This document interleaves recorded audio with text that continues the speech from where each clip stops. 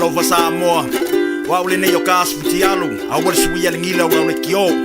I ever my in a food lima eva call more Radio Samoa, Vivela Tani tula mai leo spubalu bidu te wote ele tula fa ile tau tua le Radio Samoa. Spulima eva tolu amo la piapio la sans rivo octopa du o lima.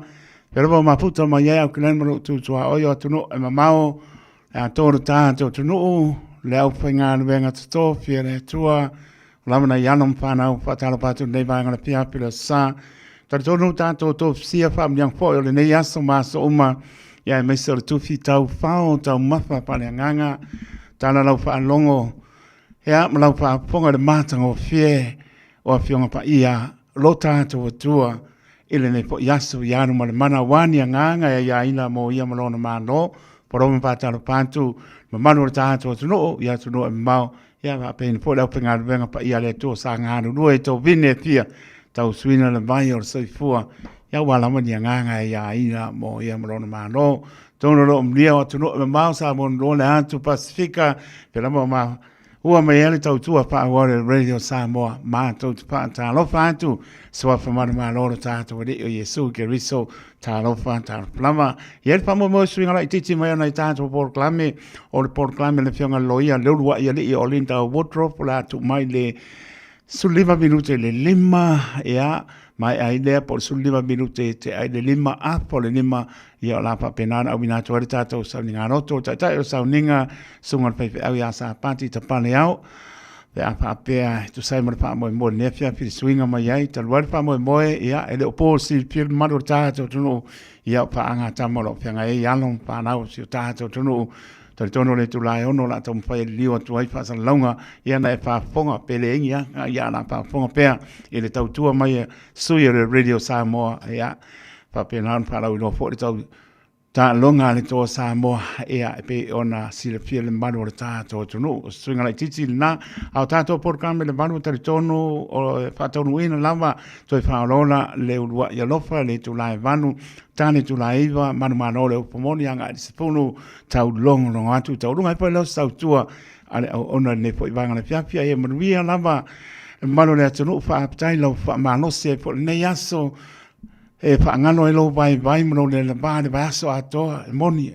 au hotel lo mano se mo na o mai ta po inga we tau mafa pa le nganga ia tau no mai lo moto mo lo fa ngai tau mafa pa tino pa lengi me o mai le lofa marang le lo tato tua e batul fa malo mar pa tai le Radio Samoa le mano tato tonu fa mano rossi tapo inga le aso ono aso tenga due ai tasi le aso fa no janu ai le mano le o mai tato wo i le fale o le esere mane ia o le na pese pa fa punga o mai tato wo fale o le tato te oli fia ia ma ame o lona vi inga o me sili o i saunia e lo to soi fua mo tato wola pa mano si ai tapo inga mano lo fide mula ia mo le avnoa ia te mai mo ai foi i ta longa to sa mo ta juro na wa pa lampa i ta longa nai to mai tai ia ta tonu pe lava anga ia ururu la au ia tato fia uma malo fia pa inga fia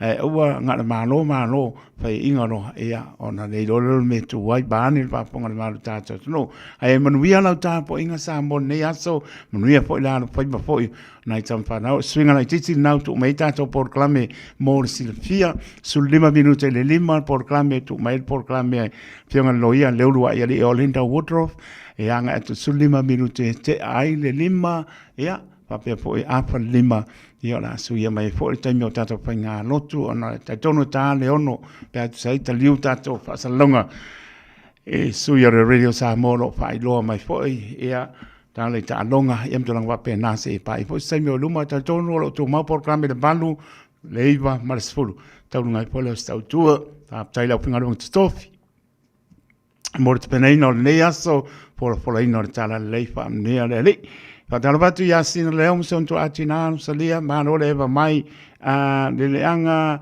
Bonifacio faaptai manola ma mai te sele sa ili malo ya malo lava manuia por sa panti ya faaptai io ole na ta Vinci Leonard malainga faaptai ala fai o ya pira enelico ya amane ya so le ase mako ne ya so in nai tu to vine penga anu loku penga de loku pira akal sa e lo tu ne ya so ya lo fatu nai vivi inga se pa ia le tu la sulima mir te lima ya ona tato seder por camelo ya malanga fa lo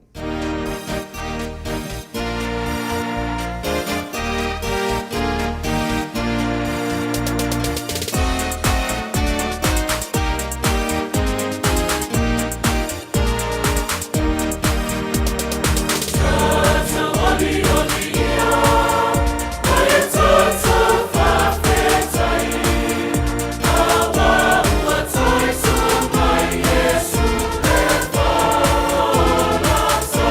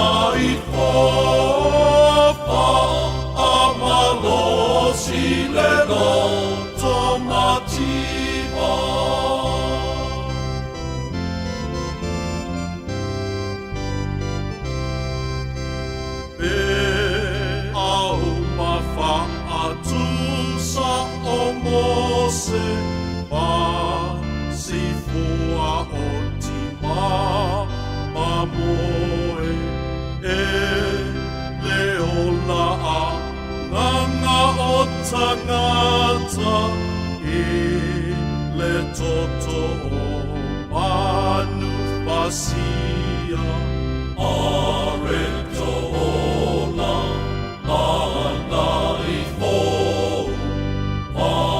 Amalo si le loto matima Areto ola mana I fo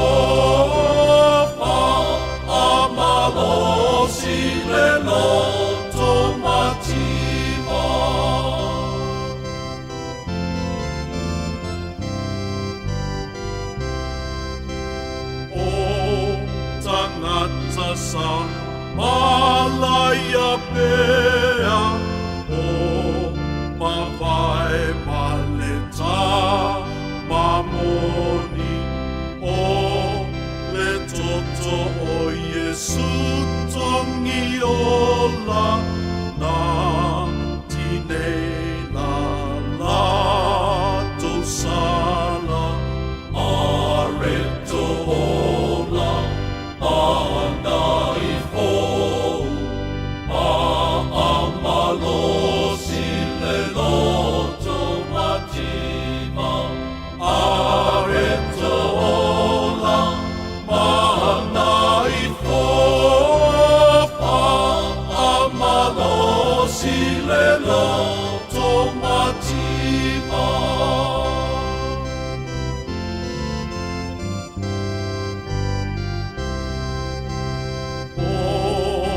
Sulo tato bulu vanga na faatu na taulanga na wafangala na fana pele ile tinosa ile koluse areto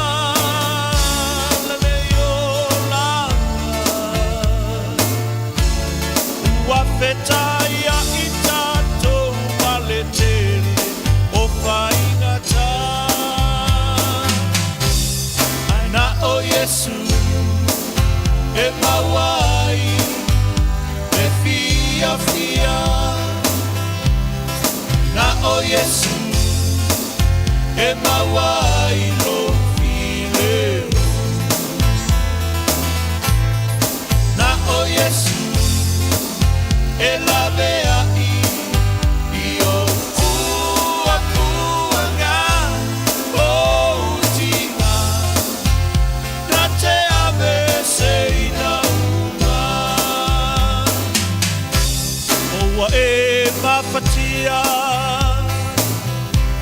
o le maua se fia talua i le angasala ua pune tia i o mata ia sulu lau foe sui le paa moe moe a ao Yesu e o fao fatai ai lava oe na o Yesu e mawai me fia fia ai na o Yesu e mawai no file ai na o Yesu e la vea i o pua pua ga o utika na te ave se ina uma e pula le la male masina o fetu fo fe la fi mai le langi lunga ae sili ai le malama lama o Yesu ua pupula mai o uanganga ai na o Yesu e mawai me fia fia ai na o Yesu e mawai no file na o Yesu e la vea i o pua pua ga o utinga na te ave se ina uma o utinga na te ave se ina uma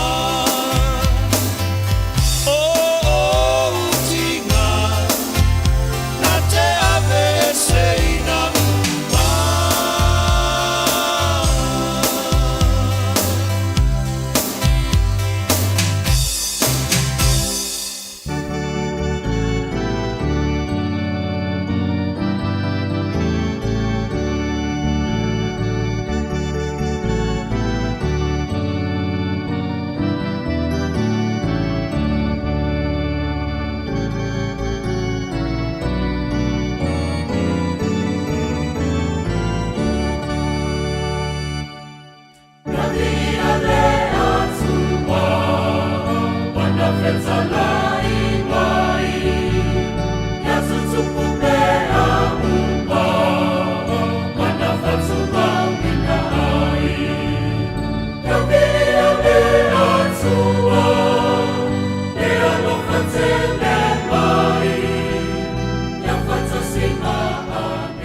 Tami tule mai leo to e luas fulu minute o na tāna o le tulai lima. Ia leo patis mai le fionga lo ia, le fionga ia le olua ia li o Linda Woodruff, e le to e tau wha iloina, ne po e o nanga, ne po e tamali ima siona ainga, ma se ia siona tō lua, ba ne pa ima malu, le li pālangi a Collins ma le nofo ano. Tau tua matamela mo le atu noo, le ala vase meo tangi sa po le atu noo, nau silfia, ia le tau tua, lulu e li imsion ainga maro tato tu e le fa ma lama o tulanga uma lama a manino lulu e li ma Collins tulanga uma lama taupu e ser fai fo i mola ua ya me se tulanga po le fa pea ya tulanga tau se leni e le tau ya la o tu pe ai ole alo lofa tato tu no ya me tu tato te alo lofa po ya la o mar tau tua ia ele fai ngofia tau ngatao pe pam tulanga pe na tau pe fo i la o tau tua le o fat mai ono suia like titi mai lama pa ngela sa po suia ile ai fa tai le ele pinangalo ma lama le fionga loia ia le suia mai ma ko por klame ono tulanga i ta longa po yo lo iluminai ia wa po tau tua mai le radio Samoa be il pa tau ba le ona fai ma fong fa le po langa le radio Samoa a tolo ta to au whengar wenga stofio atunu e maho whia lava ma puta mai ele malo le atunu o i tā porklami. Ia, patala patu de nganga whaaloalo, lau whionga loia, whalitua, leulua i ali e o Linda Woodruff, ma lor so i fua mnuia, ma lor fo lau. Ia, whatalo whatu i lau whionga taito, e whatalo whatu po le pa ia, ma le malu Samoa lo whaponga mai le nei e fiat. Ia, e ui lava ua vave fo le tā porklami o no o nisi fuafuanga e whaftai le li e le se me o iai. Ai lava. O nei lava tautua, o le tautua e whao ngata lendi na mailitama o langi e tate uglim whatasi ai so soani si o tata watunu a tonu lava e a fui e au ngal tau mwhai atu. Ia, o le taimi nei e fie toi fie talanoa ina e lava me tau immigration. Ona o pei ona tau sila fia. O le nei wa fai fo i lava sina whainga tai le nei taimi. Ona wa pei wa whaaru le manatu o le malo New Zealand. E tau au mai tutonu, e au mai tutonu tangata fo i e mau tupe ma tangata whai pisinisi. Ona wa tele tale, o tele ia tau whaale tonu fo i me tau tupe tutonu o tato malo. Ele o le mela le o ia fo i o fisuia i lava tu la fono le fa pe e fai ma tu mawai e fisuia i lava pe ai fo i me la ngona le malo New Zealand e tau na fai i o termine wa pe lava wa apalai lava e la to ia le fo i lava fai ni fisuia inga o tu la fono wa vave a ma whaingo fiena o mai tangata po i mai se lava le au saina ma tangata mai Europa. E e tupe, e o mai e whaini pisingisi nei. I awa a whai pisingisi au ngā mō tangata whainga ruanga. E le whape o te whape atu e le o ngā le me le whaini sila. Au le fisuia inga nā wā lain tue talanoa ina tatu mta upu. Ai tau te vi ia le tuo tu e mogo fo le nei awa noa. O le tele lava o le vaenga la le nei pe fo isa tano ina fo i le si vai tau i ta pokalami. O le tele lava o tatu tangata nei susulu mai i lo tangata. Ai ona o bota matua fo. O le o maho tele lava o tangata matua. Au nai tangata matua fo i le bo mai. A o le a tipoti po la po fai mai. Ia o le wo fai mai le immigration a le o ese le aso la tipoti matoa e o mai bole ai ni a foi ni visas ma me fa pena ia o le faingata ia pena e ta wata te langona polo ta no pa e ta tupe ia ai e le mato fo o fita tongi tanga ta fainga io e fai ia me tutonu a o le tele lava la le o te whaanga ina lava le ia ni tanga tamatua tu sa tu tele mai o le au matua o nisi bole vanga le ai ni visa ai no forma le pisa fo le ai te i lava wa mawa ia wa mai ni tu si ale immigration ale o ese io la atipot ave Samoa io ela ave Samoa ave la Samoa e lima tau sanga le mfento ko mai ko fo mai le mfento e palai ia o le fengatana o le tele tatu tangata matua afa fe pe ao atu ai mama i Samoa ai le o lava ai fa se me kausi ai io o le ala lava nata te fia lava e fai matatau mawhai lava a o atu fo i lava matalano atu ia na o wha matalaina ili lava la ia i o me e fai o iai fo le telo tātou tangata a fo i e fai ngā luenga o le aini ngā luenga a wo over ia visa wo le ni visa ai fo ia tanga te atu o lai ai visa a wo tu titi lava ia ese la ia va inga te fai ai me ma fai ana le tal no ina le so ona o me so ani e va ve inga luenga la titi lo tai mi alu la titi tu pe alu ai ia mai le fa pe o le sime o te mana o ai ta watu o meye ave lalo o le afu o te ave lava tele na ave le minsta e ave sa o lava i lalo le meta o le discretion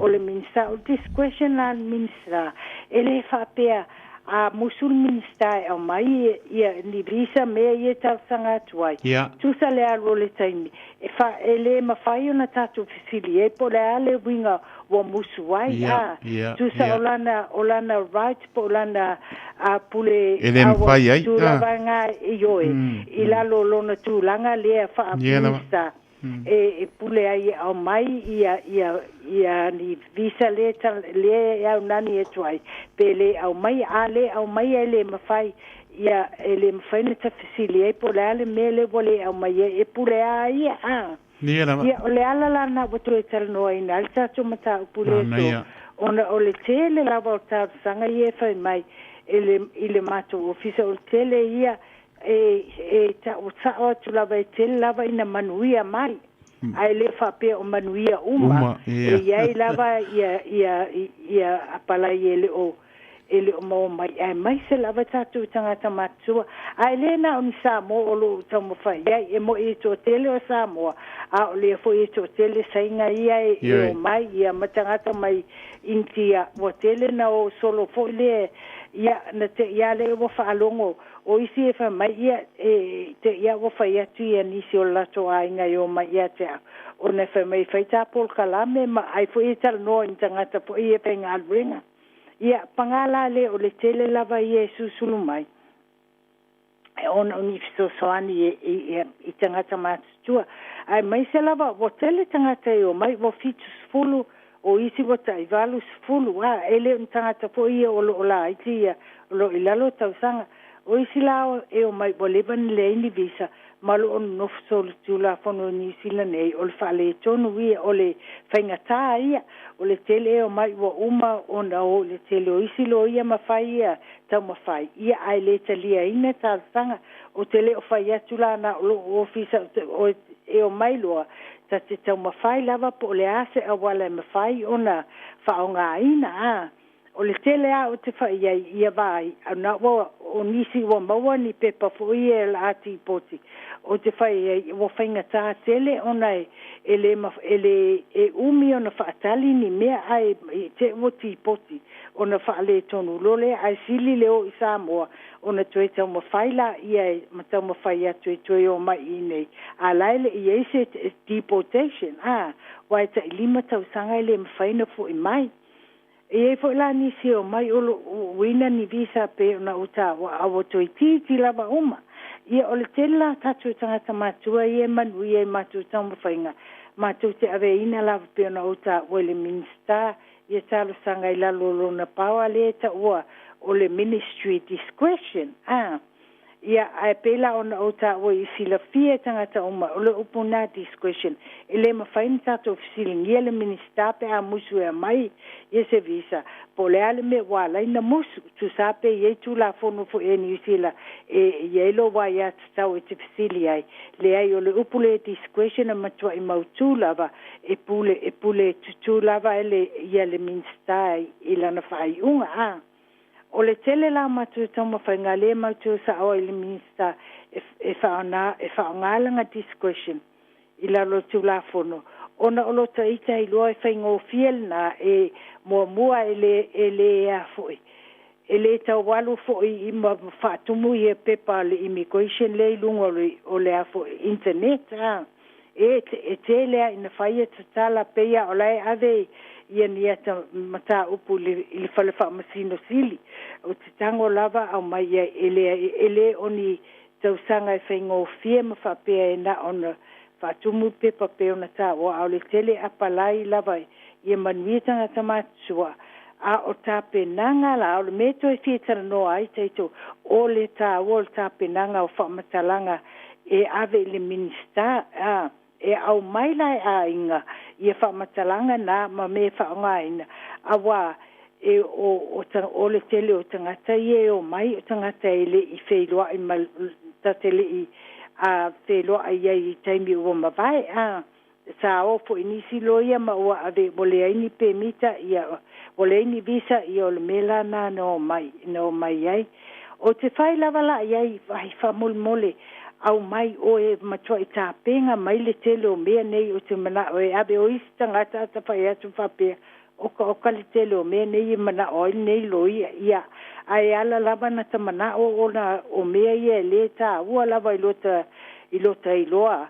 e mafai o na fai o ta ua ia ilalo ta penanga moni me fa pena ia pepa mai se foilele ia fa matala me se tangata matutua a fa matala ia lato tulanga fa le health po o me fale mai a faina na yeni mai tanga I Samoa mani sila nei fa mole a inga ia au mai ia ni pepa mai I le fale mai I Samoa a mai ni pepa tusia fo I na va 24 mai ni sila nei au e nga fo le tano atu le ia a fai o mai ni matua tau mai New Zealand ia teu lelei ni pepa mai fale mai ma ni pepa mai fo mai wai fa ta waina lava le mai o le minsta poleale tu langa o le tangata matua po tangata ma wini mai a wai pe popole ni sila ma wini mai tele tu pe adwai I le vainga ma faingo tangata fa pe a ia o isi pepa mai ofisa o leo a wai tu salava po wa matutua e tau lava na mai ni pepa mai sato ofisa I Samoa e faali mai ai ele a pe a fai ele se moli anga o le tangata matua ia I Samoa ia mana ia na se pepa mai fa mauni ai ele ia se moli anga o tangata le tangata tula fono fa mole a fa pe po tangata tula sa tula fono a mai pe le pepa tula fono wai mafai ana o fa matalaina ai ia faile me sa o male me moni wai le anga le alu le fa matalanga malu tupe mataini ai mawa mulia e wai ele me ia me na le au mai sa o ia I te le faingo o le tapenanga a ia a fa pe fo o New Zealand a fa pe le ai lava ma se mena na moli ai se moli anga I New Zealand leo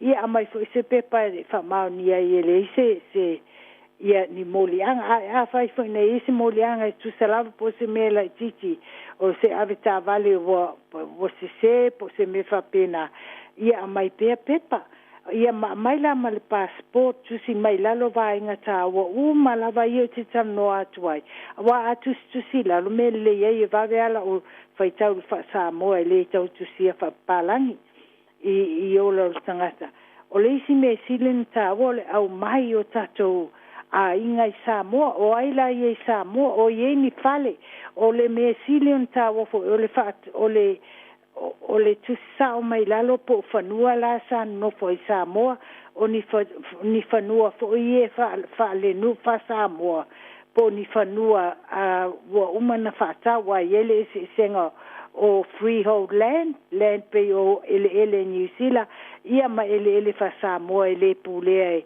e tangata tuatasi ai pule le ainga lautele ia e tusi mai ai lalonga o tangole ia fa matala me fa pena ma tusi mai po ie ni si ulfa na I Samoa pele ai a fai ele o ie ni si Samoa tusi mai pe po o ai la I Samoa ia o le si me tusi mai a fai to tele ni si New Zealand ma ie ni fa na New Zealand o mawa ni sitsengi po no fo mau mo fai ngā ruenga le nei o to ngā mena esel mana ia le tapenanga o me tau talo sanga alo I le minsta awa o le tele o fana o tangata le e tau mo fai o New Zealand ma le ngā ruenga ma ie la to fale me fa pena e te le lava le soani matalia ina ma ie le te le awala e fai ie ona fa malama minista o le tele mai ai manuianga ye e maua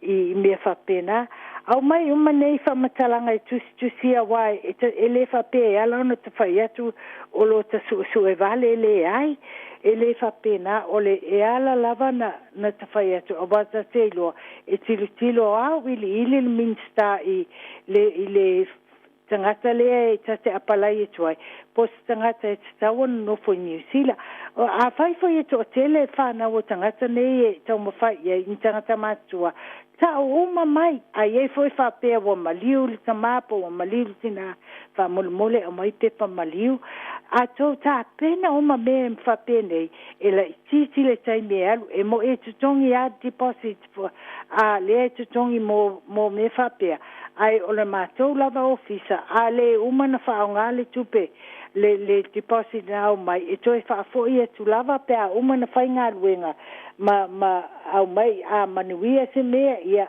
na lulola ia i lesi step o le whatonunga mai el minista o le tele lava o pepa ia manuia o le a mai mal whatonunga ia ave lola ia i le immigration i ina e a va e loa visa ai e tutongi la le tupe le taimil na e ta umai lava e la tolu tupe tutongi ia ona ave lola i e tutongi male apalai e a mai visa ma ave male passport ai ave ye male tusin na ale minista e ta o ye ol minista na mai el fatonunga nai e a e bo manuia le sanga ma wole me to ona le te le lava me manuia pe a ma wale pe a tato lima fatas e ta pena mai o to ye me ye tatal no atu ai ta pena ya o me faltu la fono ona tu fatas ye rola ifto ave tonu ile minista o fa matalanga o malava me yo te ta o e matua sili ile e matua i fata waina lava il minista ilon sila yai a wai moni lava ile mfai on tatu siningia polale me wole taliaina ai pe fa ile taliaina a la na pule lava o le lava o te lo le minista le ye nei e se fang e tele o me ye manuia mai e ta te lo lava le mana o le minista ile afui ia avatu me o avatu me fa mao ni ai elena na tu sia tu la lole ile lo ia ai avatu ma evidence po me fa fa ali tu ia te ye moni ia tala ia te fa ia tu ia e na te va ia ma ile ia le tawo tala ia fa ia tu iola o tangata awai mantua foi o le minista foi lato e ia ona tiute o lona vainga o tangata uma New Zealand ele na o tangata ia pala ia tu ai vai o langa o tangata uma lama o a inga mafanau ia e vava ai a tatu Samoa a fai tatu me ave ia fa matala le mai le la fanga e sa wai Samoa ia po e o fo ia inga saina ma intia io te fai o te fai lava ia e mai foi ni ata pe a fai o ye ni fale pe ni me e fia faali mai o le taua ia o le lava o le tapenanga mai inga o me sao ma au mai ni pe pai faali mai ia nei me pe ona o taua a mai se lava ia me tau fale mai ma me tau health mo tangata matutua ia ma me uma ie e ta o mai ofiso leo ia ma passport wai e tatu tangata matua na ie ni me na tupu wai i fo ie ni so tula fono o le tai so i fuanga fa mole ta uma i pea me fa pena awa o isi me o lai tonu o lato o records a laile lo e tato o lai tu si a tonu o records al immigration e taula ia e tato ma fa ia o le e monia le sa el sula fono a office futa sanga talun tupu ia nei dola ia io e nei lo ala ia o sanga fa maon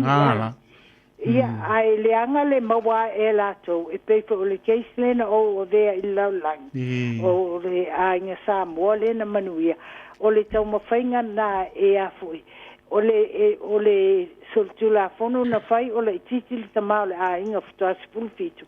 Ai tue maua la e le record o la wawalu spulu ai le ilo e stina e le taua e le whapena na ina le tamau le a inga. Ai le ilo o la e sa fitau ina muli fai le fai poiponga ai le wa leva na umana na fai le nei o le manga ngofo matua le avatu o le deportation o tolo ye malengo au ia ia fa mai o stina la no fo maltama ia nala o ve ai lava mata upuna ile la langi ile International Court of Justice ina manu ia fo sa tuainga Samoa na a le mele ia a fata mala ile ta mai so tula fono e te ilava wa fa ina ai a ta mai o te ilo lava ia fa matalanga fu ia fa so ai ile minista ia tuainga so tula fono poni mai fo ina mawai mo mua ia a mana ta oto wa faise ta otonga ia eta o mai lava ele o spo mai au te ta o malama mia e sili lava ta ta o me ta e a mai ai lava wa fu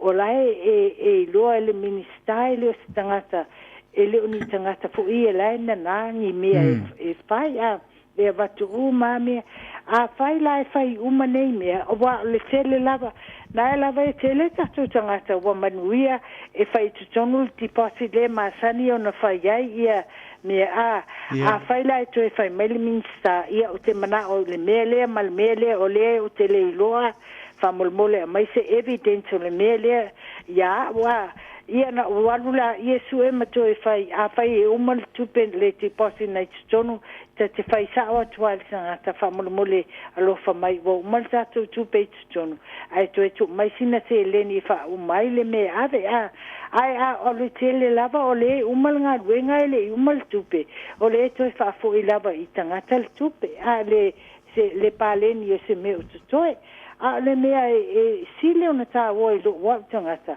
ia manuia le tau mawhai a waiala no mai ia matolo ia. Mana ia manuia.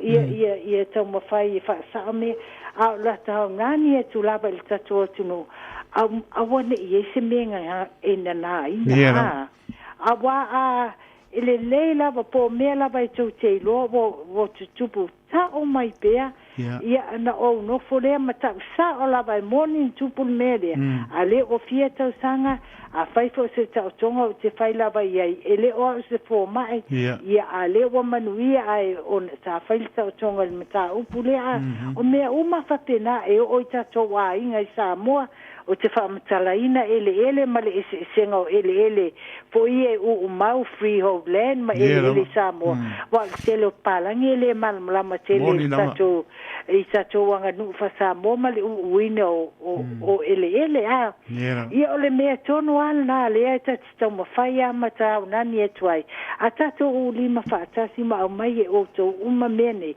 ai mai se lava le nei vai tau ona o whale tonu tele mea le tupu tonu New Zealand wo telefoi i tangata wolei ngā ruenga ma me whapena au me tau tupe le lawa pe wa mana o lava New Zealand si i lunga le au mai o tangata a tangata fo i e maua tupe mau mai whai e kampia ia lato pisinisi New Zealand whatau ia whai ngā ruenga i e tangata i nei ia tau tele whai tio fo le nai tu wa tau te manuia fo i pēr ia tangata o mai e whai pisinisi nei whai ngā ruenga i o nisi o tatu tangata o mai au le temi na o le teito fa mole lava le iai la sina mta muli ala le sauno o te tar no atwai i lunga atu o le afu e te fa manatu atwai i o tatu tangata si mele e fai se mai lava i ata ita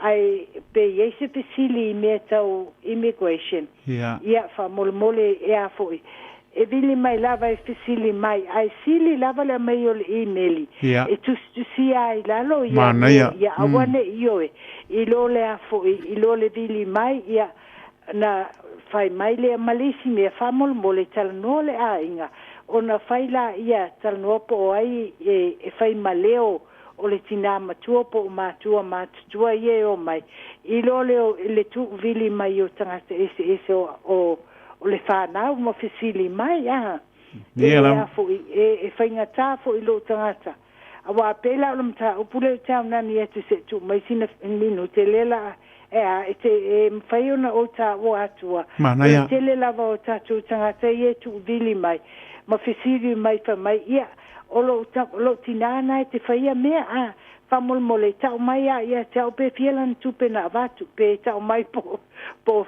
le ale me na na ta mai polar me na fai tuelo o so foi le pasa mo fa pe e le ya la to eterno mai ya ai fa malia tu lava o me fa pena ele ai e lalo le Privacy Act le telefono ele ma fai te wona o ta woni me tonu o fai la tangata io tato tangata vili mai awa e ta tele lo foi po a mena stupu na ye foi ni a inga na ye ni fe ese nga i ale a inga ia tu vili tu foi lele ia ma wa o vili le immigration e tau su e po pe e fa leanga tangata le na pisa tonu a inga ia le ala na fa pe to e fa mol sa mo ele vil e o atulo e a masale faila e ia ila val tangata e tofia matusi lalo le ngor tangata na masaini le tangata e ona mta upule e tuwaya ele paula val tangata ave ia me tonu faila pe a vatu se olenga ia te o mai se me se so ani mai e su e se me o la tu tau suea ia na o mai ale ia na o le tangata o lai na fa atanga tu sia el tangata e ona na mata upu lona suafa malana emaili mal telefoni ai le fa pe a inga po le fa na ua matua e mafai ona o te ua iaining ni mea fo ia na o tuai ia tangata ia te au awa a vili atu o tere o ilol falling o tangata la telefoni ia e monia o tangata a isangata e tatala noso o ia ita te mantua le leo au le tele o tangata fo e vili atu e tatele o vai fallinga tatele lope moni le tangata o vili atu ia lata fautuanga fa monmoli Samoa o te loa lava le tatu wanganu ia man tatu fea tai ma le fiso soani o leisi fa mole a wole bili atu ia ta ita ma fai mai a mai ieni mea al ieni fa matalanga i tonu o faila a tangata o tō ainga wai fa sa tu la fono fa mole ia taito pe ieni fisili vai atu o mufota taini pa tai tele lava na langona le nganga pa tai mai fa ta ba le o no fa ponga ta po le mano ta tonu le ngata ya toro ne o atunu o malalang ya me so lo pa ponga mai sa mo na lo le at pa speaker ta por klame o le mana yo le to e mai ya mai se e sa no la mo por fa mauni o ni nga ti ai fa to la mai la la mani me o leva sa mo le tonu pele pe on sa no le fiona le loya awane inga ti patua mai sau luma pa ani mai luma o lo ia le anga ma awa ta wa fo lo ia lan tau tu fo mal ta to e vai fo i ona tala no ai pa penga ti e patua mai wole ta o mai luma to e mo moli o le fainga tale na Samoa te no pele o le na ma ne le o ngi mai fo i ai mai so fa malo si mai o ta so lo ia pa tai fo i pa mdiang fo mo ta to ono le a fai tu la pa no mai tai mi pe nga le lo ia le i masiona inga ia tam fai pa mal lama ma toi fa manatu mai me o le vai me se la bona io ta to asin ta to u malama e o pia u ma ta to no le o le me o tu la pono so tu la pono ma me o leva na tanu mia to e a mai luma ia o fetoa ia inga ai le la ma wi o ala o me ta wole na ia me pa ta va e fa ma fon ta moli o le manu le atu no le fa ngal vent stofio lo talo fo i mo la auto tua lo ai li me sport to le radio Samoa famiglia le li pa tai fo i no lo manatu mai le nganga manu lama un pensu e marita por clamio no ni se inga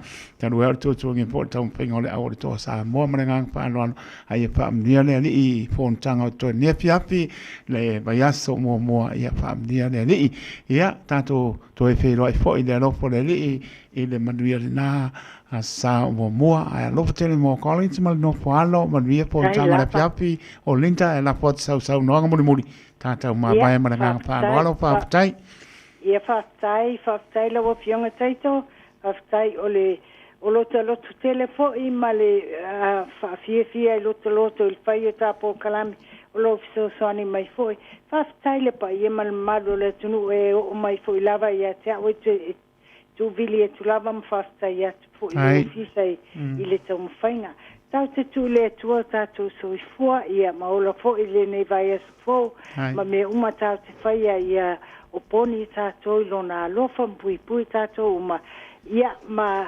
tātou whamoe le ia so soni mai mea ma tātou whaia ma lango mai musu mai I le anganga tawana tātou whaia ma me tauna whaonga po ngā ruenga o le vaenga le vao a fitu whaina I tātou whaltangata ia pia mai ma fitu soni mai ai tātou mawale le whearofani ma li o lima whatasi me o mawhapene ai manuia lava le vai aso fōu I lau fionga tai to whapea po tātou ia le fionga ma le whalitua wina le tātou le tio ia whapea fo ia o whafonga mai ia tate whamoe I le atua matalo ia tātou manuia matoe wheilua I fo I le vai aso au te minei ia whaftai lava whaftai mo le fo so ani ia whamanuia le atua I ngā ruenga uma o whaawau ia alofa tele atu lava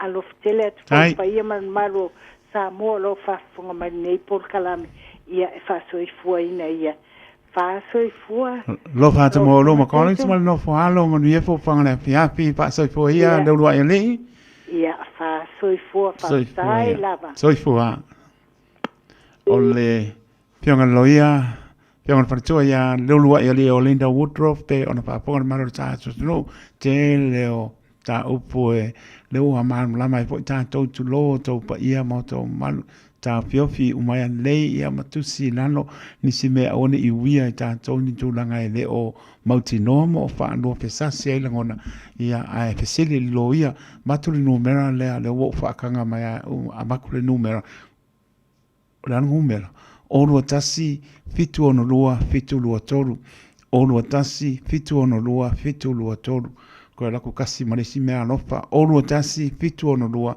fitu lua tolu tala no le ai e tele ia fio pete anga ia tu le ofisa o lolu ai ni tala no fa man lama tu nga uma one nga tia fantu ala vai nisi o tu langa whatever wa popole pe ave pe tatia atatia no vinga fai ma benga ma mafan maro tato no release mai benga ame loia lamba por sile fiem tu langa I awala wia tato ina mole o tato fia la to mo mole to so fo mele pe loia to tu ale radio Samoa nasa spa ponga Naples clame le fionga le loia su todo minuto o tele tu la lima to tu ale radio Samoa so lima I va todo a mo awale ngalo le tu mo tato fa ngalo tu ia 9 minute to no mai lo sunga fa au ya sa pati tapale au le tato sa ninga 9 minute ia lo tu mai luma tato por clame ona tale tu la ono ona taliu le tato pasa longa nisi suyo le radio Samoa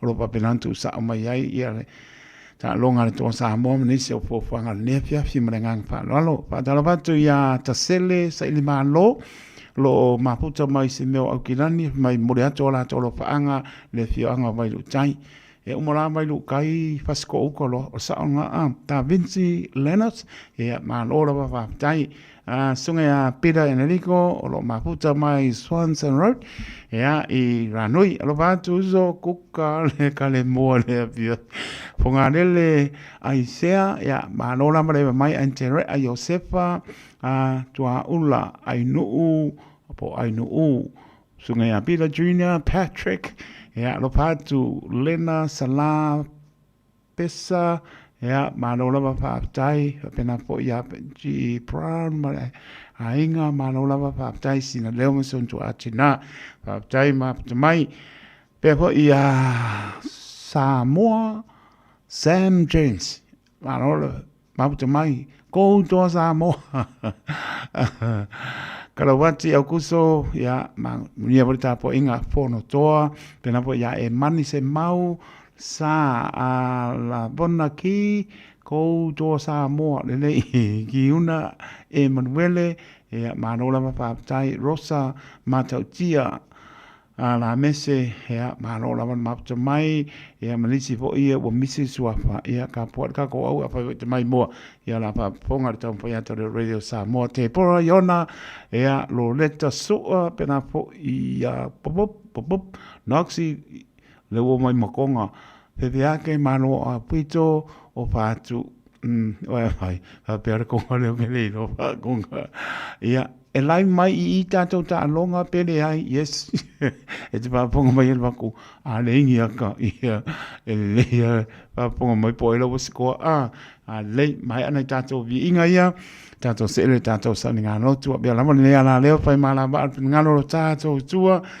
ia ua fo tua sensina, wale o I malu tā pua, I wale ato tōle malo si au tā dia, I tātou pai ngā lotu, I ne po e fiapi.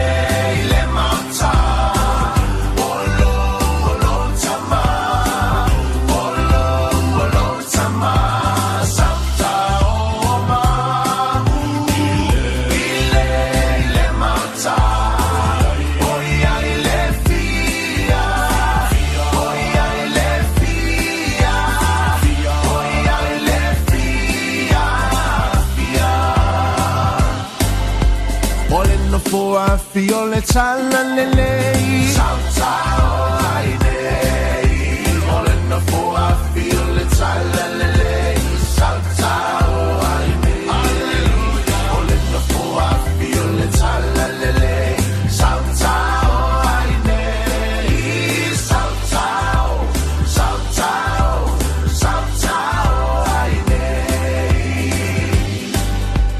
Ele alo ai se tangata fire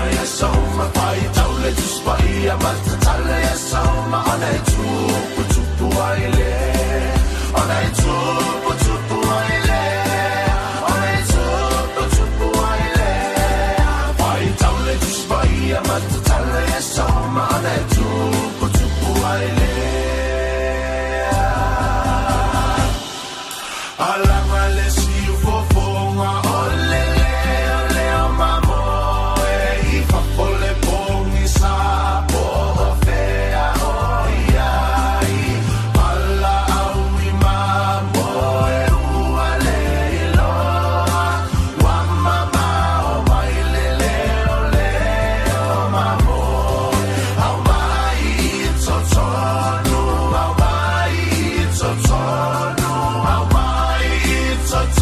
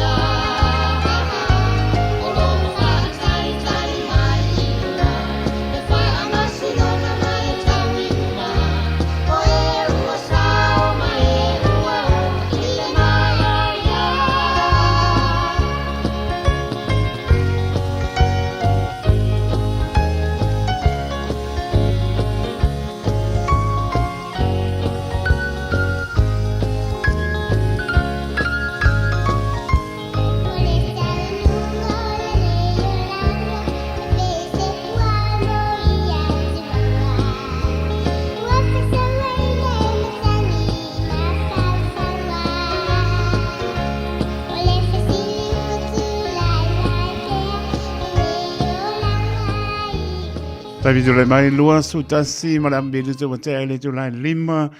Ta dono lo manian mano tato tunu e mai se o mai po ta po inga pa man losi la toro tato tunu ya pa pen po la pengarong pa ia ne tu ar por lai no tsana le su ke riso anu man le o po le tu wa la ba ni nga ya ina mo ia mo no man lo to ho ni si wanga et fo I fa nga tama pe on si pia ia pui le li ia o le mai moa fia nofo pati ia matango fia me oma ia mai moa po la lang ia manuia langa ia fo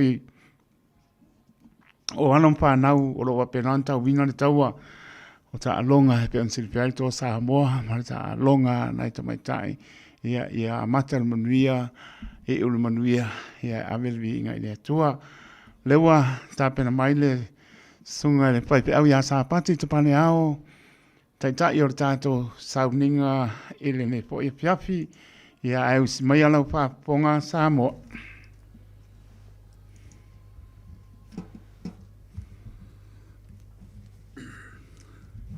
ta lofa Samoa malau fa fonga le piafi tai le tua o fo le ia no tato te fai tapo inga fata siai alo maia se o tatu tapua I le atua.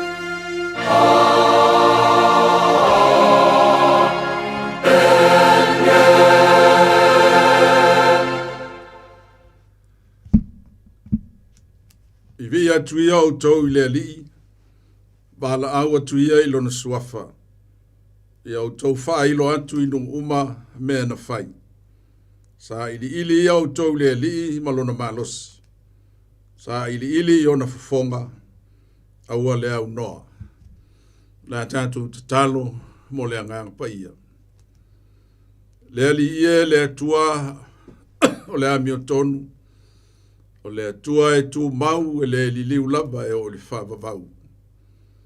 O mato o mai le nei afiafi, tu ina atu le tapua inga, ma le nei sauninga I le nei lava afiafi.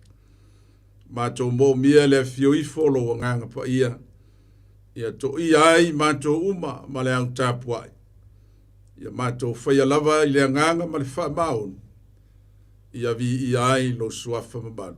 Fio maia nganga pa ia e ala ia Yesu Keriso le ali monomato faola. Amen. O le faita wina o nisi o a fio pa ia le atua. O le tusi mai le whenga inga fau e vangalia luka lona mata upo e sifuruma le vadu. O te faita wina fai upo e iwa fa ngata maile foi upo sifuru male fa luka ilona mta upo sifuru valu foi upo eiva fa ngata maile sifuru male fa fonga mai ia fionga pa ia le tua o fetala ia tu foi o ia le nei fa ta oto inisi tangata o e no fa tua ia te ilato fa I wa mi o tonu ai whaale au ngā ina nisi. No a e le malu tangata e to olua e te talo. O le whale sei o le tasi, au le tangata o la fonga le tasi. Tu la i le whale sei o te talo le muatu i nei upu. Le atu ai, o te whawhitai atu i ate oe. Ina wau le pei o isi tangata, o e whau mea, o e a mi o leanga, o e muli lulua, e le pei o le lata ngata ao la fongfo. Ta ilua i vai aso sao na o anapongi, o te avatu me se furua i mea uma o te maua. Ao le tangata ao la fonga, wa tūma mau atu, e le mawhaia o na tepa e o na mata i le langi. A ua pōpōlo na fatafata, ua whape atu, le tu wai, ia e alofa mai ia te au le tangata angsala. O te whai atu ia te utou, na luifo le nā tangata ilo na whale o ta wā mia tonu ina. A e le whapea le isi. Wā o se wha maua lunga ia te ia. Wha maua lalo ina lea. A o le wha mau lalo ia te ia. E wha maua lunga ina lea. Ia wha manuia te le mai le atua i le whaitauina o lana whiong pa ia. Mai atu maupea ia te ia lo na vi inga e wha vavau. Ia wha vavau lava. Amen. Tātou pese i le pese o saunia. Bye.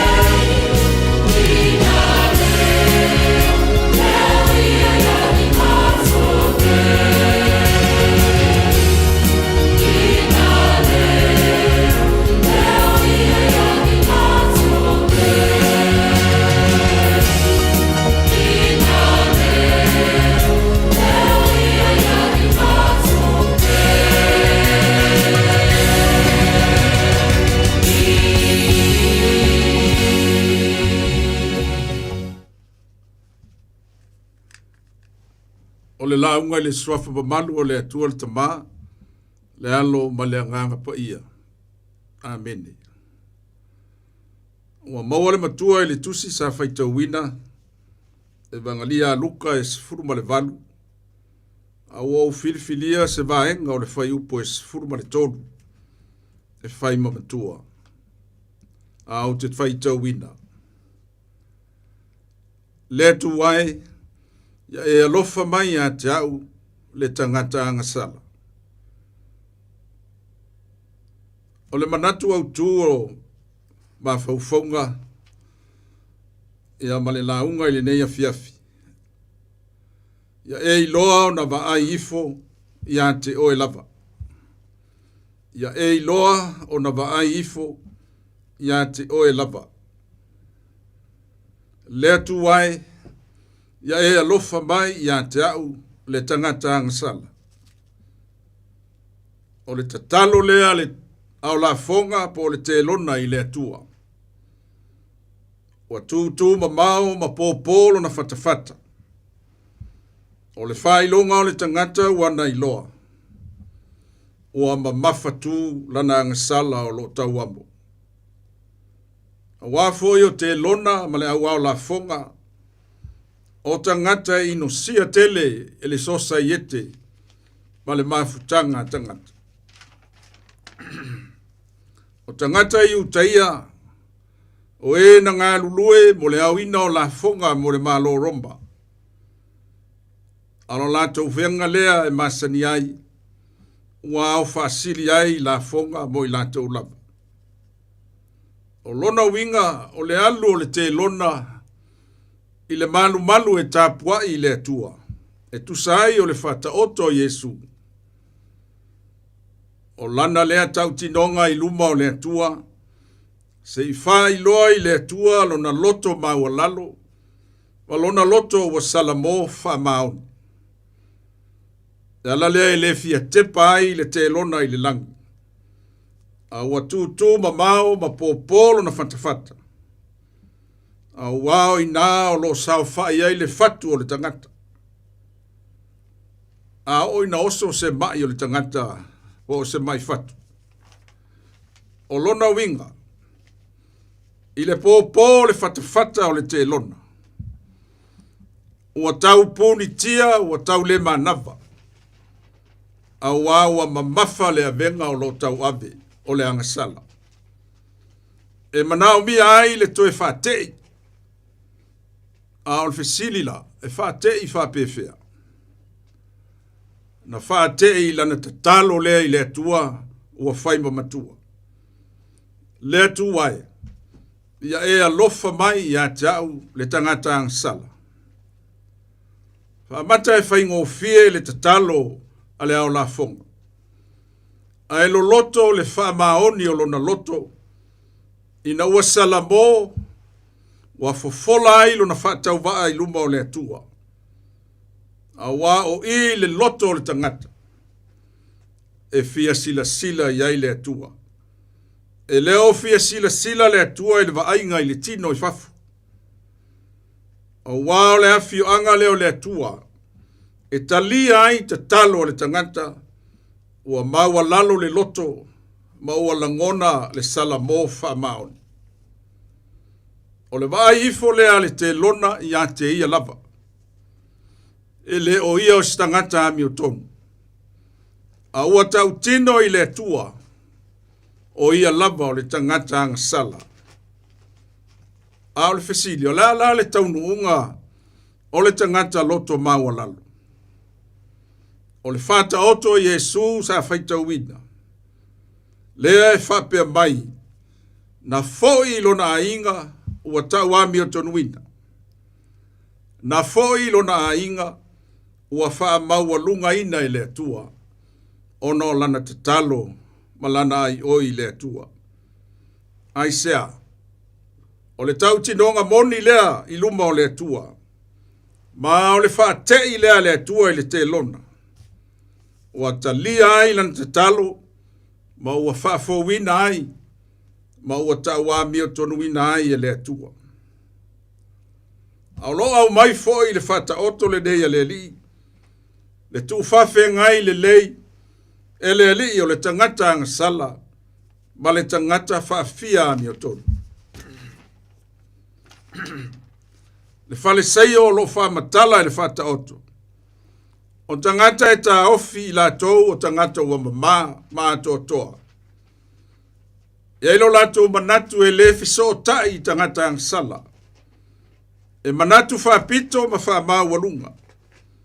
E talitono o la tou o tausia tu la fono. O la tou e fia i tapua inga. Ma fai taulanga i le tua ilo lato malos. Peitai. O lo lato vai inga whare tangata. E ola tustusi lima ma whamasino o langa o isi tangata. E le fia to i lalo. O lato whatu langa ma tawa vai ese tangata ang sala. Mai le si o manga o lo ola ai lato. O le ai ifo le fariseio ia te ia lava. Ua na o ia lava le tangata mi o tonu. E le ai se manu minumi i lona o langa. Ua tusi ai le lima i le isi tangata. Ai tau waso lana ma ai ifo ia te ia lava. O lona whawhia mi o tonu. Ua pongi sai lana ma ai ifo i ona foi whale tonu. Ma ua punitia ai foi ma le whafufonga le atua. I lana tatalo ma lana tapua inga. O le ale i unga o le tangata fia mama i luma o le atua. E tu saai o le fata oto Yesu Keriso. O le pupu ia le tali a lo fa matala e tu stala o luka. Ai le fa pea le isi. A wao se fa maua lunga ina ia te ia lava. E fa maua lalo ina lea. O lona winga. Na alu le fariseio e tapuai. Ma tau ona le lei le atua. Ma le mafau faunga. Na o ia lava ma le atua. E ana pongi ma lafo lana sifuru ai. O lana le tau langa. Ma le manatu e taua mia tonu inai. Talo fai le fariseio. Na foi lona ainga ma le masias. E a matar fata oto Yesu o talau o na fafia mia tonu i le atua. E a mata le fata oto o aluai. Ai whai le fata oto le ali o aluifo. O ave sea lo na mamalu sa iloa ai tutono le malu i le na tapu ainga. O le to e whaalo alongia e tangata. Ai sili ai o na le to e amana ia i le sila fanga le atua lona loto tapua. O le taui lea o le tangata wha maua lunga. Ma le ola wha masino wha fia mi o tonu. E wha nauma iai le masiasi. Ma le wha toi la loina. Ai maise o le fia sila o iai le tua i lana tapua inga. O le winga o le wha ta oto a le alii. I aoa o ina tangata i le tā ua o le tatalo. Ma le mafau tonu, ma le mafau sao.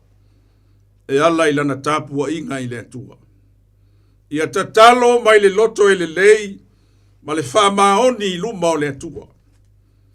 E le o le wha fia mi o tonu.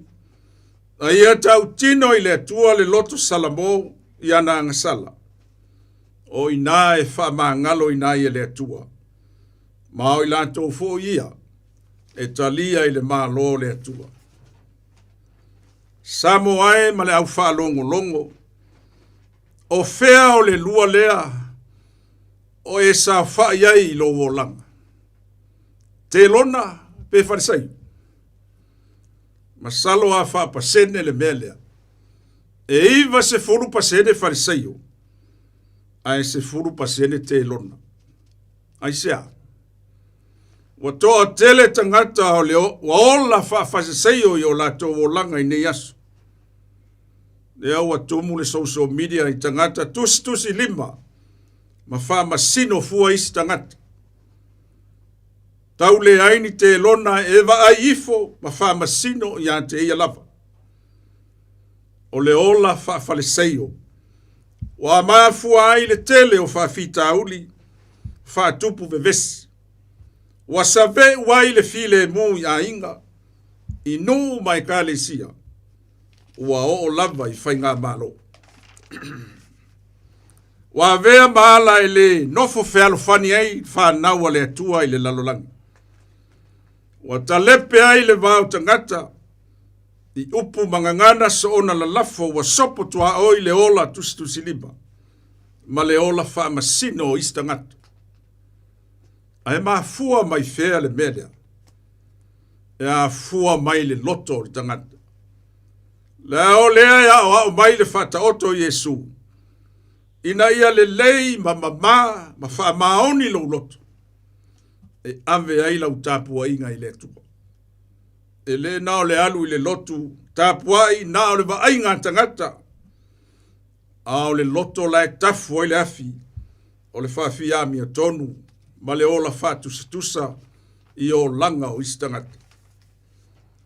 Ao le loto le alefai mai upole. Pese le whakasa. Au e loto wa leanga. Ua matua aso e sa. Loto wa maa lava. Wa ni fatu whaingata. Lausa mala. Yesu ya momomo ai.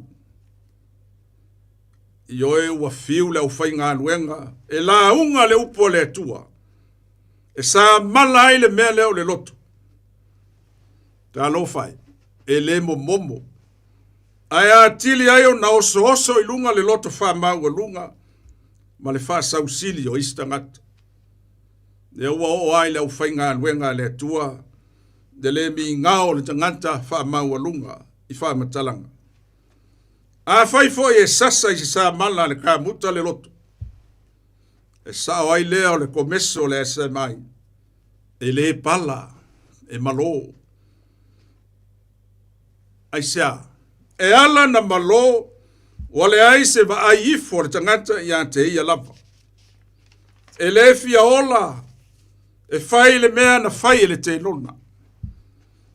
Le mafau e popo le fatafata matatalo. Ma fato ese I le atua. Le atua ia e alofa mai ia tau tangata ang sala.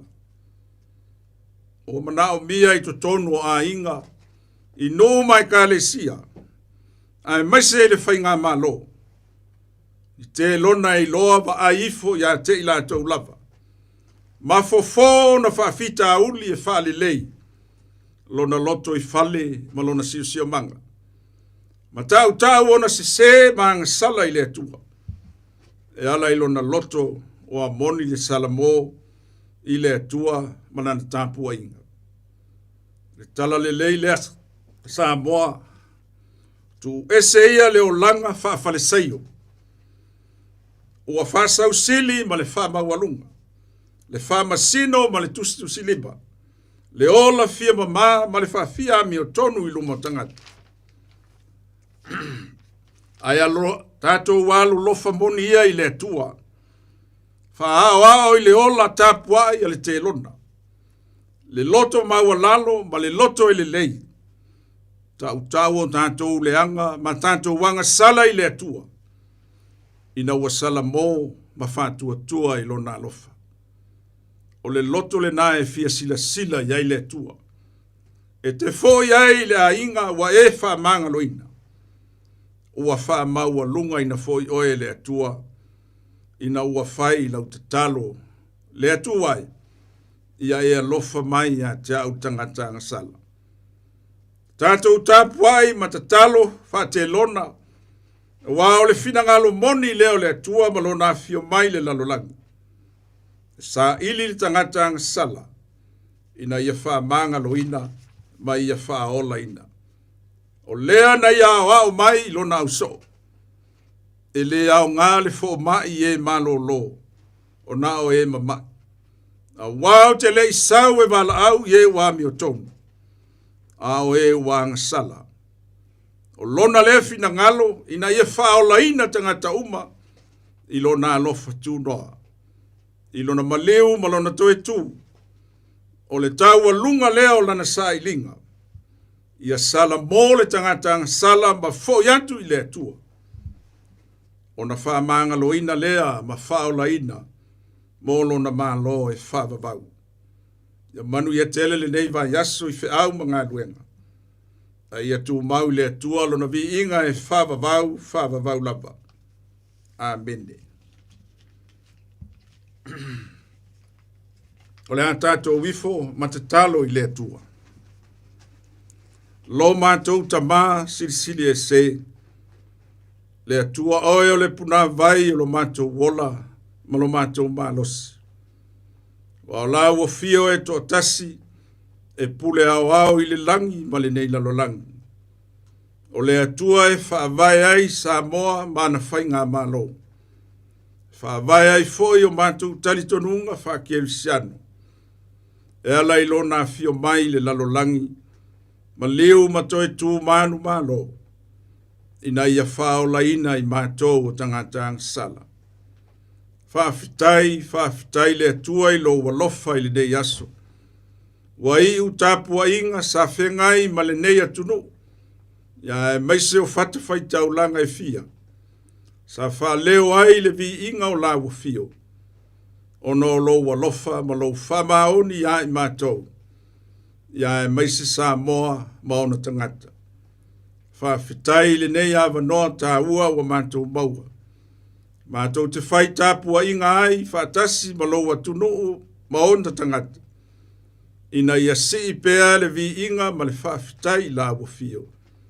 I mea silisili wa e whaia mo I mātou. Whaafitai le alu o lau tala le lei le nei asa. Ma le fola ina o lo finangalo pa ia I so se whanta whai taulanga. Ina ia whamanatu pea I le tangata. O lo soifua la wafio e whaavavau lava. Whaafitai au foa I e tele ma o mea lofa. Whaafitai au whaamanianga sa saa mai. Ai maise o vāvenga te tele.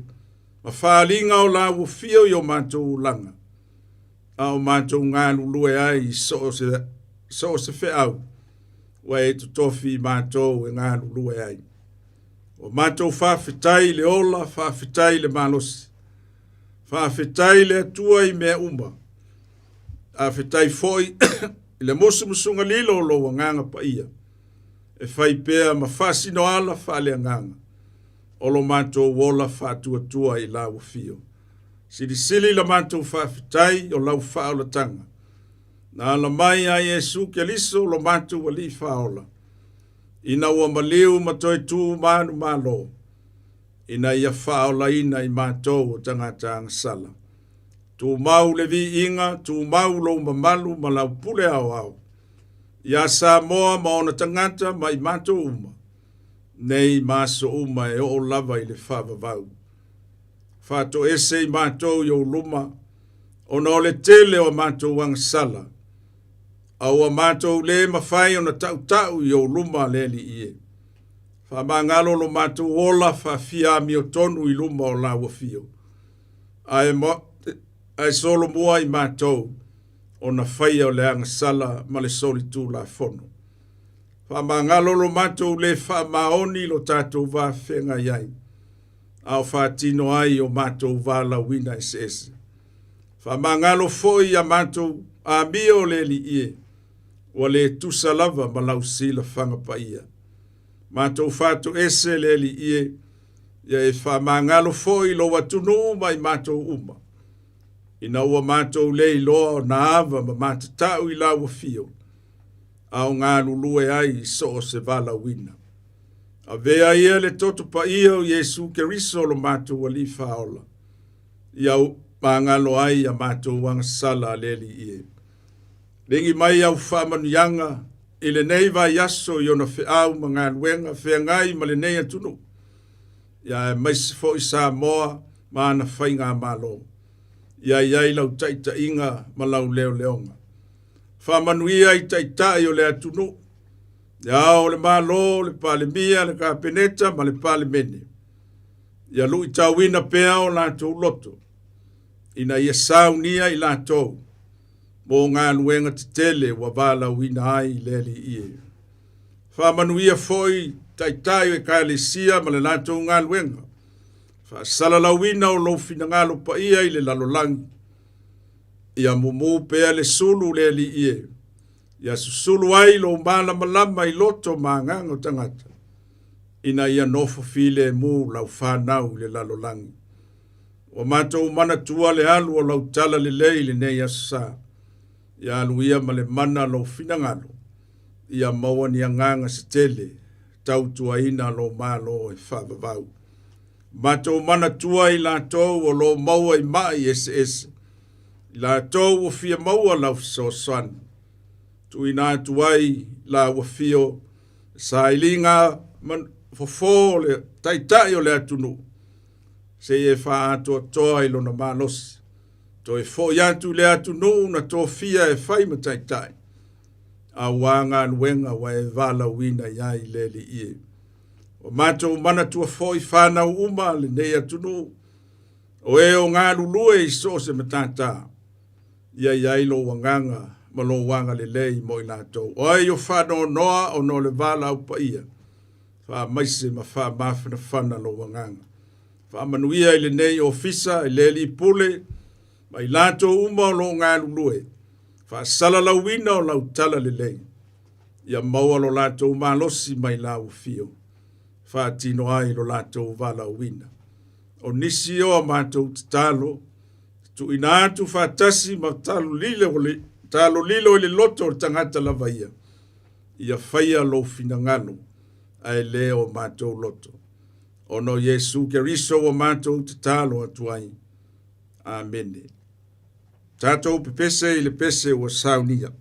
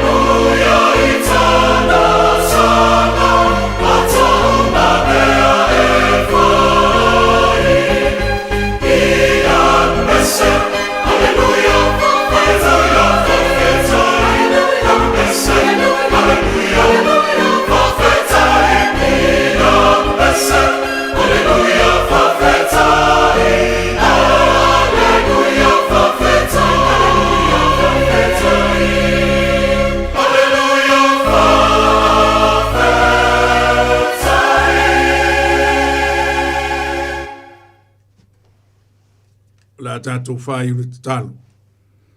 Tu mau mai e o mātou lunga o manei, ma lunga o lau whanau umai le lalo langi. Lo manuia ma lo file mu lo mātou atua.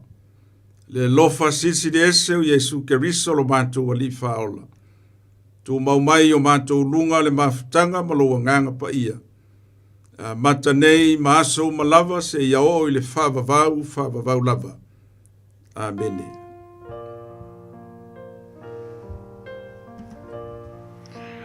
Pa pon malo tato tunu I le tato sauna lotu le ne pia pi tata I sauninga sunga pai pau ia sa panti te pane au ve pa tau vale au na pai mapong pa leo po lenga le radio Samoa le ato le tunu lau pinga le venga tofia le tua mo le atu pa malo mo pa tai lau sunga le pai pau sa panti malo ta pena malo sauni lau sa piong pa ia lo tato tu ala mai lau sunga ne pia pi to matau vina soi fo lo tātou tunu ia mai so le upo le ola sulu yo tātou vai o le māmalama yo tātou wala teita ina I pēr lo tātou soifua mo lo tātou bola pa le nganga ia ngana lelele whātumu le utu ia mō pēr lo soifua mo nuia tino sili le nganga ia me se lava ngā benga le tu so se ala lo bala uinai le lo soifua a ono mar petua ia me se le no foalo fo I mō to malawa le nefia fi au ne ia pēr se tu o leana ia pui ni lo soifua le ato lo faanga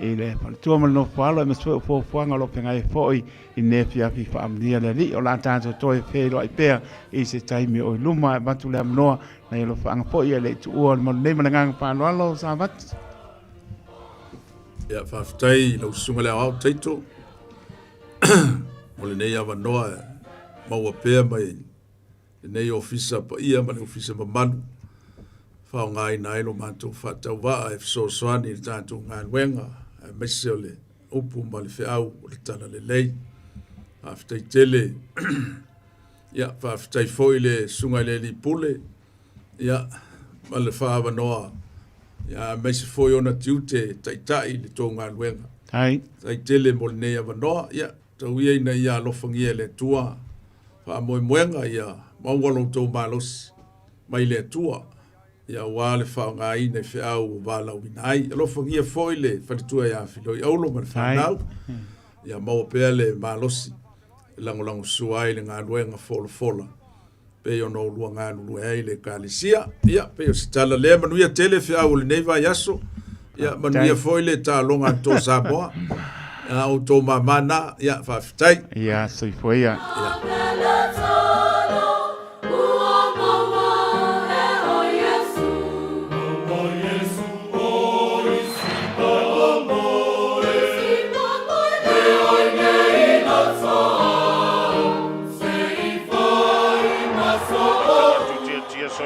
pisa mai o lunga o le malai le dinga inga o le chef.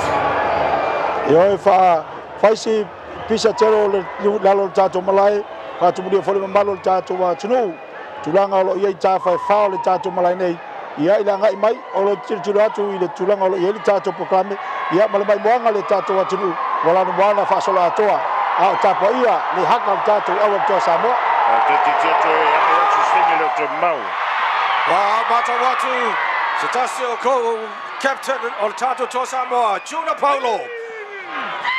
Taita ina Tato Simatau. No baki, Tato Fla. Nage ole taika.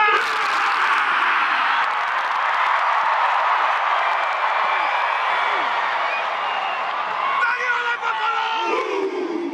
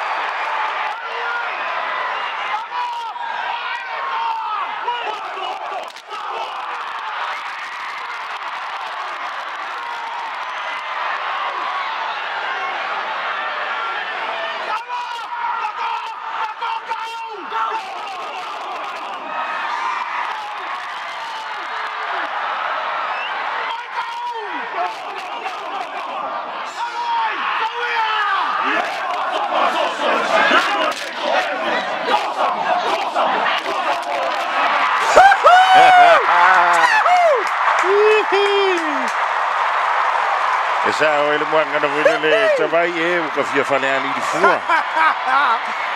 Wow! Okay, Siva Tawa le toa Samoa. Saudi mai le kiu New Zealand. Mo le lago haka. Mai tawa tua te pena mai le kiwis a tawai o lewa mata na whaatumuria ua pito mai lano tātou whale matamanta i le niva ingo le fiafi.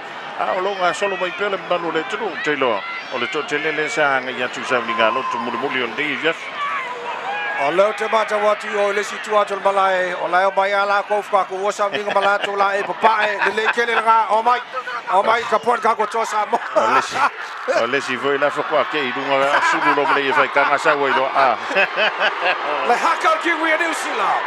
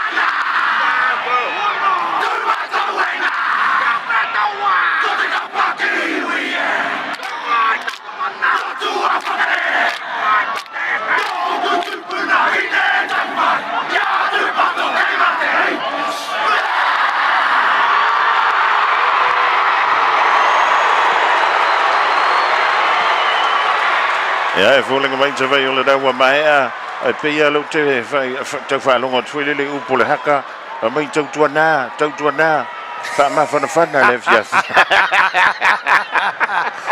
La folie mol tato talong le foi vang le fiafi Peter Gooch.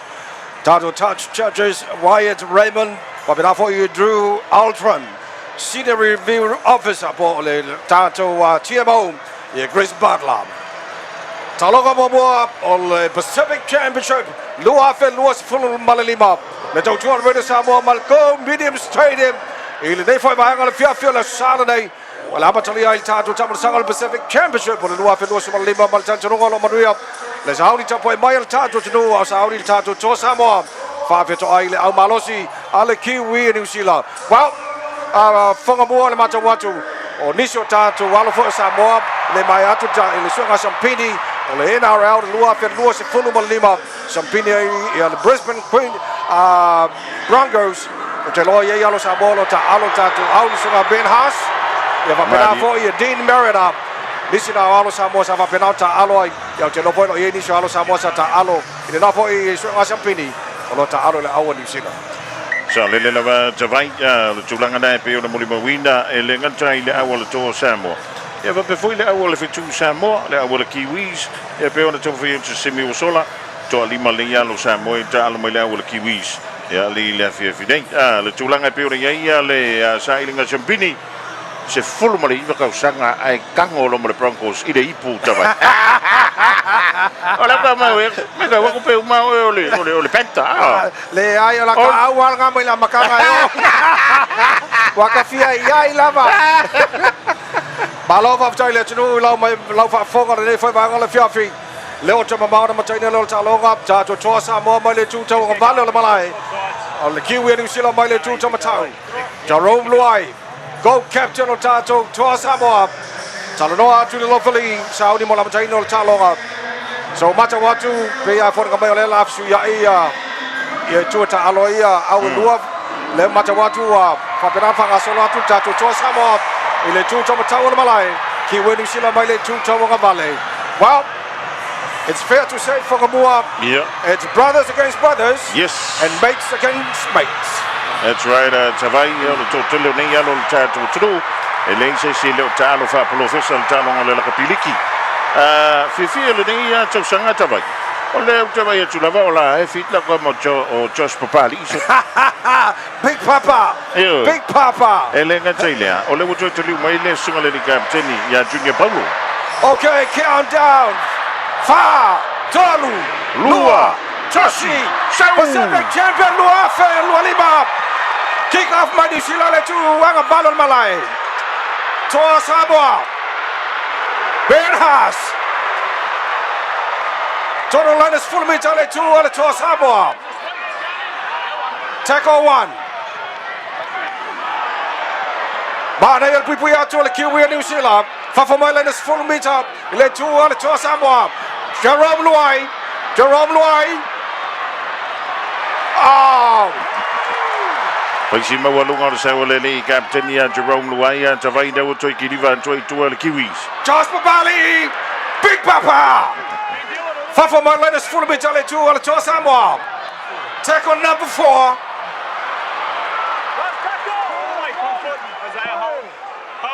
Just stepping up.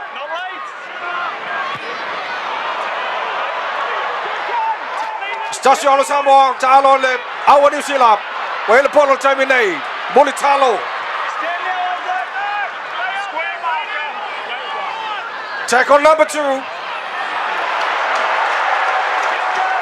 Nayan Malo Simai o le line luma tato Toa Samoa pui mai.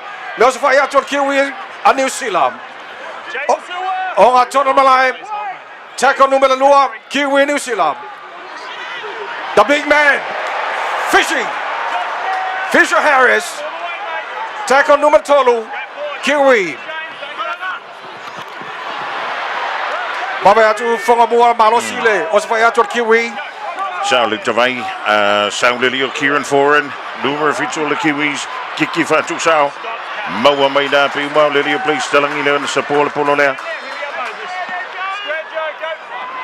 Sauli Swinga Isaac Tango Saui Luma Po and Fifi join le Kiwis Joy Velo Bay Tonu Sauli was Pasinga le Ton Samoa Po Emma Ye Nile Vale Fast for the Maltolus for the Bita Sauni Leo Jazz Stevanga Pasi mai le poloi Sau voi da mana yele mana ilo swingal to Samoa to vai da for mo talonga pe onda fanga solo Tackle numero 3 Toa Samoa.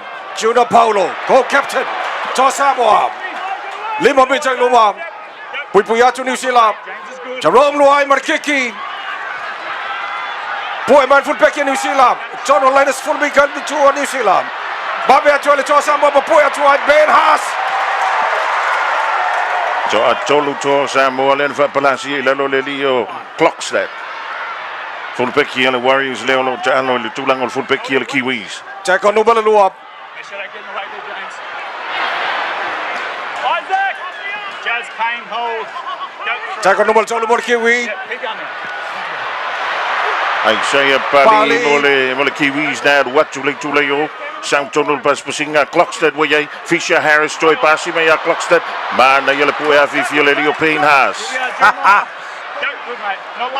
so I live if you can go ya Payne Haas tonight Brighto. Hey. Fafo mai line luas fulu le Toa Samoa Brighto. Tackle numero 2. Dean Mariner Stasio Tomo Manu Brisbane Broncos Sabrini Olena Lua Felua Fulu Malima Roger Dean Shik Ole ai okay you're kabalo Roger Tomo Kami ko wawa Just about Ben Haas Missing Passion to Polo yeah Jerome Luai Albele utupu taba yidmai to what to rush like TTL to wale le paspasing alen sai one ai olo le ile pui to le Kiwis ole foi mana ia le tong final tanto wow ai to kiki ala la no tempo le wo termine ko catch up foi le sela ia ona to halula to ile tanto talo wow let's buy a phone to baba ya kai for more la le umi tu fantasy tama they are professional players yes yeah ole combination e town ta alo tama le sina ba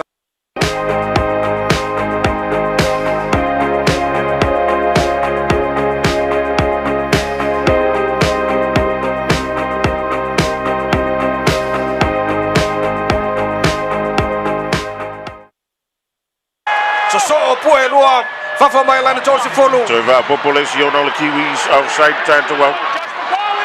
In the middle here, that's it, Jaden. Go to. Osfainga New Zealand le tutonga vale. Osfainga New Zealand le tutonga vale fa mai. Ole line se full meter. Le to score New Zealand. Just passing up. Ala Kiwi New Zealand. Sa passing le tutonga Matos. Sa to the Montana New Zealand. Ah! Po e mai na Junior Polo pe na si lungo le na score. Ei. In final lovely knock forward. They are on the mid time by the line score New Zealand.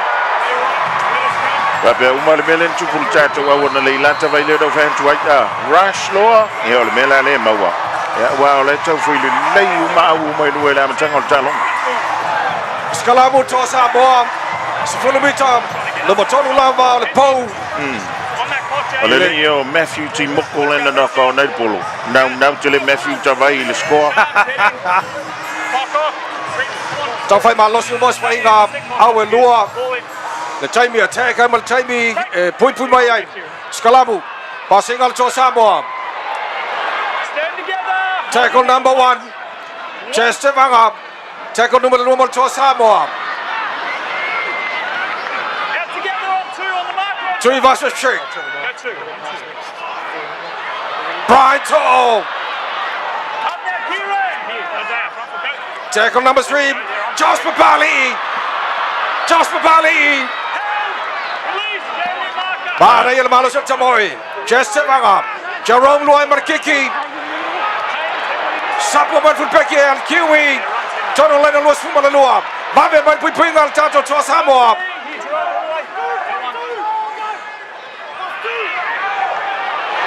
and you'll be putting out to Samoa Ako Jermaine Ako Stasio Samoa Talo our Kiwi and New Zealand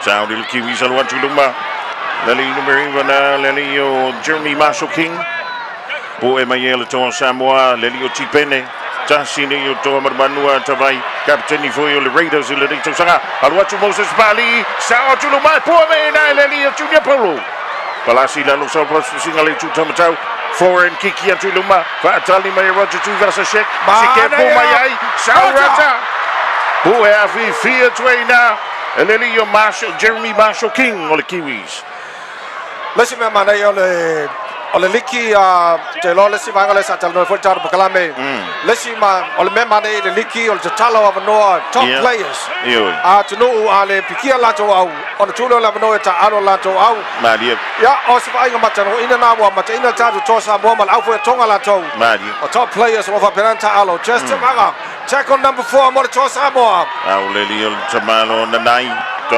mawale na nai ole polo Jeremiah na nai Jerome Loy Telo le le fin talo ngali tu ole Kiwis Pui puyan tu le to Samoa Jesse vanga tom faya tu Nico Clockstead po e foina le di O'Brien Tom le di captain ya Junior Polo Lola le polo tua al wantu le li Jermaine Isako Fefe penata lo malo yo Samoa to Samoa tabai Sao le ya Tackle number 2 mod Kiwi Osfa ingal Kiwi di sila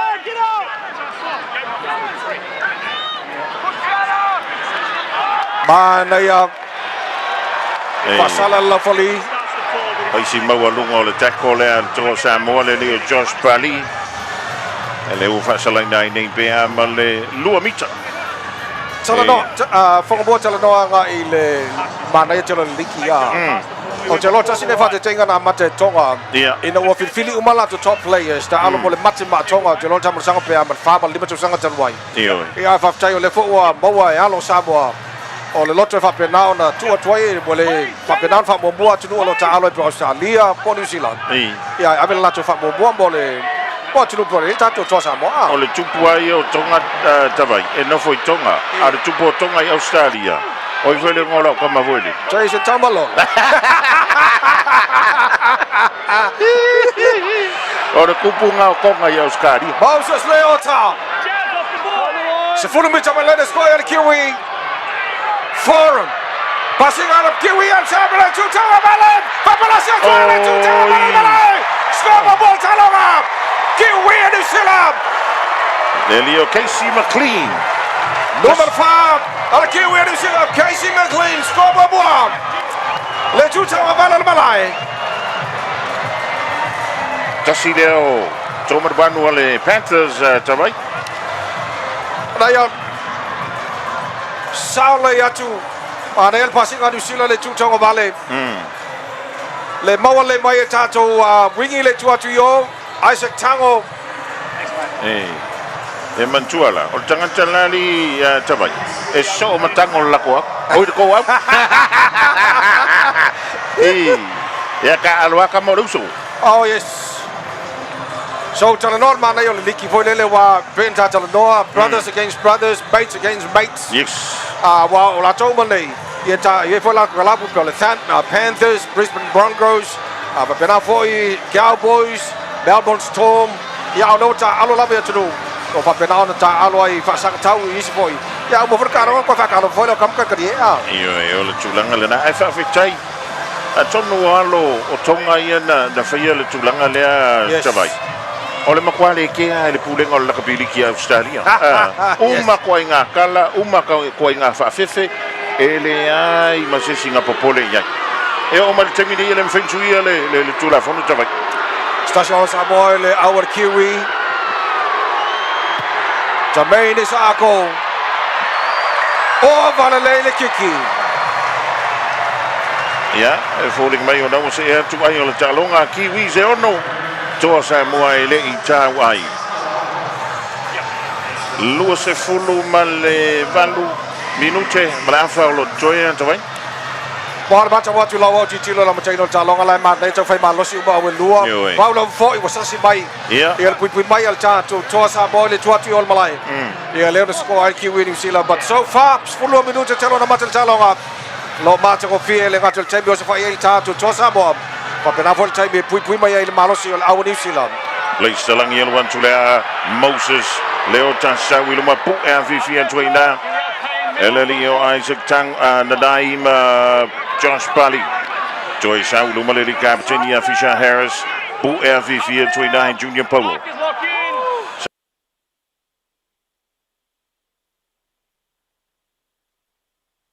Saoni Kiwis pasi atu i o ili tutonga vale. Al wifo i luma. Isaiah Pali.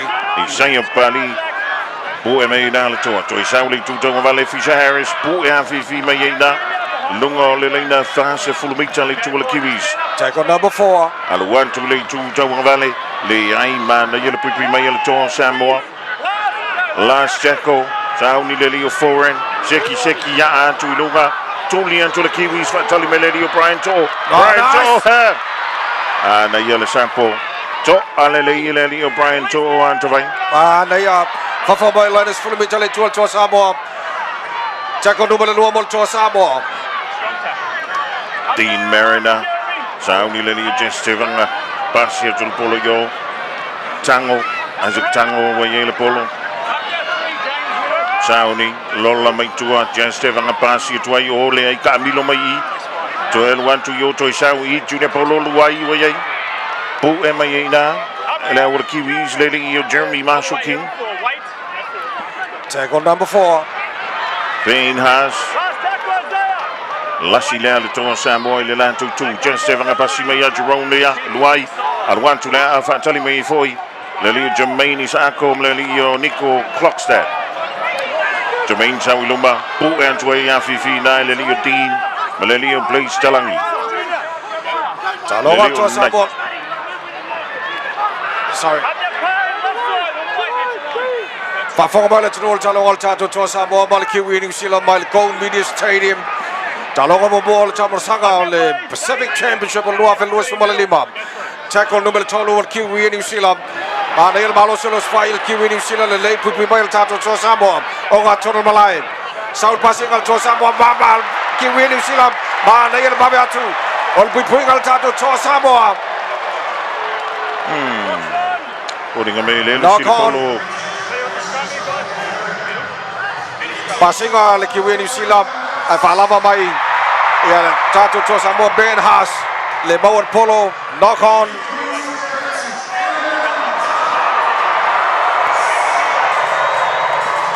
Holding a mele le now Dean Mariner. Tom Freya tackle. Ya la poco le di de Kieran Ford voi le fa le ngo ye ka wor poro ni moska moti ole silen ta longa ole silen va ngol ta ngol le kita vai ole lakil temine ai kam fe ekip pa singa ai knock on de polo ya o pelus ele kuria o ikua ole la kapiungi oi singa se furua mingu ke kua Tasina maengal Niki SML Junior Tele o swingo ye rules ale uni. Mari. Al Niki lo tu mopel Tele o la tu la fono lo ye. Tackle numero tolu. Bola Kiwi New Zealand. Fafa bola ina luas bola wale tu to Samoa. Al watu passing al Kiwi ile tu tonga vale. Tipene are we going to tonu pu e mai ina.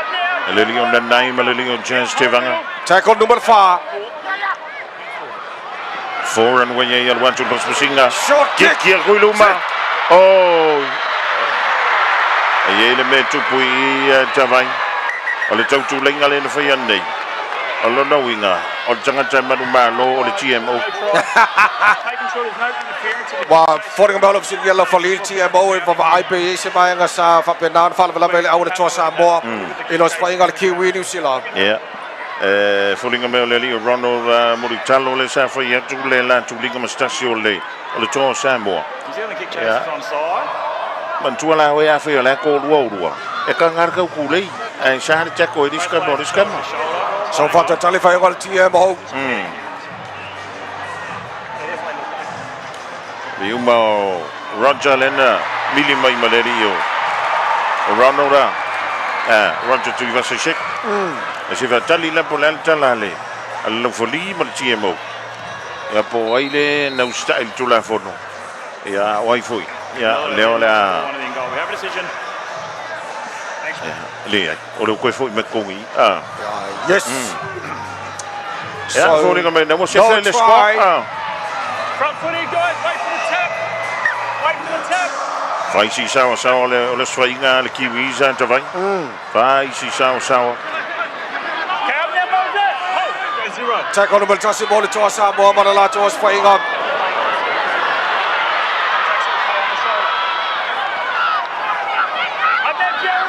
Tackle number Lua to Samoa. Fafa ball line to full meter. Junior Paulo co-captain. To Samoa. Left side here, Joe. Step. Josh Papali. Mane el malo sole oso atu. Tamoya to Josh Papali. Junior Barrow, Jerome Luai. Jeremiah Nanai. Fafa line fast full meter to al Kiwi New Zealand. Just up. Ben Haas. Oringa vai tamai matua I makalele le Kiwis le European has. Final tackle by Samoa. Pass passing to Samoa to Basio. Shot kick out to Missy. Vale, tono le tamo venga le tanto o mau voi lumai alu tu le polo tamai. Power Kiwi New Zealand polo. Tackle number Luar Kiwi. Go two. Don't come forward, Casey. Number 12 Kiwi New Zealand. Ne Leo Timoki. Matthew Timoko.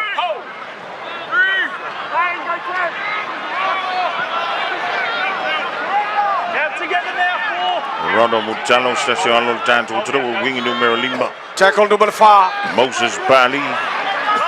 Ma Losilo fire also fire on the Kiwi New Zealand. Forward Markiki. Fatali Mai. Roger Chivasek. Bawal le polo. Mamaya Fafa Linus full meter. Numa Maya Pole to Samoa. Jerome Luai.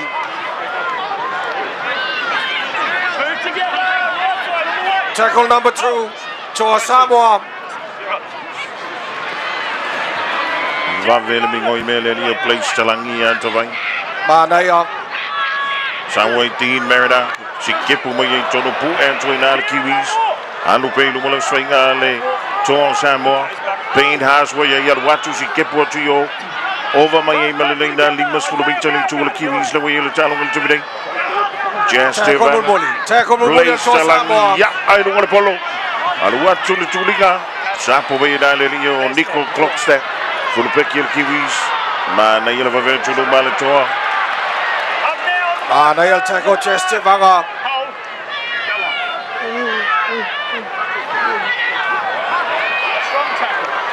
The lane pui al tato to Samoa. Josh Papali and Ben Haas. Out together. Push up and marker. Hold. That's right. Tackle number 2. Release on the marker. 2 meters back. Keep going. Here we are. Go. And what was singal Kiwis link to Jungle Valley. A lot of people make Bella to Samuel after more Talonga. Join South, Kieran Foreign, Antu Lunga, South by Lily. Brian to Sample Polo. Brian To'o. Nail to by Brian To'o. Lost for me to Talona Matel Talonga. To Samoa Markiwi New Zealand. To Mawai Talonga Kiwi New Zealand. To Samoa Lei. Tackle number 2 to Samoa Chestevanga. Dean Merida. Fafamalena Lucy Furule to Samoa. Chestevanga. Jeremiah Nanai. Nail Tamoyatu. Losi Jeremiah Nanai. Chestevanga. Then to Tamatau. Junior Paulo. Jerome Luai. Passing out to Samoa. Isaac Tango. Fafamalena Lucy Furule to Scoia to Samoa. South was pushing out to Jerome Luai where you live to Populaciono. Ben Haas. Aluatu. Taumo fai mai lea ora kui wise pui mai lea swing alea. Just Stephen Apasi Tony Junior Paulo Aluatu just Big Papa. Limba mitamana lene sikoa yele to Samoa. Just Stephen Asauni Pasi mai ya Ben Haas. Sikip what to Tony Ben Haas. Aluatu Ben Haas. Luma to no ale pole wa yai. Tackle number 4 to Samoa. Just Jerome Luai. Who RVV na le Kiwis. Tackle on the Lima. Sauni le Lasilea. Last tackle. Oh! Bishop Polo by Limo. Just Polo Nisila. Jermaine Isako. Patamala tanto wa wi Tavai. Bawal Noali. Movement play on the mark. Sauleli Ukisi McLean Puantina, Sawa Tuluma, Yeleli. Bunnings can bring it all together for your kitchen with the Caboodle range. Choose from new season styles and colours and customise a design to suit your space, taste and budget. Caboodle Kitchens, available at Bunnings Warehouse, where kitchens come together.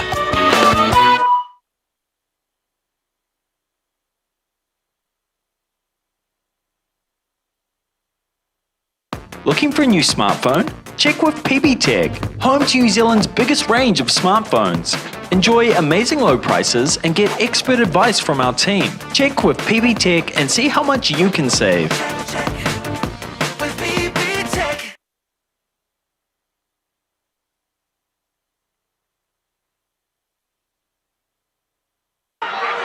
Yes, we go le awani sila le watu tonu.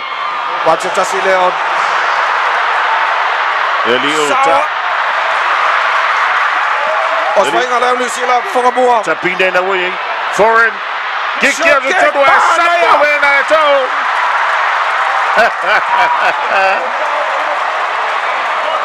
Ole sofa ingale na watu nei Tavai. Yeah. Ole le Josh Tapinde. Tasileo captain le Raiders. Le nan watu nei. To pasi mai le Leo Foreign. Ya matu vela Foreign ola walita wa matua. Ye wasela lola Foreign. Kiki ya kuloi kongu. Ava malka malo prento le yo le polonga. Ya peita ila ola nga aveta to lunga le na score. Tula fono drop kick le to Samoa. Saul short drop kick. Saul tuli mel to Samoa fatale chidan Jermaine Isako passe to yo ya Nico Cloxton. Alwa tule le furpeki le Kiwis. Fatale mai ina le to apu e mai ai. Jasper Bali. Josh. Isaiah Bali. Joy Saul voi dalo swinga na Kiwis Elio McLean. Alwa to McLean. Silo le score. Batala sia for the Kiwis le score to Samoa. Number 5. Now Kiwi New Zealand le Casey McLean. Score number 2 a New Zealand. Ai si fata mala o pui bea la tanto au I tavai. Baba to chai bios fai New Zealand. Whaingatana I loa le tātou tō Samoa po whele oso ngai los whainga New Zealand me whai le sawai. E lau New Zealand luma. Le late combination malama le ta'alo tama ta'alo te role se sengana la baba ya tua whakamua. E le au New Zealand ma le au le tātou tō Samoa. Mantua le ai sila le I le tutam tau le na sa wil talo. Le na ai foreign tapo mai o sa wil drop kick. E le ma se singa on. O tātou au. Yang nga o kwano nga kung utako I o arwa ko I fafo skolo ma New Zealand. Skolo na lua New Zealand Casey McLean. Tasi leo senta fa'ala ve lavi. Ale Panthers I le neitau sanga I le tamu sanga o le NRL. Fulfitu minuto lo toil afa mo ball talonga. Kiwi New Zealand se fulu. Au le aina le se latu score. Toa Samoa le tawai. I tau wa le wi le swinga tawai mai tawatu pe umala vo le I o Aaron Clark. Leo Aaron now Fahu White. Yeah, Lelina now Fahu White. Now we turn on the line numerous football lima. Bata watu tatu to Samoa Whangamua Jasper Pali Leo was swima to al bench. Se vavaya to poile sui to langa ya Jasper Pali. Downey, Eddie Jermaine Isako. Ar polo sauni la mai luma arwan tulea o valelei Kiwi New Zealand football lua la to score over ai lua vai lalo Samoa talo lau Kiwi New Zealand Jermaine Isako toa Samoa le tau ai se fulu male ono minuto lo tole afa mo mo talonga faf tai faf toy tatu company sponsorina pasalonga le toa Samoa GM Car Sales Limited Lua fituano lua. Bama bia fata wina stabale. Auckland South Immigration mo femaranga inga o iva lo fitu lua valutolo. Bia stabale fata wina fa so tai le fionga le loli le fionga ngal mana tai ngal mana le chima da wholesale autos lua fitu ofa ono fitu. Ole ono tasi lima fa balu ono falima. Fa wa ono talonga. Tackle numero lua mo le Kiwi New Zealand. Malo silos fainga New Zealand. Saulu ya le lina usuye tonu le lina Now Fahu White. Ba losi foi le back row le Kiwis wa suyo tonu an tavai. O nga tono malai wa elos fainga New Zealand table lane. Tackle number lua. Fisher Harris. Tackle number tolu. Voring mai tavai le Leo Jaden Suala wa suyo tonu table. Ball out to Samoa. Foreign Malakiki. Fatal Maitu Vasa Roger. Missy. Play on. Mawal to Samoa Polo. Mala Falifa Wow Talonga. Roger Chivasa Shake. Papa Malena Los Follow. Le to Samoa. Elementary letter vayana for Tonu Lelio Chanel Harris Tavita Suyetia Jess Tevanga. Tackle numero 2 to Samoa, fa for Malena to Follow. Bana yum swing ale to Samoa Tavai. Elementary Leon now with Tonu Lelio at Mario Francis Molo. Francis Molo to Samoa. Ben Haas.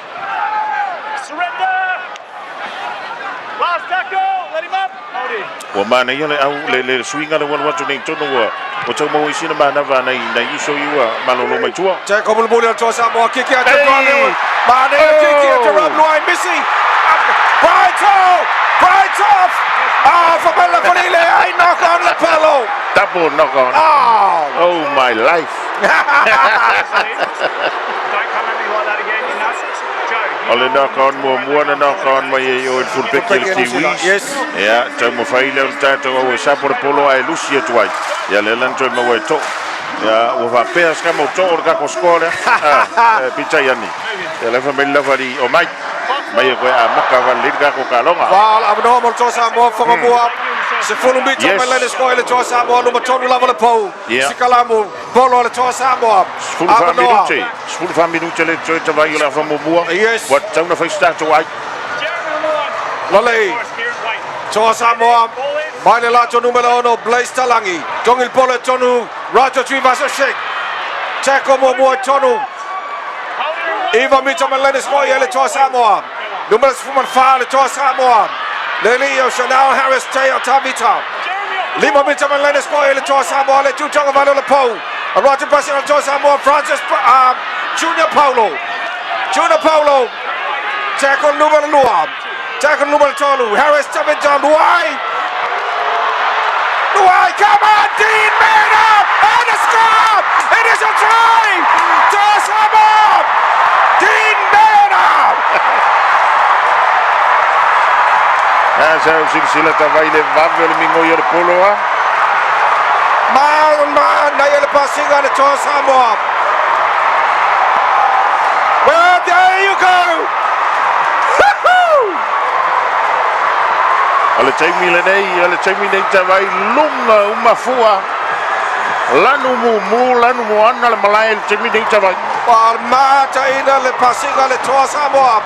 Batuma le Leondine Bernard. The wing here is Pino Lena around Lua Filosumalima. Brisbane Broncos score on the Samoa. Dean Mariner. Man, na tele swinga le suya tuele interchange al tatu au antavai. Now na suya tu lava tonu le suya tu tonu sui mai ol talo. Matangofi. Well, tasile mamata ina faya onga le loa taime suya ia lato tamata ala tolomlai. Ya wa pe ona sa no fonga bua on le layer swinger. Le fo wa baba ya toy, ye fo le swinger. Ya ol tato tosa mo mal taime o se fai ai. Ma na ol passing up. Ma tu ya Dean Merida score. Numero 1 tosa mo. Le leo Blaster Langi. Saudi Morkiki no score.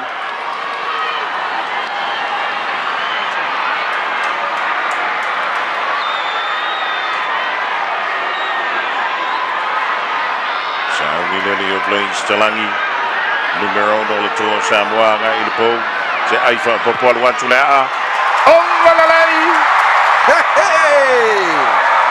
pe watoi ola mai le malai tavai le niva ngole fiafi mala fa fo mai el tanto tru aiol taloa kiwi New Zealand se fulu mala lua toa Samoa e ono minute sumultasio lo toe mole afa mo bor taloa to toa mole ready Samoa mal go medium stadium. Matango fiel se sulo le la wo matuai fatu mulia le lanu moana ma le lanu mo Samoa. Tapo ia lana toa Samoa. Ile talonga mo Pacific Championship lua fe lo suma le lima.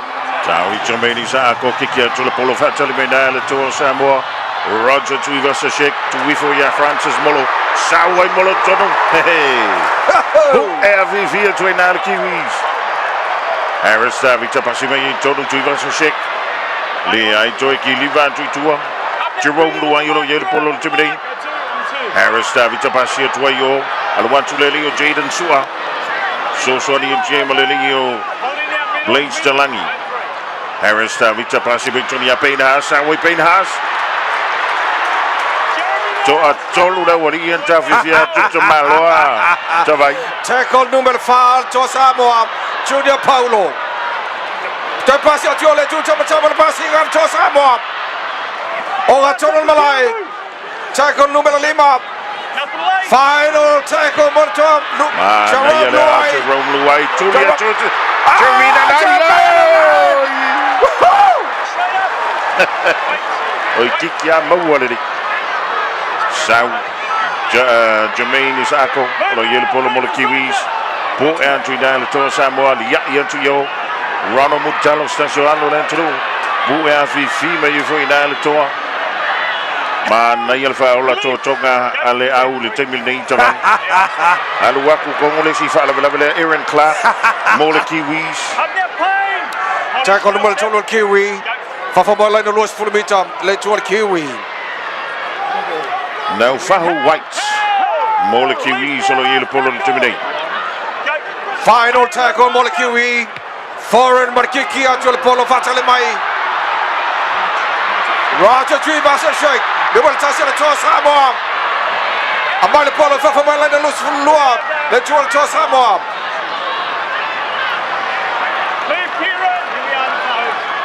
Tackle number 1 to Samoa. Jerome Luai. Brian Toe. Manaya, my for my land and turns to follow to Samoa. Tackle number 2. Toa Samoa. Dean Mariner.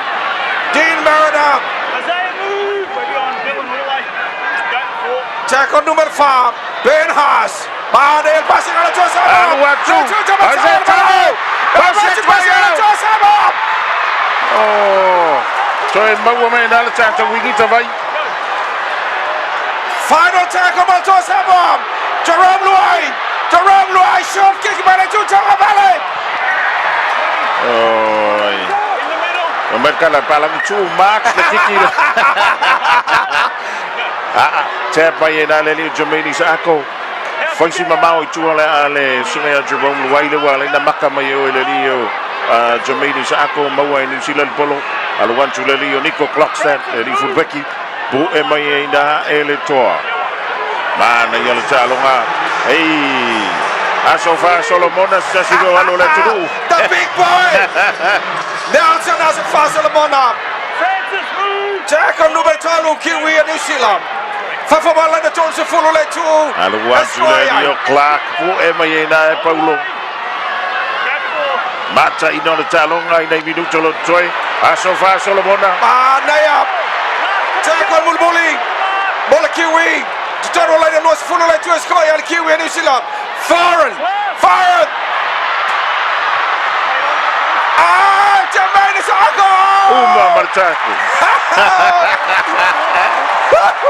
Man, Nayata, Vaile, Pui, Mayo, Toil, and Ivan Talon. Wow! For a more of a two Malayo, Matua, Lungal Tapuanga, let you know. The family in to my mom. Il jump finger, Maltu long tato Toa Samoa. For the rain, there was out to Aleli Captain and Junior Polo. Vaya to Poile would want to Tono Sui and Junior Polo. Tackle number normal Toa Samoa.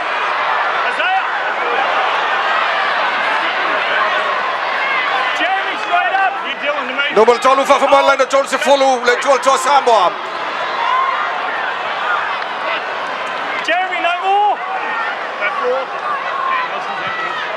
Shaula Lelio Harris Tabuta over Maya Iniba. Mawa the nice one. Came out. Toa Samoa, not a try. Lalapu.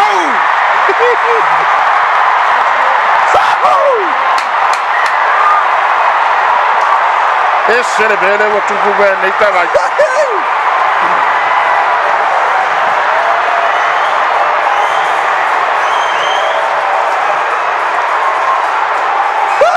Ole Polo da Amayeleli Harris Tabita. Amaya Mawala Tato Toki Wilele Tato Tap Wilele 4020. I was out of Becky. Lelio Nico Clockstead. For my why the Rako Polo Konga.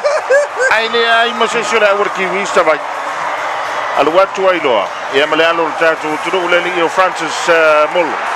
Yamava Palasi Lunga Sikoa.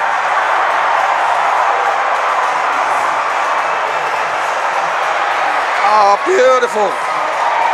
Score Toa Samoa Malato number Lima Simi Sasangi score number Lua Tato Toa Samoa. Lalo Tonu Lavo Le Po. Van Sala from a boa. Short kicking by Harris Davita. Missing my foot Becky and New Zealand. Toy Tamafai. A poa to Pola Tonu. Pau Kongo like a score. I Tamo employment number Sumala Lima. Altato Toa Samoa. Bawa lesi score Tato Toa Samoa. Bailato number 5 Sim Sasangi. Na yelo swing on talo ngale we into vai. Ai pe amale toy limba mala fa minuto le toy la afa mo talo. Terminalo toy la afa mo 5 minuto lo toy Saudi numero 1. Al Tato Toa Samoa Blaze Talangi numero 2 la po. Ai no score Bailato numero 5. Blaze Talangi. Oh, Valalele Kiki. Tulai mai ayo Talonga. Toa Samoa se fulu malua. Kiwi New Zealand fulu malua. Atato ye minute fa mulu la fa mo Talonga.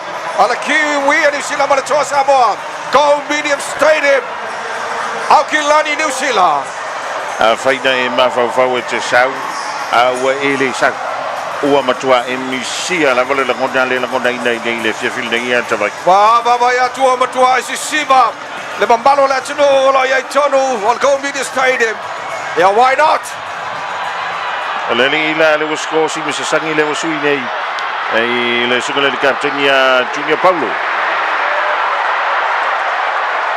tackle numero tasi wala toa Samoa mana iale fa tamala ole sikua le tato ua tawai ai ole va per full pick ole follow mai ma wing e piu numero suma lo toa Samoa Ben Haas fa mai lana lo si follow le toa Samoa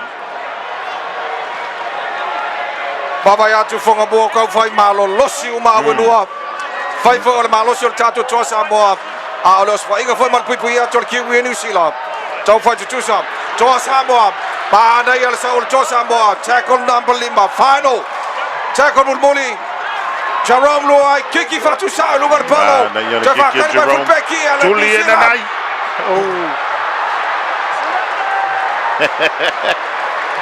Beya falo level New Zealand ka ba ko Jeremiah Nanai no fasala lo fani fonga bua e mal me ngara fa pa umo mua e ko ku o le suina tele le wi il tanto au te vai Nelly Harris Davito yes Spending overseas, it may cost more than you think. A Wise multi-currency card can save you up to 85% compared to major banks. Some banks hide extra fees in the exchange rate. You're smarter than that. A Wise card works wherever you go, with help available 24/7. Be smart. Get Wise.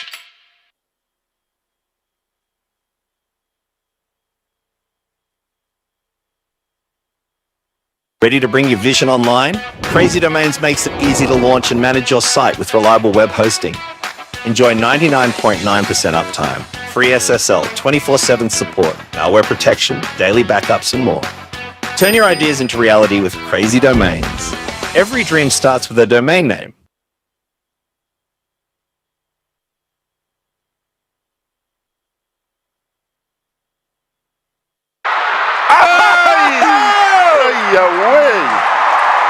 Goodbye, Jerome Luai.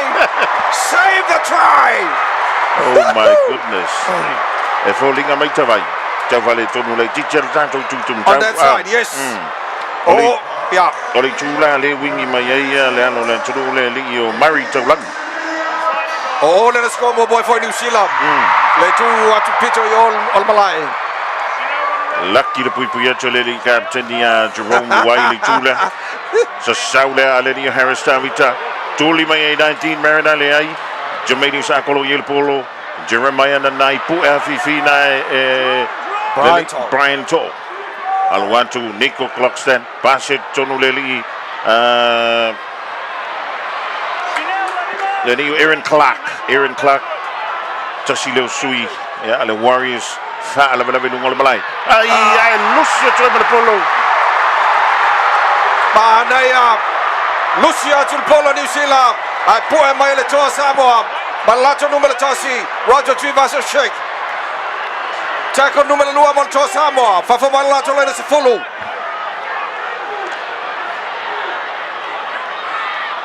Sa Williams Pasigana to Samoa. Sauni Chanel Harris Tavita. Basi Mayai. Francis Molloway. Man, the yellow Lumba now to do Francis Mollo. Harris Davita, Aduantu Litu Tamatau, Jerome Luai, Jaden Sua, Pasi Tuayo, Manaya, Isaac Tango, I lay the Puafi Fielio Dylan Brown. Tackle number 4. South Tonon Polo Sasangi Wayai, Sawi Luma Sasangi, Puafi Fiatunan Tamalo Nelson, was Selile Aval Kamaloa. Tackle Mulmuli, Jerome Luai. Mana yele alwatu lunga fatali me foi Jermaine Sako. Tamo faile to Samoa, mai le polo mai lau tolu e pito tua. Mai tu laina to Samoa, le puinga to mata ngo fi. Na ya. Puinga to Samoa. Luma. Pu e ina Jermaine Sako. Tackle number 2 New Zealand. Watu voi tonu, Timoko tonu. Sauni le leo Kieran Foran. Basia Jolapo. No foul way. Clockston. Dylan Brown. Numero na alle Eels. Tackle number 5. Kiwi New Zealand longa Tonton Malay. So, no foul way. Also fai pelo ngan Tonton Malay le Kiwis and Tavine. Tackle mulmuli New Zealand le Chuchonga Valen one full passing le Chuchonga Valen New Zealand. Oye, pia New Zealand polo. Pasolo male Chuchong foreign. Sound passing on New Zealand. Knock on. Yes. My lovely knock on the polo New Zealand. E voting een beetje met Jolanda thuis is jullie oude tour. Hey, ja de poe ja. Okay. Jeremiah en Nai. Jullie gaan gaan met volle koepel alleen啦. Yes. Even met Luara gaan op passeren pot. Luas volle beetje aan Lumatonu la van Pole to score el Kiwi New Zealand. Town en lane pui met el tour Samoa. Sauni al wantu. Le Chuchonga Valley. Le Chula le mas ni to asi ko ai el Kiwis. Mana el pui pa le ai. Offload mai. Clark way. Also fai pe el Kiwis le team day. Casey McLean. Bassi mai tono le Clark.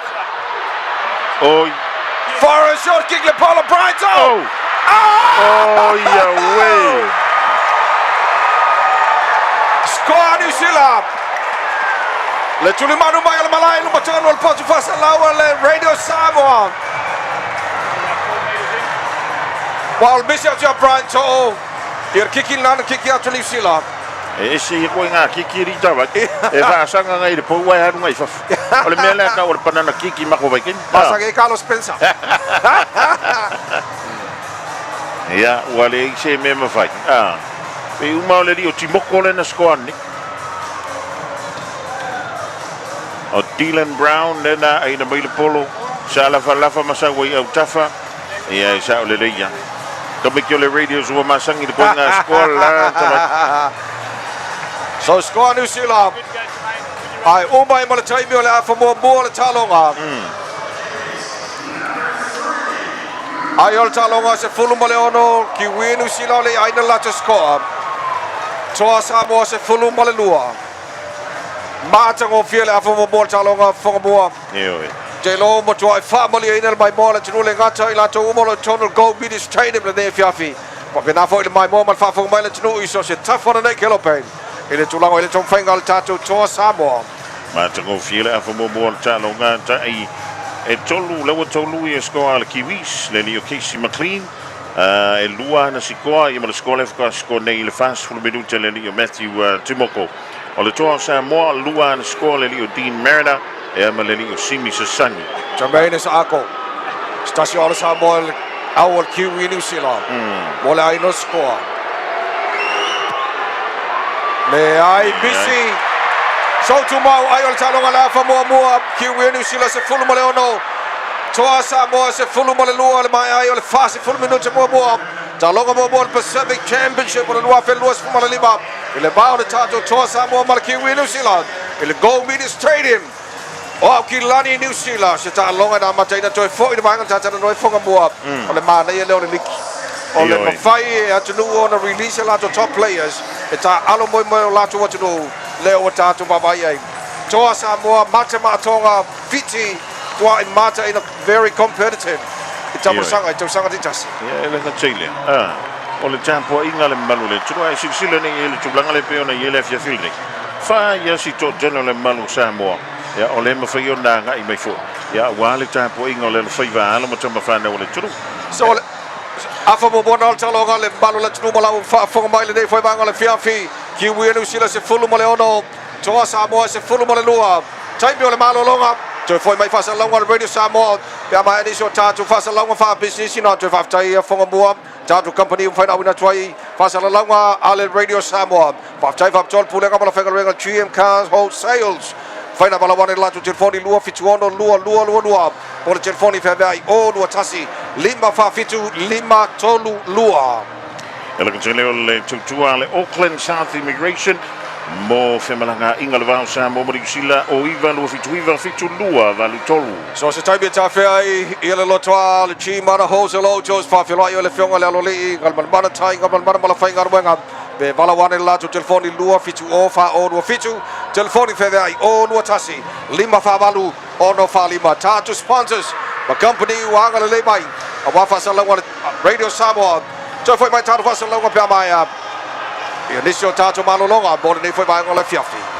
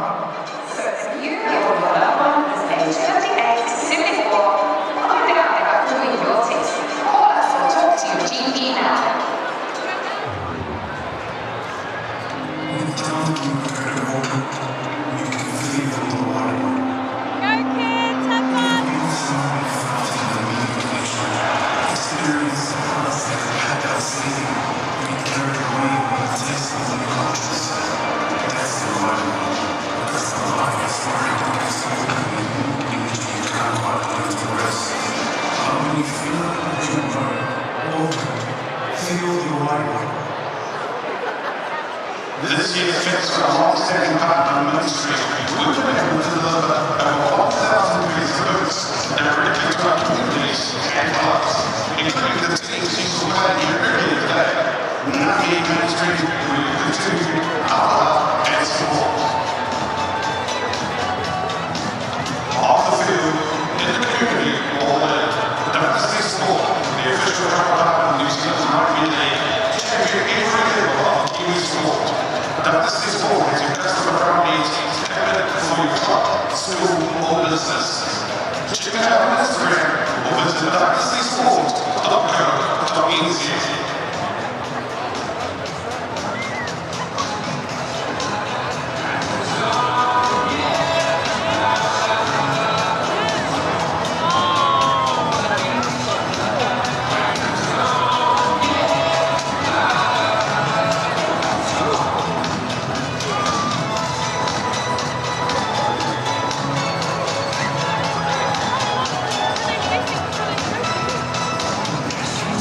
Drugs.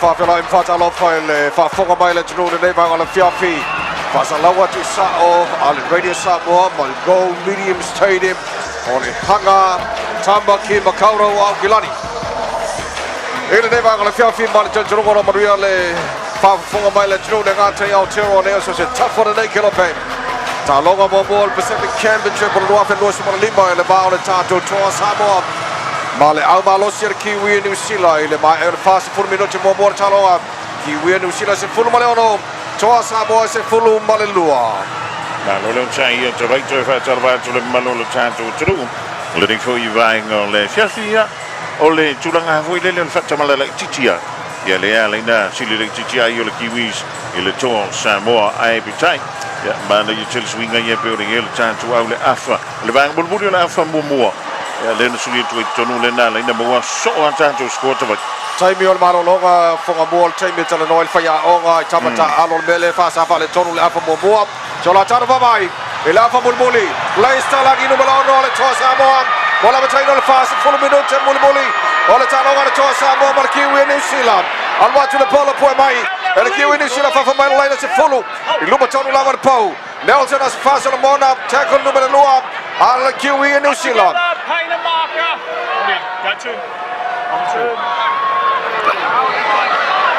Baba Yatu ile amatanga la fomo fonga mo ese foi swing or kia le usawa ini ile awani sila baba foi il tatriato il tato to Samoa batang ofielo no winga fast for minute mulmuli ola ma kwai ko mo yai mali ole we swing New Zealand interchange also tonu le ile Phoenix Crossland now we vai into le wa afa terminate mo la the Kiwis Saudi clock set pass it to you. Malo so fa solo bonale polo. Soli. Awuya. Awala. Soli. Mo me the Kiwis. Ya lo. Tamu vai le. Ta como el bolio New Zealand lo yai. Fata mo New Zealand polo. Soli. Roger Tibaso check. Roger.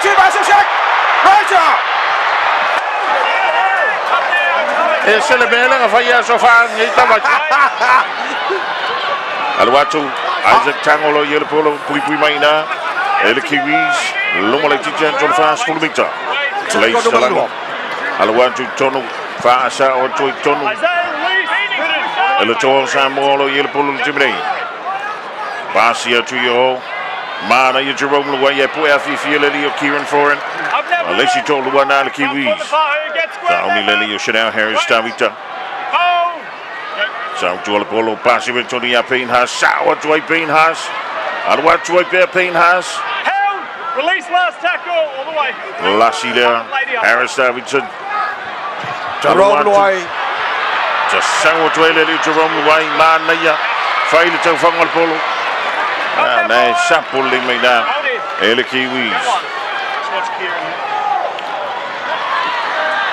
Chanel, let him up. Oh. Le mevrouw la kapini ki tabat.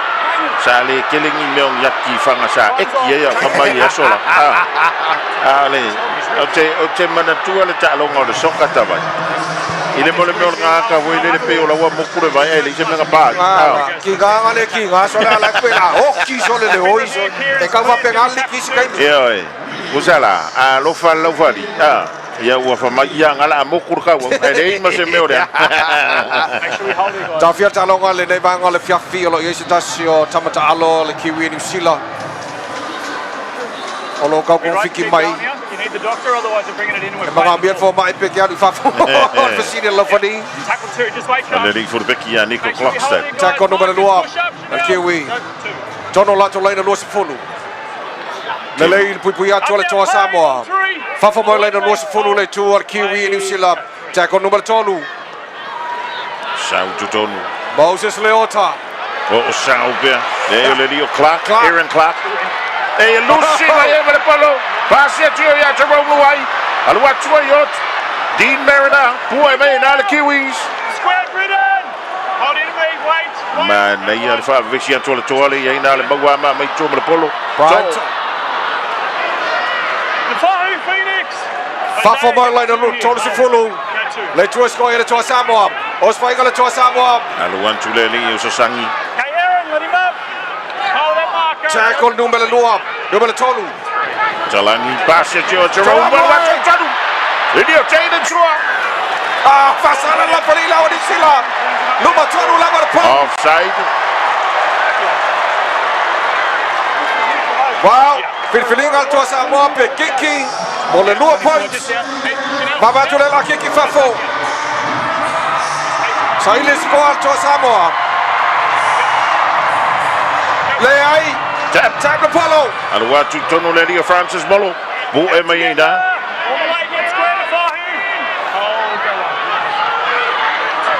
Aluatu Masmusing at Toa Samoa pe Amar Skulubita. Bu Emayeda. Ele chuoli silalo ele pol ele talong al tebidei. Harris Davita South Korea Pain Has Aluatu Pain Has. Kambi akwai pe Pain Has. Fabi trabalhando na escola e aí lá se leu e aí. Bem uma eu foi a marcar counter. Aluatu plays. Yeah, Joy Amata. Pain Has wa aí Aluatu Tonu. Mana ia leo swainga tausi low la kiki sa polo kua. Harris Davita wa aí passe mai Tonu. Okako back row was out. Oh yeah, Missing the polo la toa Samoa. Bawa New Zealand polo. John Linus Fulu. Late to New Zealand. For ia le tanto wa le tanto advantage chata vai. Missing la noa. Missing la noa la toa Samoa. Saulo swingal Kiwis temilding. Tango faile toa Samoa pupiato. Vai si tau salale no failu mai vai. Yes. Tailo yai. Ai ana fa pe alua la sulu su fa su. Yes. Ia lo no winga. Ia. Ia mati betenga ta we mai mai. Tackle Mulmuli. Lela ona fon malailo swingal Kiwis. Tackle Mulmuli New Zealand. Only foreign al polo al want to fatali mai Roger. Roger to Ivan Shek la wamba. Brian to olo yel pito tua. Bu Fia to nine Kiwis. Jerome Luai. South to no yato. Chike Porto to all want to. Maulu want to wai. Ja, en met de lode van Sifa, je leeft toe op de malota vai. Malu foi le fia fili vai ngale tau le Samoa. Fa wa de talo ngale toa Samoa mar Kiwi New Zealand. Tuma wa yo talo Kiwi New Zealand full ball ono. Toa Samoa se full ball lua. Fitu minuto talo na matala fa Mulmuli. Os fa ngale toa Samoa. Contact's fine. Tackle number 5, final tackle. Nelson and Marco, Isaiah step. Go. Harris Savita. Jerome Luaya, Afatu Sao, Lunga, Tulia, Toya, Brian To, Fatali made to Mini Sako, Bu Aida, Mana El Sapo. Let him up there, must wait. Wait. Go one. South to Nulo swing on New Zealand, Bu and Toya, to Samoa. Go two. Feel what he made go my trainers go on Malay to buy. Behind the line here, Blaze, right side. Tackle number Tolu. New Zealand malato was fighting on Fafa Malay towards the Fulu. And the yellow, the little Dylan Brown. To a pass it to Nawaf. No foul away. Last tackle. A two of the door, Samoa Sound, Kieran Foreign. Give her to Sound on the pole of Atali May, Roger. Yeah, I must say, Laka Koyo, Sound, Roger. But I get a oh. Maua Levi, Puele, Timoko. Isaac Tango. Sawa Tango. Aruati Tono. Yellow Fiki Pergamano Tango. And I also boy Isaac Tango.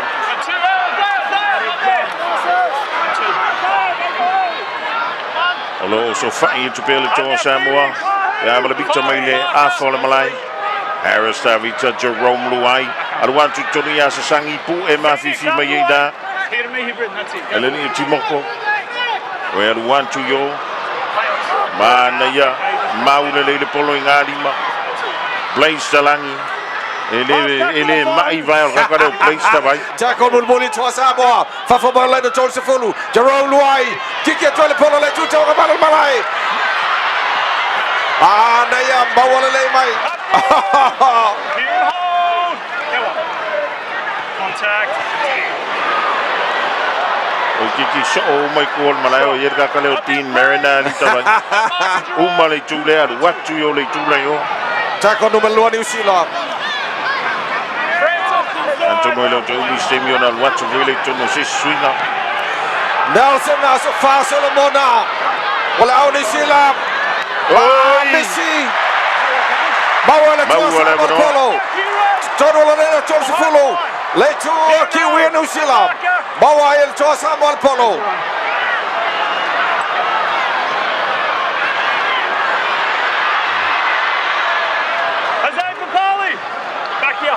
Dean Mariner.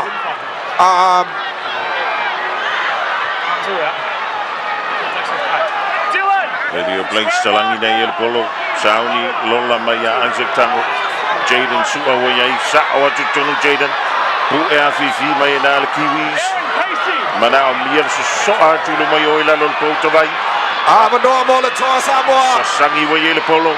Kami aluaku. Kami ko ipea. Balu bicho baile lane score ele to Samoa. Jerome Luai. Le tu tawa malal malai. Roger T versus Chick.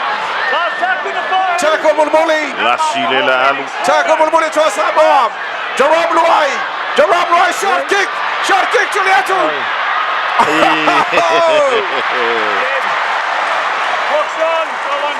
Man, dan yel tum van je tulel to Samoa tabai. Daya. Olinga Mandela tuel watu tonule si kapten ile tunga ya Junior Paulo.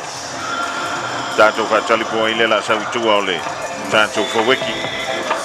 Our advantage le la mo ile to Samoa i tabai le da drop kick mai la lol po. Well, abnormal to Samoa fonga moa. Ola abnormal ye pe tonu ole territory New Zealand. Bafayo na fa. Tini le to Samoa. Go! And they on Tamori. Francis Molo.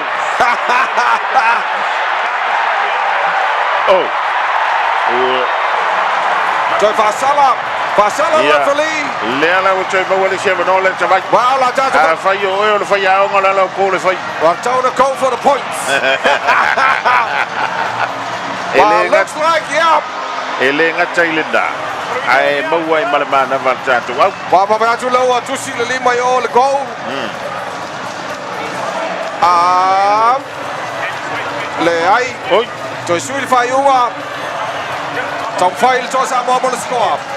E foli ka mai tave o le te to ngol tanto o si ko. Get Lima final si ko. Harris, Bain Hassan what you tolu. Oi, va kama kalaro. Tolu bicha balade score to Samoa. Tackle number Tolu. Jerome Luai. Sasangi. Divaso shot. Try to Samoa.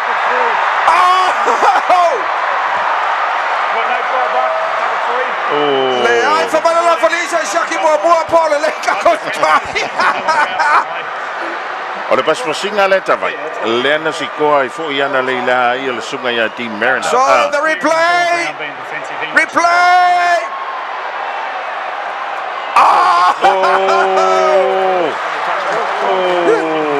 So close. Lata. Lata. E pe fo ringa mai o lenga na kon tanto poloa. Yeah. So Fayunga Lafali. Ja, pe umala valela tap polo al Kiwis. Foi mai laina los fulu. Front foot on the line here, guys. Al Kiwi. Talo van tu mai le totelo le manu le tunu le mafuta mai le divanga le fiaf. Ba lo se E fo. le tanto lai. Onisi la fa mai. E che lo ani de mene kupu. Ola kiwi. E fa no lo mai le leo ka vasala. Tackle numero 2 Kiwi New Zealand. Fa fa mai laina tol se fulu. Ba lo se los fai mai al Kiwi New Zealand le lei pui atro tato to Samoa. Watu tunu le leo Clark pu e mai na e Paulo. Sau Dylan Brown passing my yai. Lelio McLean. Sinta lea ale Kiwis Lola tuitua. Não fa o yai sa o tu foi tono. Le ai ole tomo foi ale to Samoa po ila logaka. Lo tomo foi offload. Tasino po tu ale roof. Looking for a gaming PC? Think PB Tech. home to New Zealand's largest range of gaming PCs. Enjoy amazing low prices and get expert advice from our team. Find the perfect gaming PC at PB Tech now.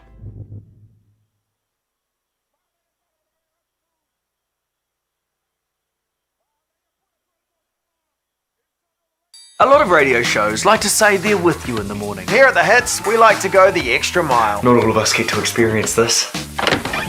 Come on, you're running late. It's going to be a great day today, babes. I can feel it. Spit. You see, when we say we're with you, we actually mean it. Oh, don't forget Sarah, who got social netball tonight. And Mark's working late again. Jono and Ben with you in the morning and anytime on iHeartRadio. On The Hits.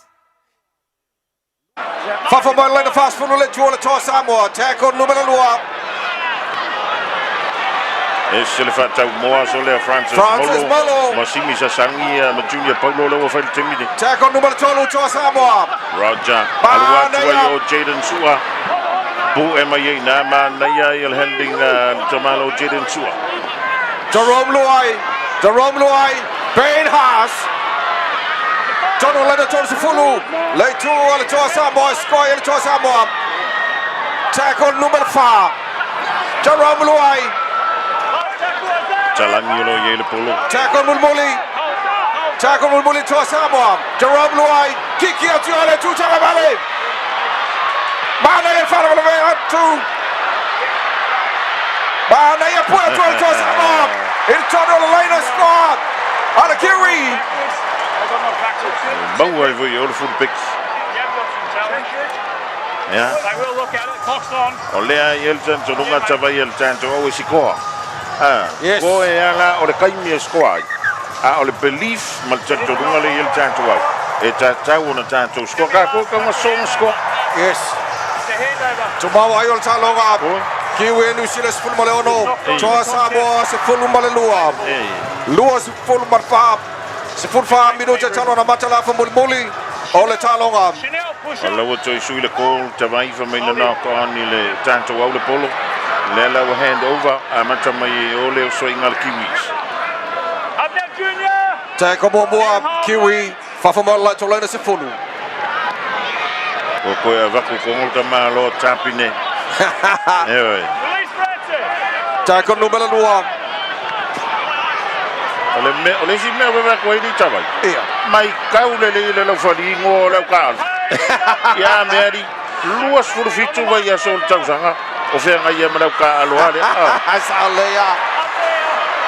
Tackle numero 4. Kiwi fa fa mala na oranga tonu. Clark. Lai tuol to Samoa. Na ye le pu ele lio. Final tackle Kiwi. Brian Toe fa tele mal tule manu sapa mal polo. Brian Toe.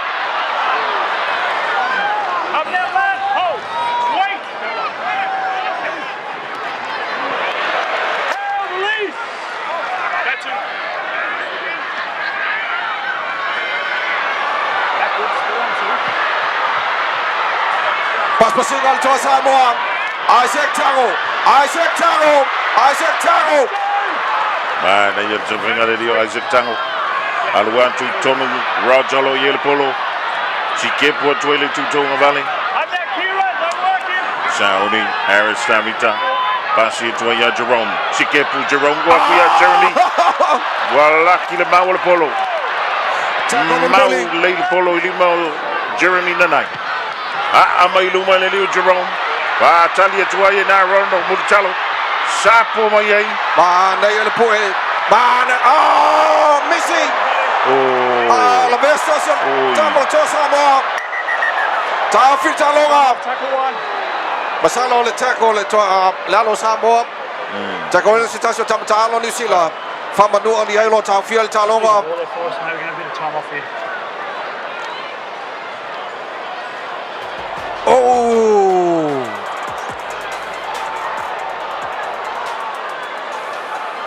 Ole tuli vai ali tava ya. Mo wala le ia le tu.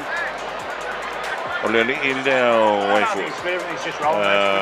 Sui fu le na wa tu ni le tanto.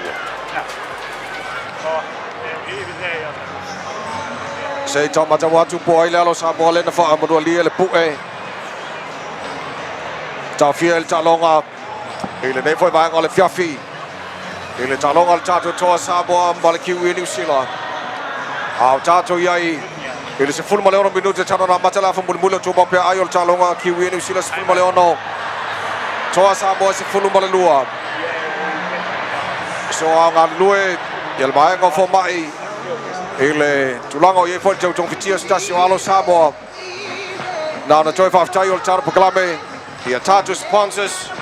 La tone wo fa so ser mai. Ile mafai ona awina to fa sel longa le toa Samoa. Ole ala radio Samoa. Ile talonga al tatu toa Samoa marki wi New Zealand mal go media stadium. Ore hanga au kilani. After tele pulenga le fionga le alo li chima na hose loaders. Fa filai mar fia oil le fionga le alo li mar fainga wenga pe afella to lo toa. Atkinson Avenue pe malau la to telefoni lua fitu o fa o fitu. Lua fitu o fa o fitu pol telefoni fa ai o no tasi. Lima fa balu ono fa lima. Ole tulanga tau femla ga inga lo sa uri mai le Auckland South Immigration e so ani atu mo mona onga. Au ye le o iva lua fitu lua valu tolu o iva lua fitu lua valu tolu. Wala lo fa mai fort pulenga mala fainga wenga GM Car Wholesalers Limited. Yalo po inisio alo Samoa ngalo lue fatasi le foi company fatau tavale afene fatau so tavale neva yaso. Abala ore lato telefoni lua fitu ono lua por telefoni feve ai o lua tasi limba fa fitu limba tolu lua. Olo tu mau pe ona ta fil ta longa fonga mua. Baba ya tu fai tu tele o manua. Nalo Samoa lo ngalo lue fo mai.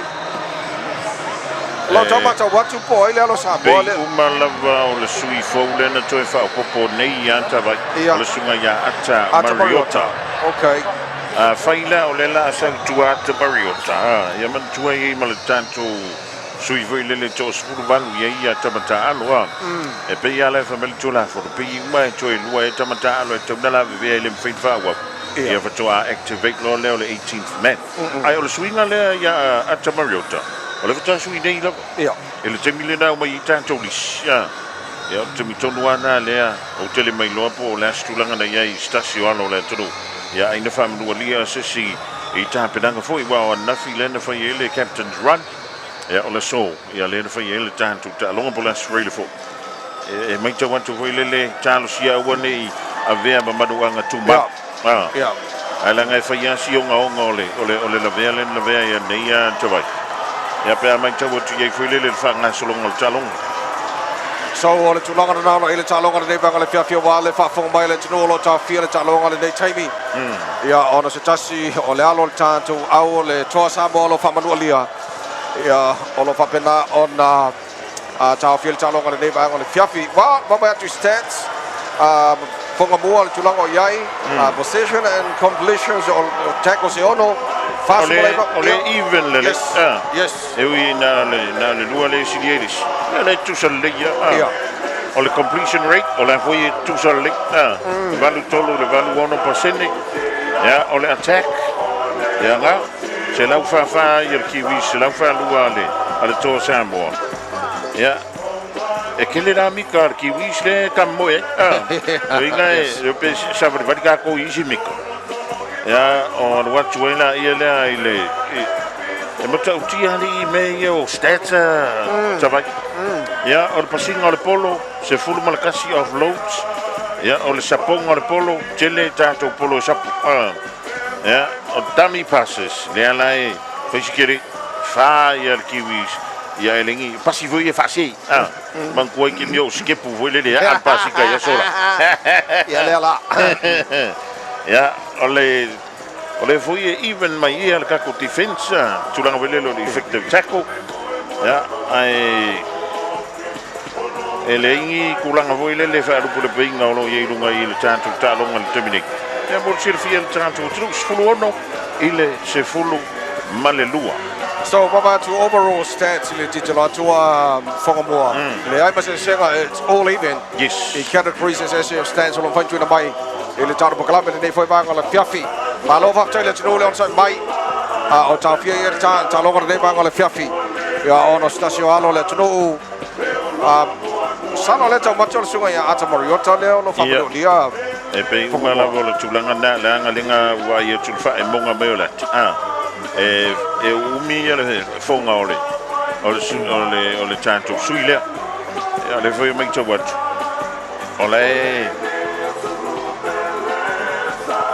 Olai tu ti mai anga wenga foi le so soni mo ya ele o yima se sio kukula ia do se malai ta vai como ele mas kam kia o nga ya ka sia asawa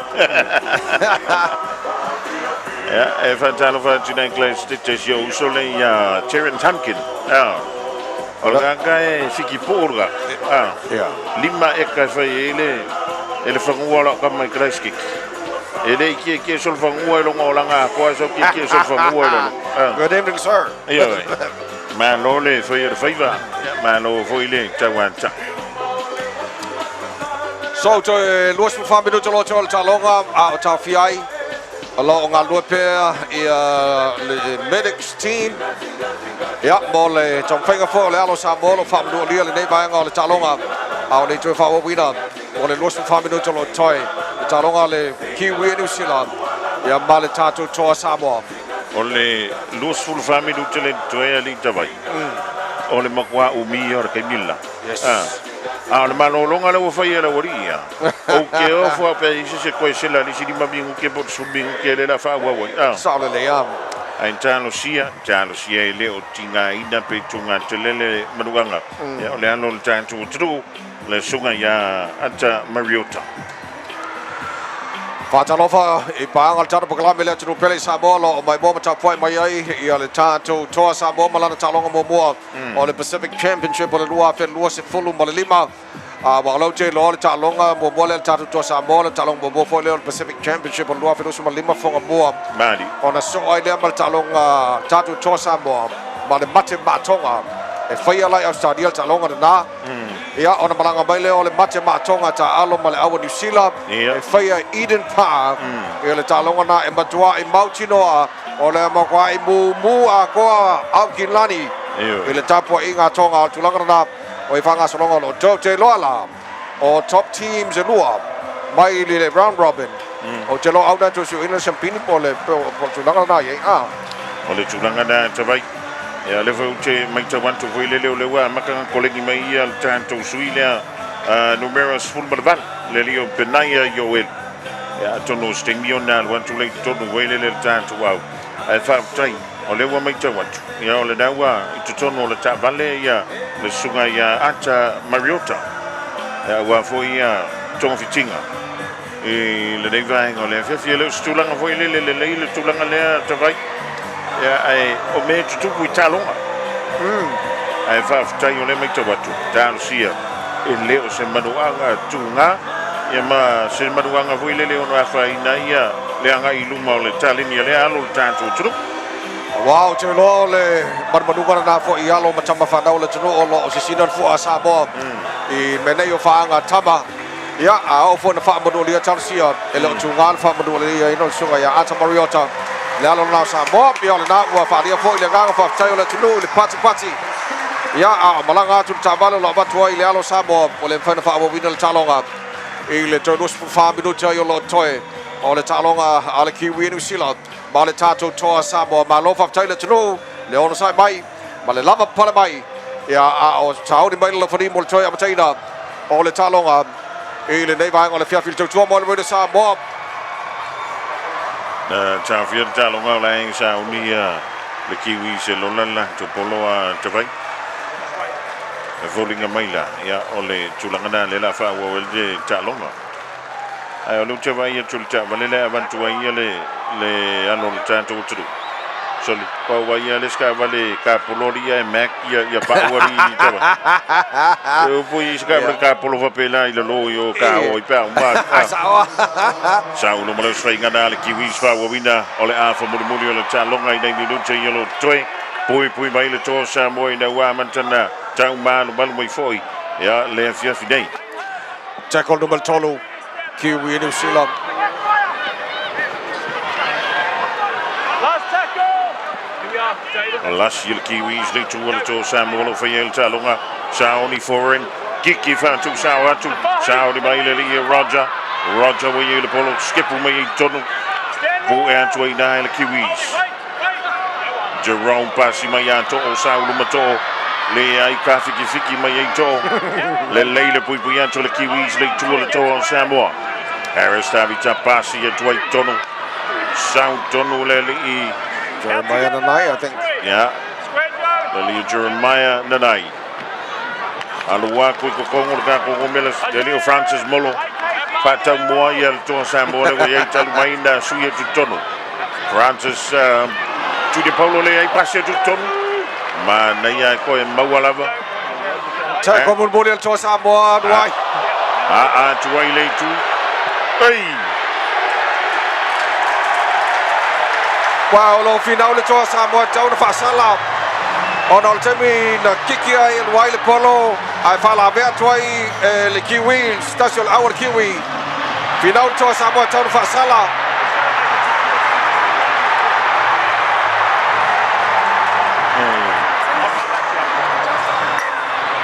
Ya. Oleh biar ni cabai.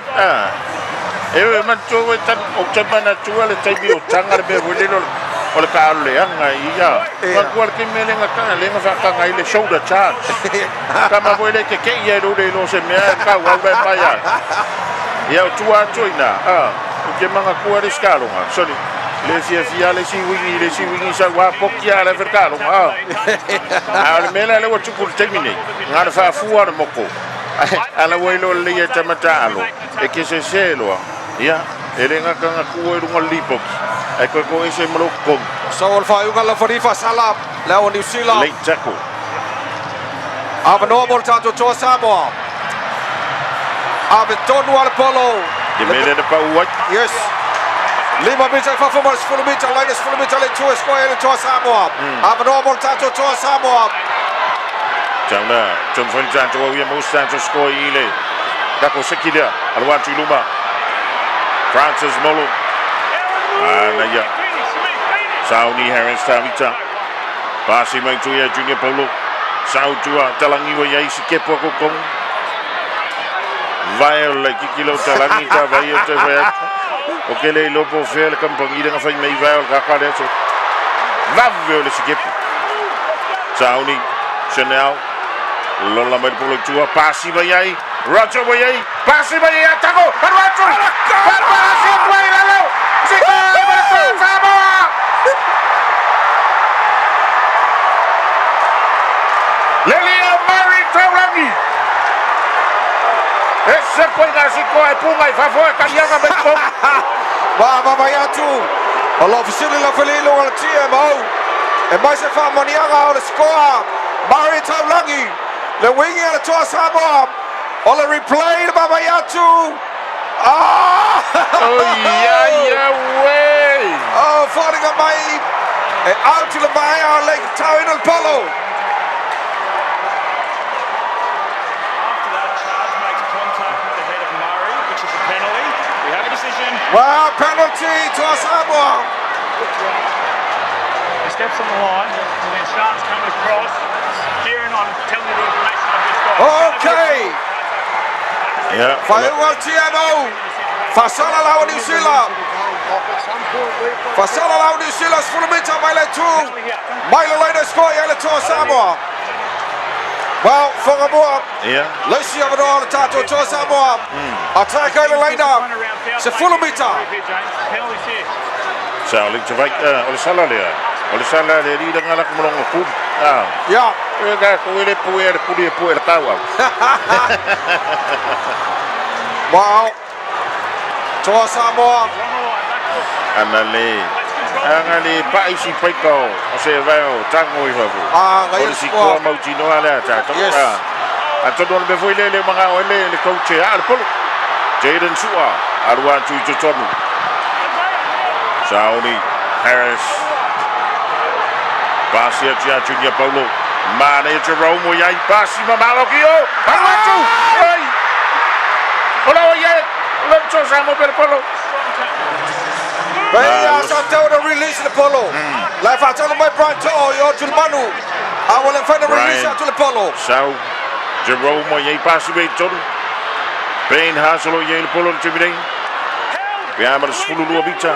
Le leina sikoa ia le toa Samoa. Tackle number 3. Junior Paulo Talangi pasi mai a Roger. Alu watu voi Roger tu waina. Ya ole si voi le ai ki ai koe ave ko ngule polo ko so a mai lo naton. Talangi. Pasi atu ai. Oi! Kere sua. Messi. Bawa New Zealand polo. Messi la menol tato to Samoa. Ole le tau fior polo tamai. Line of 2 tackles. Yo.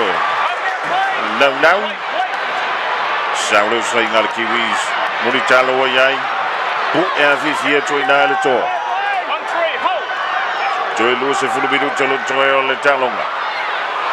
Fida o le talonga lo yil terminator vai. Tackle numero 3. New Zealand. Saulo di kapteni Fisher Harris. Ja, ole lassi dala Saudi.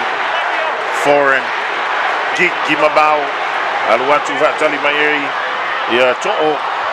Saulo maleri o to'o. Kami Maye ko kong to'o. Paasa o Maye luma. Pu e toi daineri o Moses Pali. Saulo bas pasing ala to'a. Mari Taulangi Waye.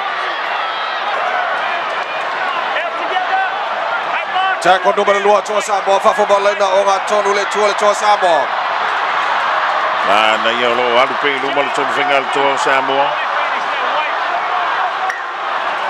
Ai Lucia ilo maletolo.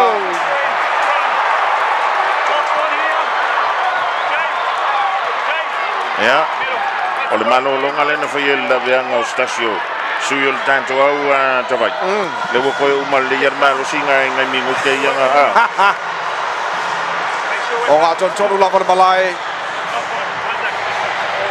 Ole au so so ona sikota vai. Ole au ngai malo. Yes. Ile mele wo ile talonga o fai fo ngai la. Ya, ole au wa ole au ngane la mo wale smano si vasi. Se fulu valo minuto lo toi. Talonga World Pacific Championship lua fe lua suma lima to Samoa mar Kiwi New Zealand. Tumawa il talonga Kiwi New Zealand fulu male ono. To Samoa se fulu male lua ya minuto se fulu male valu. Leo McLean na sa one to male polo Fisher Harris. Duel one to void tonu. Dalu na saule Leo Fisher Harris in New Zealand. Ole makwai le Leo lang ka le nga yo le Warriors. Epe ole ka yofi mai. I male huta fa population tackles ala Kiwi New Zealand. Isi mawalunga le pu ento Samoa. Sau Clocksten. Sau nou fau. Si kepo ke leo le kingo ar skepo ka ka vai. Tole. Tackle numero 2 New Zealand. Sau ni afa New Zealand pasi mai ya foreign sawa ile jula pasi mai ai. Ma nail pipi bayel tato to Samoa for the top. Le lene score ya Kiwi New Zealand. Olo pasi pe.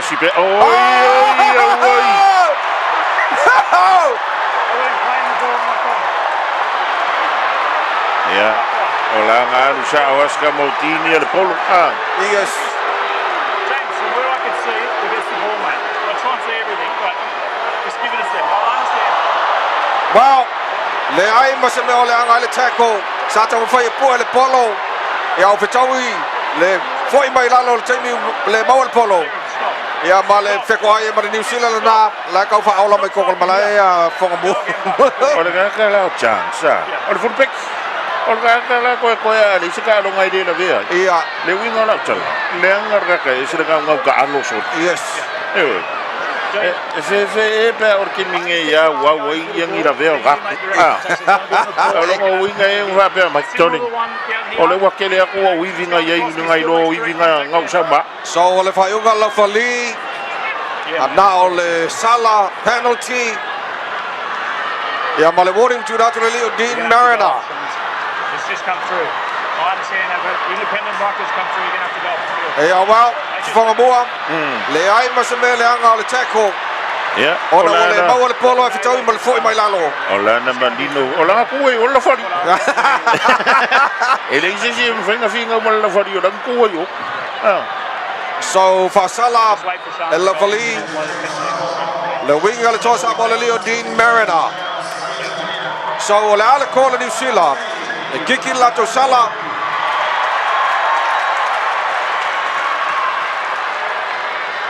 Ia mai e fafole fulpeki le New Zealand fonga mua.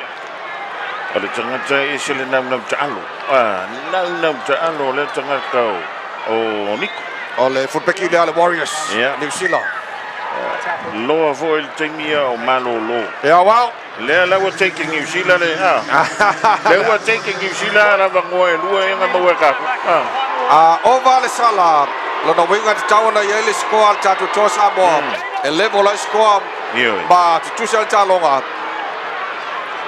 Mo minute se fulu mar fitu lo toy talonga. Jermaine is ako. Stasiolo Samoa lo talo numero 2 mo ki New Zealand.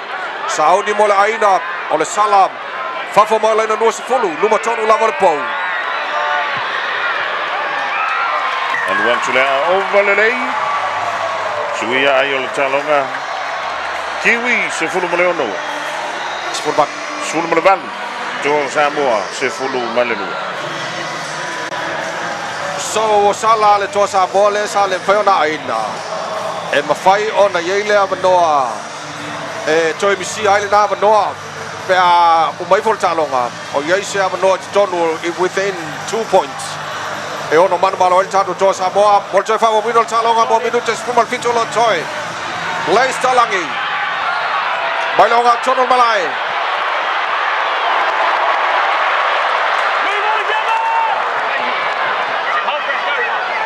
Sorry Fisher Harris Lily Captain Kiwis. Elio Pali passa Dixon. Allora il Kiwis bel polo il timbre. Moses Pali.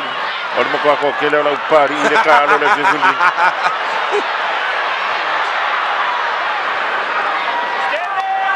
O tele vai tu le sunga ya Josh Pali il tatu to Samoa sa po fa mo lia. Allora che vai a kula wa faile of ma van Josh.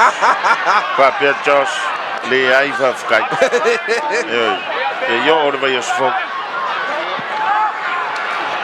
Ja, Moses Pali passi by John. Tapide we ai. Passes with John Lily Dylan Brown. Pui by the to Samoa. Tackle Mulmuli. New Zealand. Foreign. Short kick at Letu Tamatama. They are Brighton. Brighton Apollo. Como fai la guardia fa un arpo po to ya de polo. Strong tackles. Yeah, Phoenix. At marker. Out together. Jake. Is er going up o po e sa ko ni. E yimmer me fole. Tackle numero 12 to Samoa. Sau. Tulu maleli o talangi le polo. Kiki a mawale. Ose. Laina tolu se fulu. Ole o kwale laina tolu se fulu e fa me polo vaga jo wa fe mai. Join fulu me family du tele join le talonga. Allah o fi dang pia. Ayo le talonga. Kiwi se fulu me valu to Samoa e se fulu me lua. Ja. O mea ni o sala ma le teimia ai le sala tavai. Faisi ta ua le teimia ai le sala. E le teimia te kai points. A wa na fa pela ya o maga ko sala lua. Mangua le ka ke kusa. Yes. Ia nga so e lora ia le po ia mo mosko le ai. Sa ko i mo swinga na le Kiwis. A fa mo le talonga. Al want to yo ya Moses Pali. Po e mai na le to Samoa. Lunga le afal malai wa ai saul pas pasinga le tuanga vale. Sa wa pela pas pasinga le da. Ma na yel po e Isaac Tango. Dylan Brown. Fisher Harris wa yel polo 1-2 tono. Tackle mon boli ni sila. Al 1-2 ya foreign ko kick for yo ya to. Brighton fatal me Brighton man ya. Como falla la guarida fa over polo lungole. Pre hit kias como Brian to. Sauto no le lio Dean Mariner. Joe Rome Luai. And 1-2 to ya Roger. Jaden Sua. Aluivo, Isaac Tago, pasi mai Taulagi. Le leite le pui mai. Le leite le pui mai le Leo Tapine. Pu e a fifi na. Junior Paulo Alwatu Alwai. Si ke pu ko i wai. Tackle numero 12. Numero 5. Alwantu ya Roger. Ko sau ko Roger. Fai mai Eva Roger. Alwa ko pea. Mana ya tackle remule le toa Samoa. Fafa bala na luasi furulu. Le toa sko ele toa Samoa. Bas bala to the ball. Missing. Foul. Oh yo wait. Je sais what the matter Je sais mawa New Zealand polo. Tackle mua. Olerio penaya yo elula wa afal timine ya tabai. Right. Suileli ya anta Mariota Malelio Chanel Harris Davita. Tackle on Tolu New Zealand. Let's see if we can get New Zealand Phoenix Crossland. The day afal timine. Phoenix Sawi to ya foreign. Basi Maya Dylan Brown.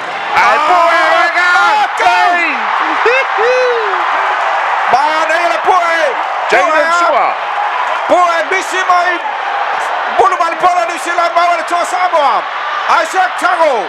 Fafa man line of fast follow. Los Vangala to Samoa. Francis Paulo co-captain of to Samoa. Tackle numero Lua. Jerome Luai.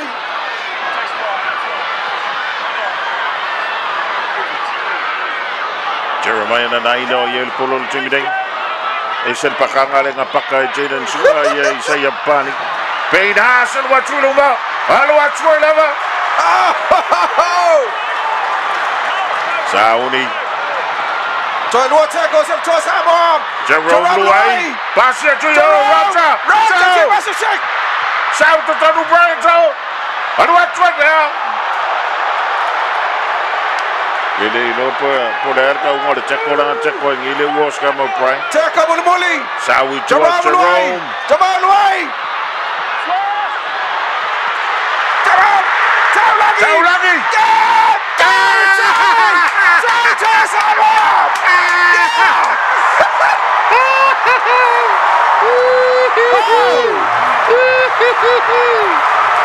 Ay ya we. Oye, kan kau mula tamai dah, kalau le mabaya. Wah, oleh awe mua sikoa, oleh awe ada lah kau missing ni. Apa ya foli mabai? Oleh wei macam acalah, biarlah ia lalu. Numero 5 le toa Samoa. Marita Ulangi. Mai na we pe ang mafainga ka va kuaka ye ku mai dumai. Marita Ulangi the man. Naya passing up.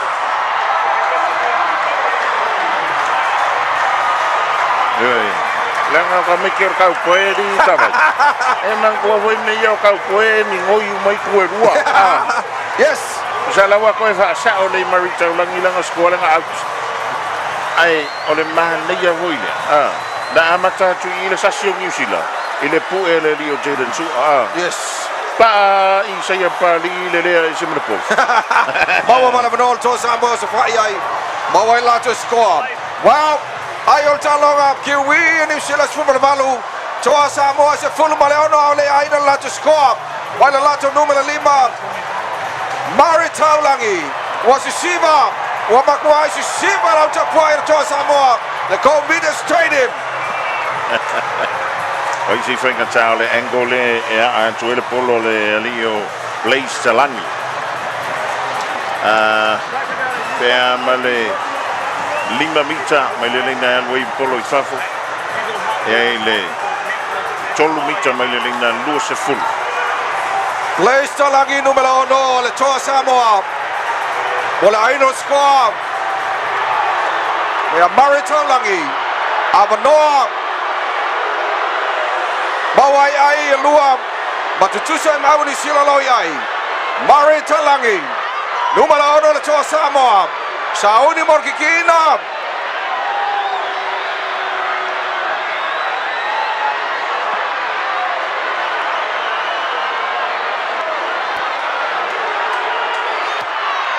matua matua.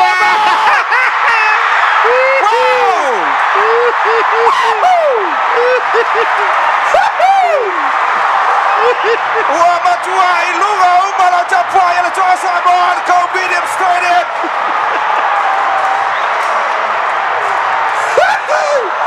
Ua whai le paki a Samoa Comedium Stadium.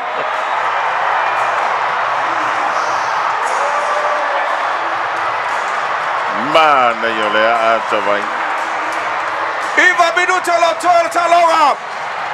Kiwi anu sila sumar balu toa Samoa se fulu balu. Alu wantule al Kiwis wantule mena Roger. 2-1 2-2. Sawi Luma. Lelio Francis Molo. To Samoa. Saudi. Isaac Tango. Faasa Omai Luma. Ola kay mingi tabay. Isa arkala les fiyao ngai langaw. Right. Ngar kapea moria la. Tackle numero 12 to Samoa. Fa for ball line to se fulu le to Samoa. Naya. Oh.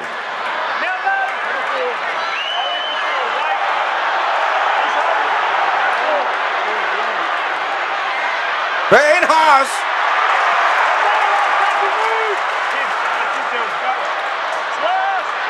Jerome Luai. Shot kick. Jerome Luai. Talagia.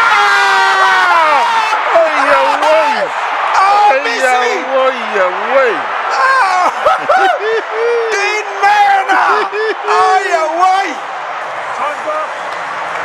Esse le mena ngadwa ko ngita ba. Sia wai le avanoa. Misi le avanoa. Ma, ngayon short kick, mawal palo, waku ya Dean Merna and Misi. Ole fa awa wina jangan tale Jerome Luai lang kamo yangi. Ya, lenga se umai Malaysia wari.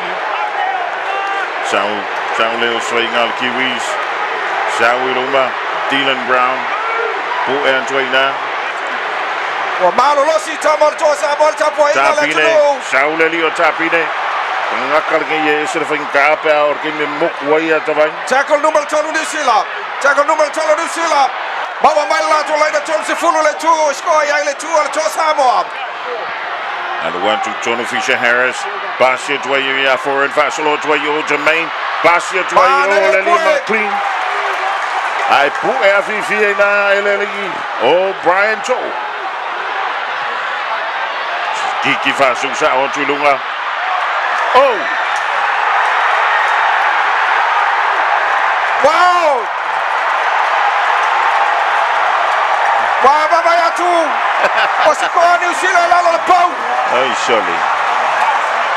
Bawa le lei. Dylan Brown.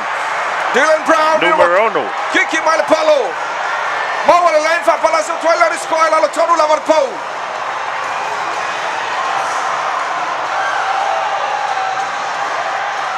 Foreign Markiki.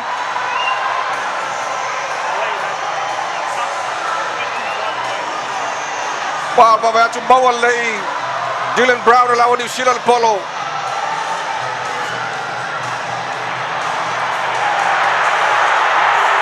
Nanindo lele skota vai. Ja. Ole arka kole fia ku yai. Wow. Ole o me poe aka ye. Pe ole alu lo kiki voile. Yes. Ja, maar we dus wie even bij een tijd te tellen. Dylan Brown, maar de score maar kiwi New Zealand. Luas voor Maluale, hij na laten score. Se fulu male ono. Sumbale. Maluale New Zealand. To Samoa. Wow. Wow, fole Mayola Jerome Luai. Go captain Latano to Samoa.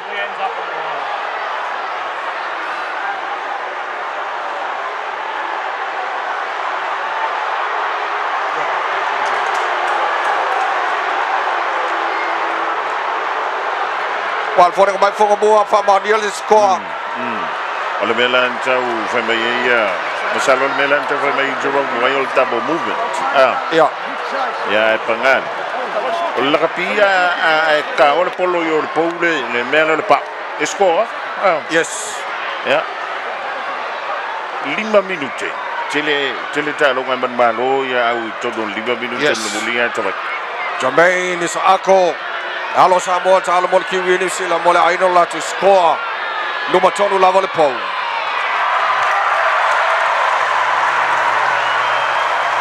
Lima minuto lo toya le talonga New Zealand lua se fulu marfa. Toa Samoa se fulu marabalu. Minuto lima lo toya le talonga. La le balosio ya le tato toa Samoa. Wow, Fongamua. This is the time. Yes.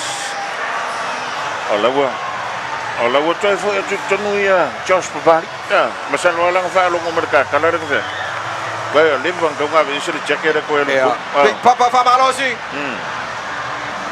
5 minuto lo toya talangi.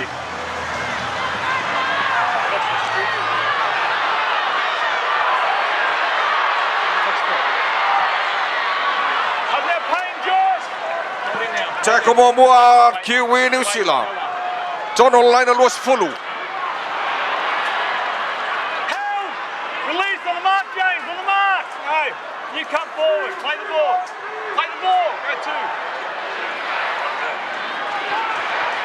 Tackle number tolu tua mai fafuma line tolu se fulu mita. Le tu al Kiwi New Zealand. Jangan cari cantik mendengar Malaya. Por dengan bawah lebih boleh si selalu pos ya Allah sama.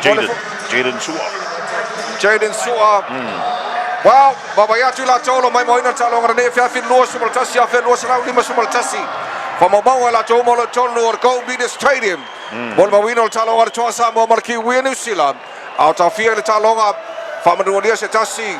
Walo Samoa le toa Samoa. Jaden Sua fongamoa. Jaden Sua le cantik Malaya ding bang oleh Fiafi. Ya. Mau kung ko spare maka ko interchange yes.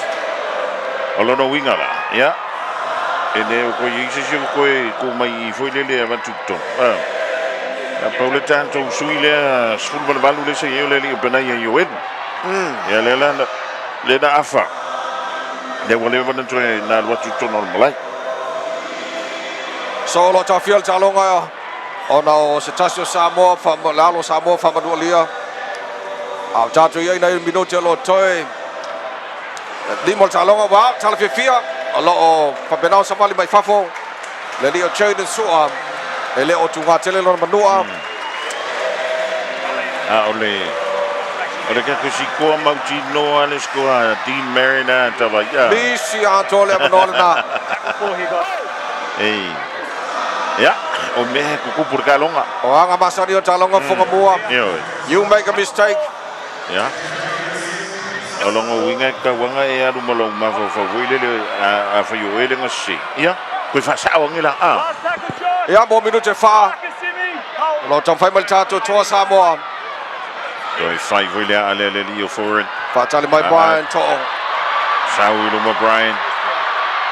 Adu wako yo. Ole pui mai New Zealand te mene ia tawai. Ya. E fa longa tasi voi le defense. E makwale aisha vangoa ke sawa kwai numa. On 1-2. Naya Jeremiah Nai. Junior Paulo co-captain.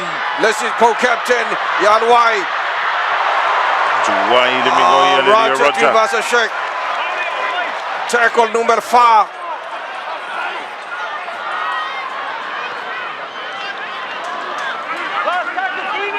Tackle Mulmuli. Fafa mai line towards Fulule 2. Escoa ele to Samoa. Pomulo. No ile 2 Tonga Valley.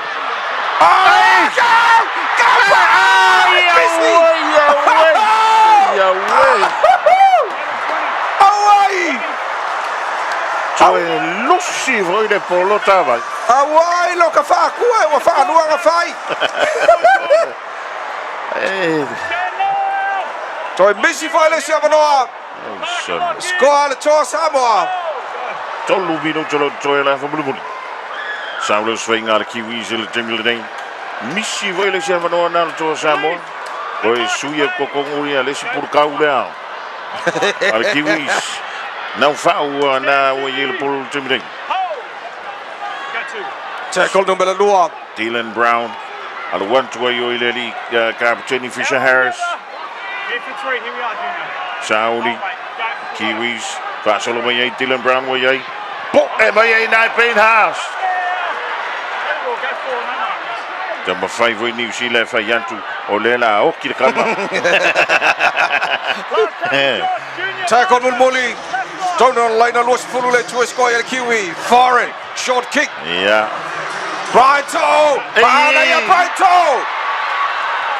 Fiula wali kicking bola Brighto ala lakwa pe fa foul ako.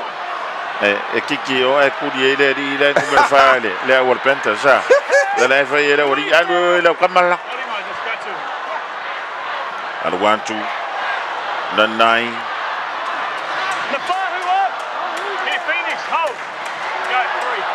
Benaya Yoelu, Sauya Junior Paulo, Jerome Luai Pasia Dway.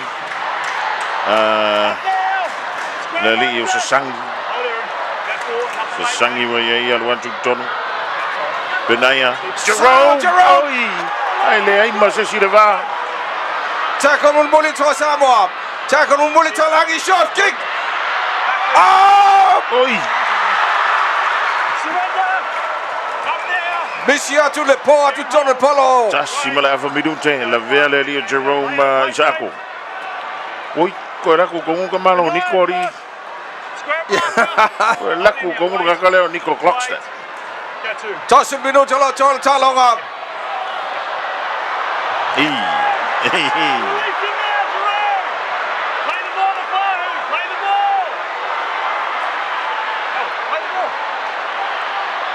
Nou, vahu na ye lola mai tua Moses Bali. Book and join na Payne Haas. Teo na se Cornelio afa mulio lo fanga solo. Paka mai ga Junior Paulo le el clock. Pasa sala le ilalu. Lassie, Nico, Phoenix, Dylan Brown, Sauya Fisher Harris, Fasolo mai. Manga ye le poe. Hale. Alwaku, Fisher Harris, Phoenix, Alwatu yo, foreign. Olova solo Phoenix, Alwaku yo now foul. Oleh ni le ko nga. Ya ko nomor polo. Oh. Naya Roger. Toss Samoa. Sepuluh sekondi lo tol. Last play le la fight vai. Ole last play le. Come on. Oh your way.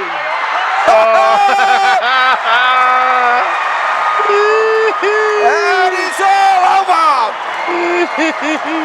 Bye. I tell you about the Pacific Championship on Rafael Lima.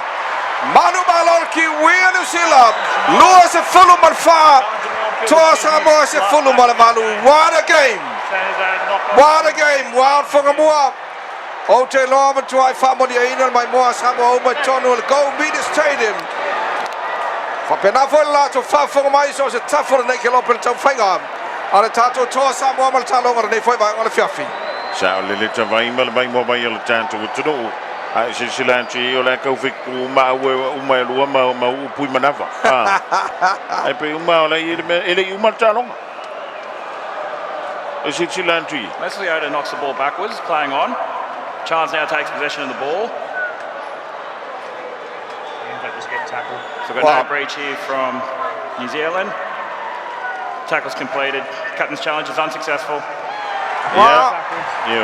Ole unga na talonga sa fa Charles fa unga le TMO. Ya le na fa fo mai fa unga le TMO ma fa mai ai ma le talonga. Ile nei foi ba ngole Fiafi. Wow. Fo mo. Wow, Jamie. E o atu Yuso and the mates. Ya malori ka aloni. Ya malo ko ngai. Ya se fa karkani mo pe ka ko pigi vo ska mo mai ya. Sa vai mo le mai le tanto tru. Ja, en sila ye. Nou, dan nela itia toi pole sur tato. Yes. Kasi de score missie. Yes. Lua score missie o no le. Le fan polo. Ai kan la fa popo va penga ma koi tweak lagi. Ja. Ite le leva no tato ya, il tanto talonga ma le matemato ngol ve sco. And the penalties are no fai on Mawai points. Pe la wan tata noa. E koi misil to Samoa noa sa tauna bawangi points. Yes. Ya wa Paula foi fai ungar kapteni. Ya le ungar nal talonga. Ya ole vai ngara na mal tulango yel chom faingal tatu to Samoa. Ole si talonga tatu to Samoa la malanga ya Australia. Ole a pingi fale le ai male mate matonga. Ona malanga mai le mate matonga. Ole talong muli. Pacific Championship. Ele nei foi tulangi ta ale mal ki winu sila. O te lola ai noi na. The top two teams. Ola so ino sampino Pacific Championship. Ole lua fe luas for lima. Well, top seal talonga le. La so tatu to Samoa male mate matonga. E fai ai Australia te lo foi. E ola makwa ia fione le tunu i Australia. Lango lango ino tatu to Samoa. Malan talong male mate matonga. Alors, tu vas y aller là, il est aussi tard, c'est la verre, il est beau, on va y aller, c'est lourd. On a un peu le tout lang na yel to finga na yalo mo tama fa na le rivaing ole fias. Ja, e se ale mo le mo le vra mai kwa e se mo le mo mo e kong le malai. Na Paulo tanga tele tan te tan sia ta vai ele o tinga ina o le sunga ya ata Mariota. Tan sia ya mo me se tala fifia. E uina le mo via to finga le tan to au le to Samoa. Ai tan sia le o yese manuanga tunga. Ia mo se manuanga e ono afa ina ilo na soifua mo ste miumi. Ina ia mo faingo na toe fa wa wina la na taleni. I se aso mua. Ia mo le toi man fa tele. I tanto sponsors. E langa te leo. Le to telo le manu le tolu ni tawai. Ola fa mai, ola kiwi. Ala fa lo longo mai ga. Malo lava, malo fa tele. Ia tanto sponsors. O tamali fo nei mo business on fai on so mai. Mo fai na wina toi fa sa le Radio Samoa. Ele tulango ele talonga tatu to Samoa marki winu sila pona ele ne foi vai ngol fiafi fafte tele lava ele fionga la le ngol mana tai ngol mana ya mal pulenga mal tatu company fa tau vale le chimana afane le la to la ina Atkinson Avenue o tahu hu pe vala telefoni lua fitu o fa o lua fitu po le telefoni o lua tasi lima fa balu ono falima pe amana biel fa tau sta vale ele ne foi vai aso fo. Ele kantelia le tulanga tau whemalanga inga Auckland South Immigration walau yele o iwa lua fitu iwa fitu lua valutolu o iwa lua fitu iwa fitu lua valutolu. Olo ye foi nisio alo samolonga lua company fa tau vale GM Car Wholesalers fa tau pulenga mala fainga wenga fa malo fa te tele lava tau fa lo longa fa ona tau tua tole bedi Samoa wala mai mo mai ma fa fo mai la tino a fiane la tu la ye pe vala telefoni lua fitu ono lua fitu ono lua por telefoni feve ai o lua tasi lima fa fitu lima tolu lua ya fonga mua o te lor baba ya tu ele o ta apela tinu baba ya ku le kumu lalo lo o kwa ilangu moanga malangu mu mai e o te lor family ina uina malolo tatu to Samoa ai ele tal tunonga o matua ai family ina mai mo la tinu i tonu go media stadium pe ona yele nei fiafi ele tulango ele tom fainga alo matama fa na o Samoa sisino fu Samoa I mene o fa anga tama. For me fa punga fa peritania tavai. We can only go up and move forward. Elise se kofiano I kua manu ya kafa. Male up and go wa male mene o I ka ko de fiafili. Ya wow te loa fonga mua I la wa matamata te lo se va nga to foi le fa ya onga male au te tilo videos te le vono manu el tatu to Samoa ai no le mafai. Ya ono nisi fo yo mistake sam fai ono maua score lua ya male masala fo Samoa ya au anga lava yo fa anga tama fonga mua o te lola atu te sila el fai onga bal tatu au te pena iai mo nisi ta longa male mate matonga na va yaso mana ele fa ngalo inal tu finga lo ma tama fa na ngalo tu mai ta ia te vai fe tu Samoa male lan tu ta longa male kiwi fern ti le fiafia na le la ele tu langa foi pe e u ele maruia ya e se le tu langa le voi le tau fai si ti e lunga tanto ta aloa te vai e o champion le foi le World Cup il tau son fo yes ya ole na Samoa mala mai mal fa fo mai le vai ngale fiafi ole tau tu ole dal Radio Samoa mai le ta longa tatu to Samoa ma le kiwi New Zealand the Talaino Samoa Sagal Pacific Championship ole lua fe lua se full male lima el Go Media Stadium e one hanganei Mount Mari Aukilani ya fonga mo te lo pesi vai ngale fa mai fo le tau tu ole ne vai ngal po Mole tulanga va tenta vai lo sunga ia va before ile tulanga ia te tia le fionga ia pe sta LJ lo sio e male tanto o finga wenga pe ona tomo fiat e longo pu ile pa ia male mano tanto tu te lo lava o leva na tu fia mai mo mai lunga malai ia ko kongi le pupe fa mo moni ia wa mata ina tele le baba ya tu tatu to Samoa to tuli longa tono malai fa fo il fa tai le tua mari e ina fa mo lia fo ini so alo le tunu ul talonga ia le inga la fo le tatu tua e ina malolo tatu au ia le nganga la bale o tatu te fa tai le tua iso semea e fe ngai mata tau pe fo ne le malolo tatu to Samoa ne fo ba ngona fia ja to vai la la fo tu dan to lu ngai to lu ngai lo sunga wa o sta to tala to lu ngai le tan to ma tanga mal pa ia mal tan to tro ya fo ia tu ia ngolo family mai ya ave share ia ma fa la via au ma fa le la via via fi pa wala me kire fi i malaida pe ama le 5 km ma o me la pa pa va ya le Samoa malau fa fo mai le deva ngala fiafi ya o le tau lunga i fo le nao le tuar with Samoa ya ile tulanga ile talonga le taru to Samoa marki with sila manatu lava le se fai by asa ma se mau la fo se matu fa talanga o le tau tamali i lau fa fo mai le dei po ma lua ve fale finagalo ai na tam fai la vol taru o fai ngalo ngai o fai le le ngatai ya wala mai bo ma fa fo mai ile ne foi ba ngol po ya au li tia foi fo fanga oba to fanga le tau ya to mo to fanga le po fa ma mai au la for tatu tua leo ina ma tia te pena ita to mo la fo mo pe atu sa mal finagalo le tatu tai fo mo fa ma lo fo tua mo le tno mai la fa ka wenga ale radio Samoa go media stadium le va ngara fiafi le sunga ia fonga mua se Manu Francis Joane pa pena fo sunga tia fa tu tia le sunga ia pesta El General Seal ma to ona le tamai bene ma ia tele lava le po ma ia fo ina singa ole nei fo i vai asa fo se fua ma ia manuia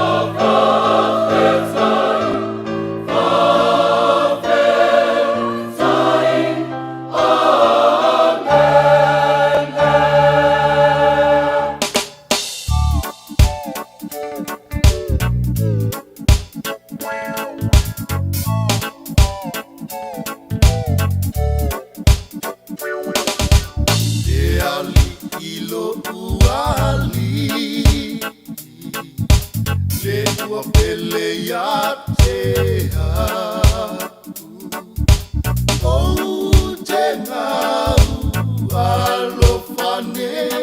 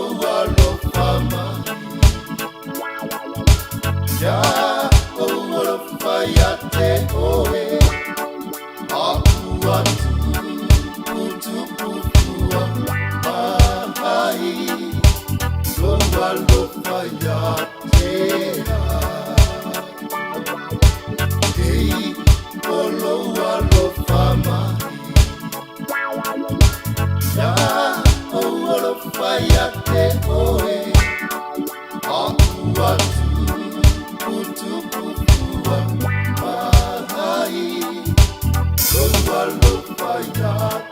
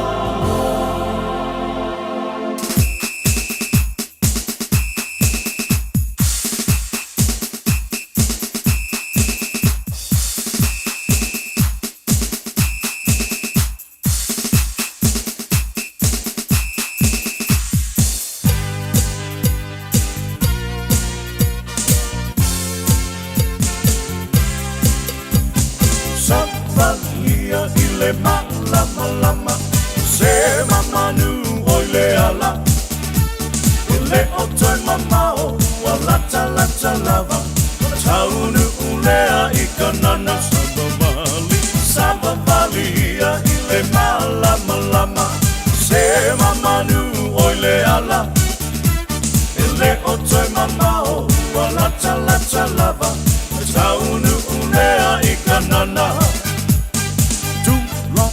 na malama lama ia wa o mai lo malama lama ua hanua e o ile pupula o Yehova yo ununga le a ufitia o le lalo langi ile po uli o nu uma foi o le a ufitia e ufitia ile po misa Sava valia ile malama lama Se mamanu oile ala Ele o toi mamao Wa lata lata lava Taunu ulea I kanana Sava valia ile malama lama Se mamanu oile ala Ele o toi mamao Wa lata lata lava Taunu ulea I kanana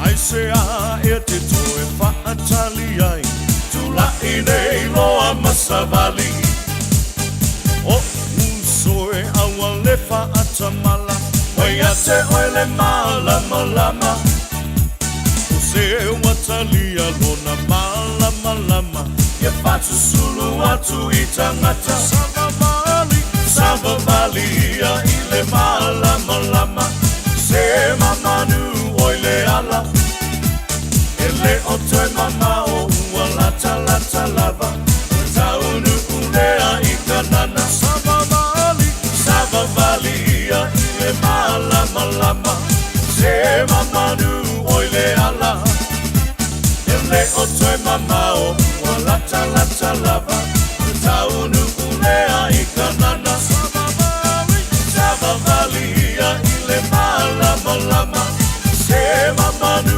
oile ala Ele o toi mamao Wa lata lata lava Taunu ulea I kanana Ele o toi mamao Wa lata lata lava Taunu ulea I kanana Ele o toi mamao Wa lata lata lava Taunu ulea I kanana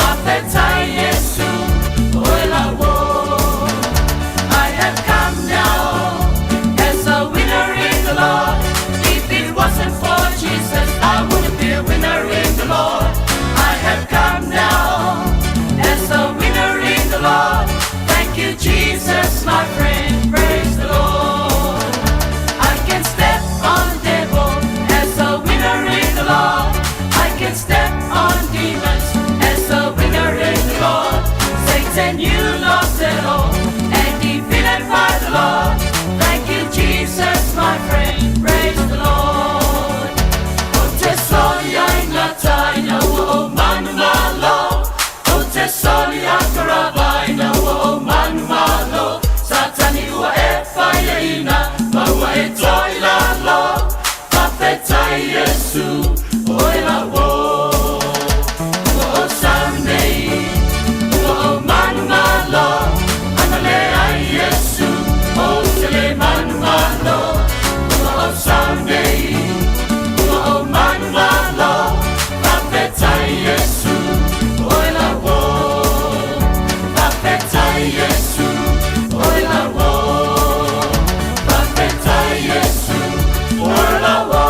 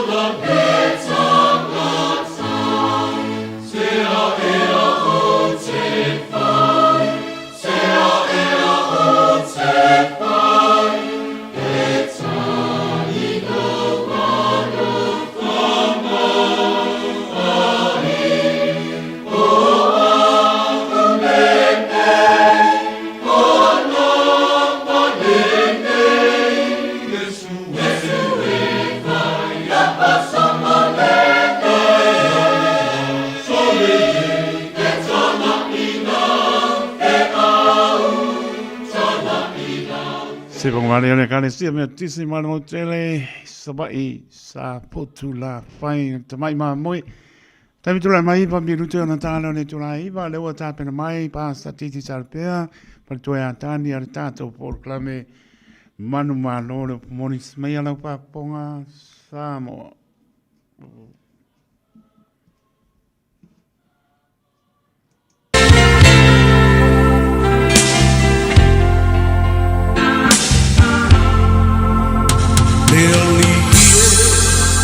Ia tachala lau whaalo. Ia matala whai totoa olo uloto.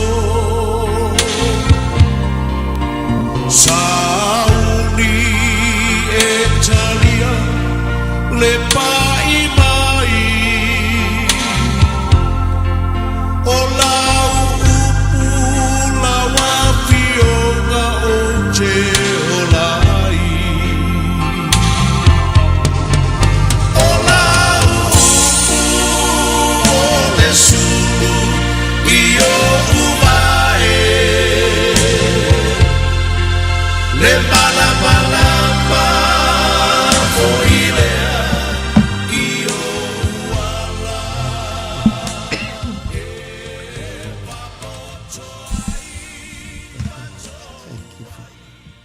Thank you, Lord. Amen. Thank you, Jesus. We worship you, Father. Hallelujah, hallelujah. Hallelujah, Lord. Hallelujah. Pe alu le fia filene yo matu fa fita ia la o fiuta ma. O matu mautino la vai le mafaina lanu i lo alofa tama. Lo alofa tu no sili ase. A fia fa leo pe ma le noto e fa maulalo. Le fa fitai i la o fiuta ma. Tele foi mano no i me fia fa fitai i la o fio. O sila fia loto ho tangata lau whanau tama. Whaafitai siri lo mātou watu o lau whaolata ngā tō wumuna whatau nuku. I lunga o le sātau. O le wha mai o lau so se tangata soifua. So se mawhatianga, so se avenga, so se whaafita uli. O so se mai foi tama. Whaafitai o lo ola, o lo ngaluela upu. E le foi fua e whaavavau so se te metau a langa inai. A o wina tama. A o leo la ina foi ma le whamaulalo. Whaafitai o lo nganga pa i o le sosoan sili wa e foai. O leo lo o fio tu tonu o tangata. O e o salamo moni ma whaatua tua i a te o Yesu Keriso. O le whaunga mātou te malolosia i leo no molo vi inga o mātou wola le nei o langa letu mau. O wa whaamau whailonga ina i fo i o tangata mō lawa fio. It's an honor, Father. O lou le leile ua mātou le lei ai. Ta ua mio tonu wina fua ina i le tangata. E leo so mātou le lei ina i mita se tasi. O lou lava alofa tunona e mo i alofa mai e. Whaafitai le ne fiafi. Mautinoa e le foifua. I te Samoa la e whamanuia i le loto. Whaafilo ai si mana o ngā tusa mala upu. Si tia ni avenga ngau sia ni amo. E tusa i male mana o la upu. Lo fina ngā lolofa e whatau nua e leo le loto le tangata. Malupuipuia i manto umai ua aolofa. Whaafetai. Ala ia Yesu le whaafetai. Amene mamene. Hallelujah. Hallelujah. Ia vi ia le li le ni foi tula le fiafi. Ia pe soi fo manuia se o tatou atu pele o Samoa i le swafa fa pele o Yesu Keriso. Fa pena ona fatalo fatu, ma o falo fatu tatou por kalame le fiafi. Manu malo le upumoni iso se Samoa lava. Fatalo fatu ai sunga fa fea ngainga mo latou fatua. Ia o sinsino Samoa se ia o lava ia luma whanau iti. Fatalo fatu fo i tatou paanga masani. Ielo whapena o na no whatapua ia ma no whatalo. Mana tua le au na whatawa ai titi sarepei ia o tōtarasanga. Fatalo fatu fo i tatou viewers. Ilunga le Facebook, le YouTube. Ia whea lava lo au atuai le au nanga le neala leo. Fatalo fatu fo i le au na. Ia taito ia poli. Sunga le au malole onsai malole ngalue. Familia tele le atu e lau sunga ma le ainga. Ia le ngalo lava ia una fatalo fa le auso le nea fiafi. Ia auso pele Yesu Keriso. Fatalo fatu ta tonu lo no ftapai mai. Ia malole alulofa i le atua. Malole o la fatu atua i le atua. Ia ona la sino lo fatalo fa le nea fiafi. Sunga ia titi sale pia le avia ma afe awa le atua le nea fiafi. Ia wana o se au na fatau va ala sunga. Ia tonu i le faunga mana le atua. Lo maua pele mahalosi. Tawalanga le upumoni mai la fiumpa ia le atua. Whamanuia le atua la sunga. Ia e mai se fo le whafonga anga si o tatou atu no pele o Samoa. I le nea fiafi vi ia Yesu. Hallelujah, hallelujah. Ea vi ia le li. Praise the Lord. Na ufa leo le tau whatalo whai. Amen. Ia ui lava na whatau waa. Ia o loo wha leo mai le loto e whamaulalo. Ia o le whaafitai fwoi le tua leo noa malo mai dia. Nei fwoi baenga le fiafi. Tolu fitu tasi lima iwa tolu. Numero mwhina e wheso tai mai ei pēr mana mia se wheso soani. Praise the Lord. Le upo le tua ia i so se vaenga mwhina e te mana mia le wheso soani. Mai se la vauna tūlanga o le wheso soani. Ia te oe maa umei tato uma. Ia pe te tau pe le te tau. Le se senga o le awa oina le tuspa ia ina ia malama. Whaalia ma whailo mai ei le tua e leo le liu o na nafi o le soe o i le whamavau. Ia male awa o ngai awa winai oe ina ia e wha maulalo matalia. Tuspa ia na utou sila fia o to te se tusi. Ia wha whetai tēla i le tua. E uianga ke lere ngai kusi. Ia ele ia maia e ngingifu e sesi pe ka waso ai. Ele ia maia foi le upa le tua e whaasala i stangata. Tala tuspa ia o le sulu ma le malama. Awa i e whaatonu e whaapoto e le tangata. Peita iane, a whalongo le tangata i le upu moni a le tua pe te whaitawina fo i a e whirifiri e te le fietalia o na whainga tālea. Ia e mautinoa pe a whaifo i te le sila fia anto e anga i maila le upa le tua i le temi muli e whaamasino ina oe mao ia ona eselo lea. Ia leli, saurola ia instelo le whaamonianga mo oe mo a umo i tanto uma. Ia ole a saulofa me lopo Yesu o te leisau e whaamasino ia te o tau a le upuna o tau talatu ai o le nātu te whaafsangai. O le whisoswani te le lana mo tanto. Ne fu ia fiafia ma tau sanga ua, kele ua mawai amani, tau sanga foiponi aso tatoe. Ia o whaongai nai ia leola whatau waa. Ia e fia whesoswani, e fia talatala noa, fia mōli mau. Ia leli, tau alanga le alofa tu noa o le tua pe ana tau alanga ina le apostolo le ipu filfilia. Halleluja. Ia sisi mea, nai watonu alona manatu, wapupula ona mata, whai mailo malana upu. Ia o leiloa sisi mea, tau o Yesu Keriso na whaasa tau reina. Amen. Ina ua pupula mantol ta maloa. Ia, o le mea watupu. E le ngata o lana whawhetai le tua ua pupula ona ia manta. Ma malama lama ma tau tia o le tua ma polkalame le tua ma le sa manatu e esea.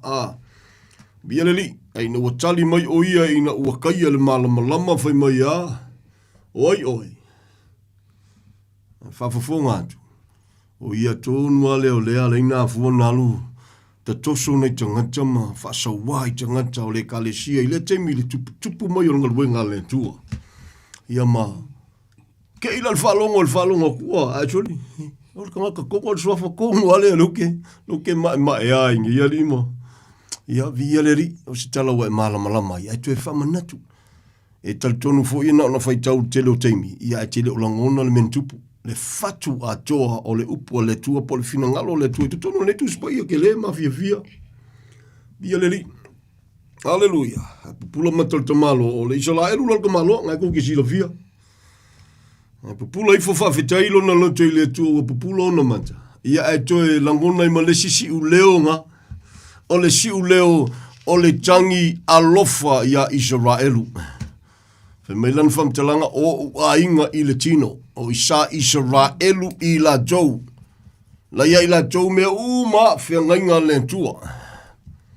Al mea le tupu. Nā tu tele o mana ia. Le porkalame le tua e ala i lo nalo pele. Le whaina mori mawai nisi fo i awauna. Ia ioane ia whemaya. A fia mai lo na nuu ai le italia e ona tangata. A ua avelo la tu le italiaina. O Yesu Keriso, au avema uala le whaalatanga ia i tanjou. O e Samoa i tā ua, nu ese, whapaupau, whanaunga ale toa sā. O vaengala i e tā ua ile malamalama ma fia pē mori mawina ma awawina, ma whesoasoani fo i so se tasi e mana o mia le whesoasoani ina ia awaine ia afia tantou le mela ia afia isala elu le gaming ei. O le ma ele ngā ai le te tau. Via leri, o le whainga tā o le whaale tonu le tupu ia Israelu. E moni o le tua o lo whatau asoina, o le tua o lo whaamaina o lantou loto. Tala le tuspa ia, whemai a. Ua whaamaina le tua loto nisio i latou, por to telo i latou, se i ulu whalele ato toa anu ese, le iei tātou o Samoa. A olona ulu whalele ato toa anu ese, whemai le tuspa ia, o na whasanga lo leo le tua, whaaola ina, lavea ina, isala elu uma o totoe i le taimi. E le tupula le mele na. O lele ia vesea le kalesia mai lungo le funga ele le nei. E alu ese lo le kalesia. Tu la il whainga malo le manu fe ai le fitu tausanga. Aleluia. Ia o lona o ngā te tonu o le fitu tausanga le nā. O le afatu apupula I Roma tau Israelu.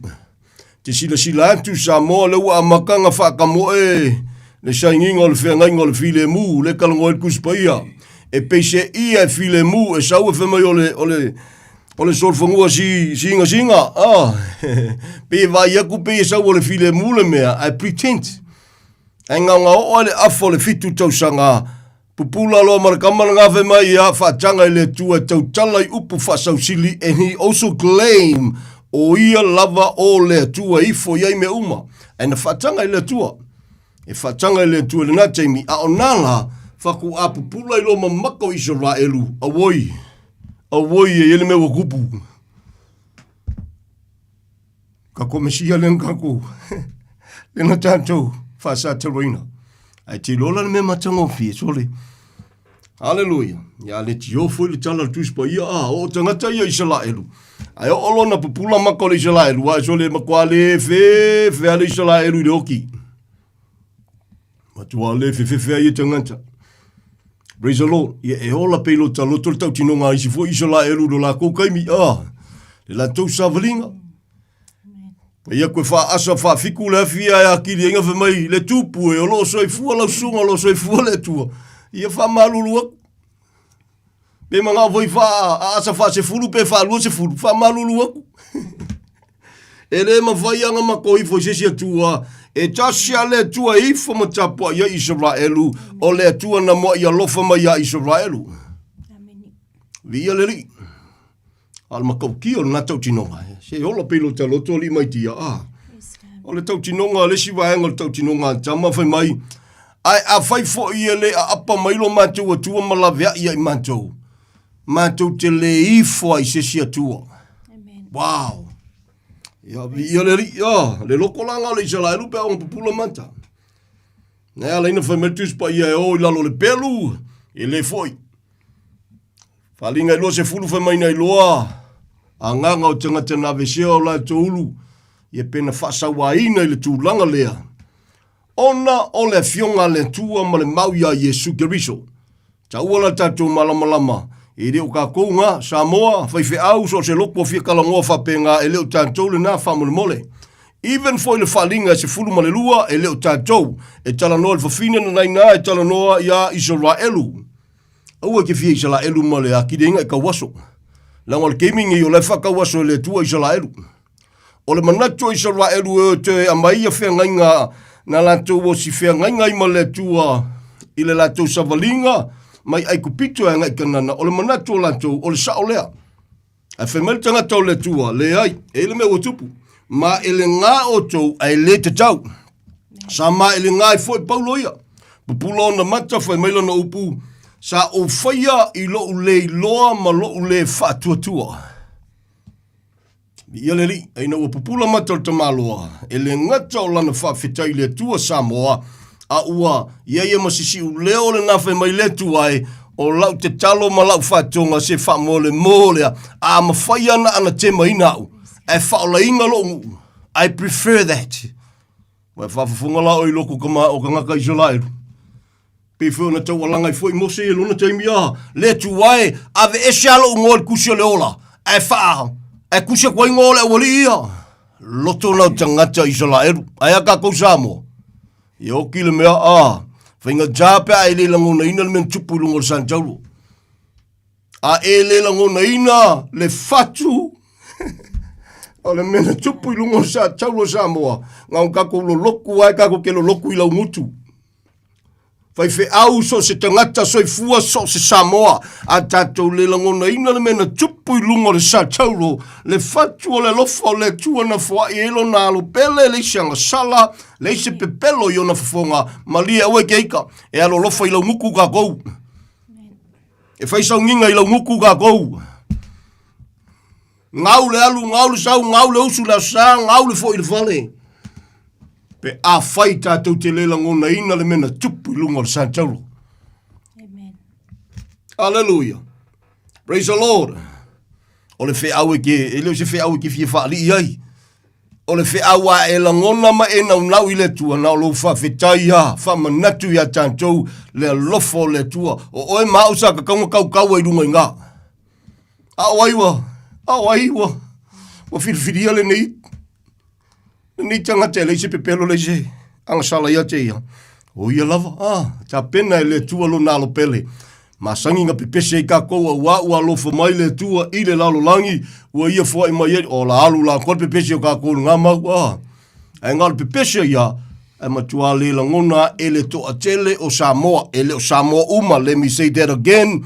E le o Samoa uma e o le toa tele o Samoa. E lo lotu i lau ngutu. Even so-called Christians. E lo lotu i lau ngutu. Tātou wha maulalo i lumo le tua. Me lale pa e le maula apostolo. Le tua ai. Wha whetai a wapupulo mata. E mali e lo fina ngalo tama. Suri. E le me leo. O le wapupulaku. Ke le elfa le kongo le mako. O si o mako piko lea. O ai le piko. Le au sa Israelu i la tau. Wow. I ia le li. Ya. Si kongo whaikau kungai. Sosoani mo tātou sa mole ne fiafi. Leo se tala ingo se lotu. Le polo kalame nei e manu ma lo le upumoni. O le tala inga, o le whamanatu, o le ai oiatu. Ia te oe, o Yesu na whasata roina le tali. So se mawhatianga, so se avenga, so se whawhitauli. Ua na o Yesu na whasata roina le tali. E mana o mia foi, lo malama po aile Yesu le ke kapua iai.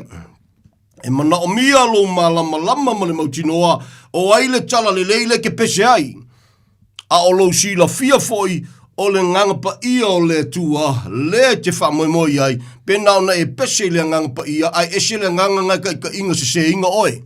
E leo se upatiti o le tala tus pa ia. Whai mai Paulo o te whewhe ina nei pe ona whase se ina o ewa le ngata.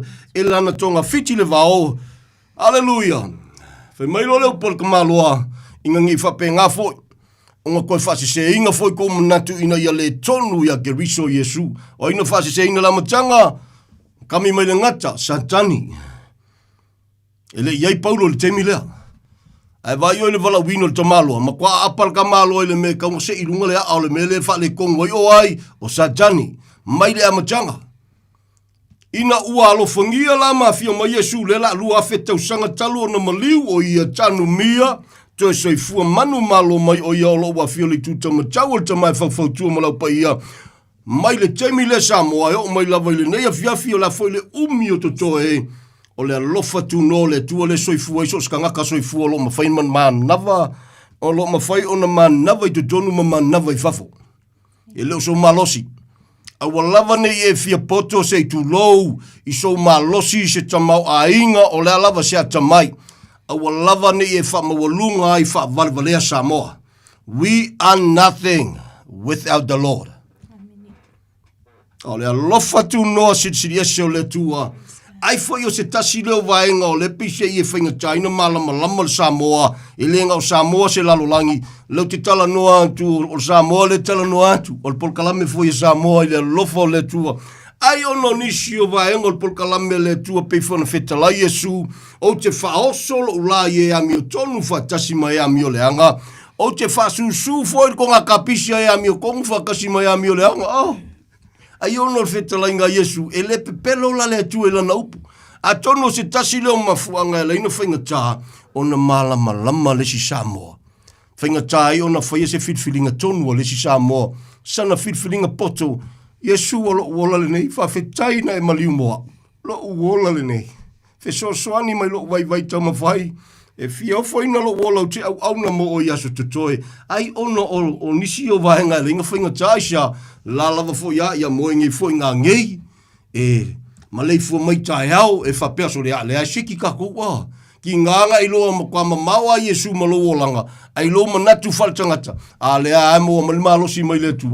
Ia a whaifo e tangata tamai. Ue manatu fo ia soli. Ma kau kia le meo o ia. A whaifo e ngofo se whale ko ngā whale se furu whapesolu. Vai iei ka māloa e ngofo le whale ko ngā whale se furu. Samoa le tunu pele. Nei mamasangia ia joy. Nei mamasangia lava ia joy. Ne I wha mawalunga wha valvale ai se loto Samoa le atunu pele. We are nothing.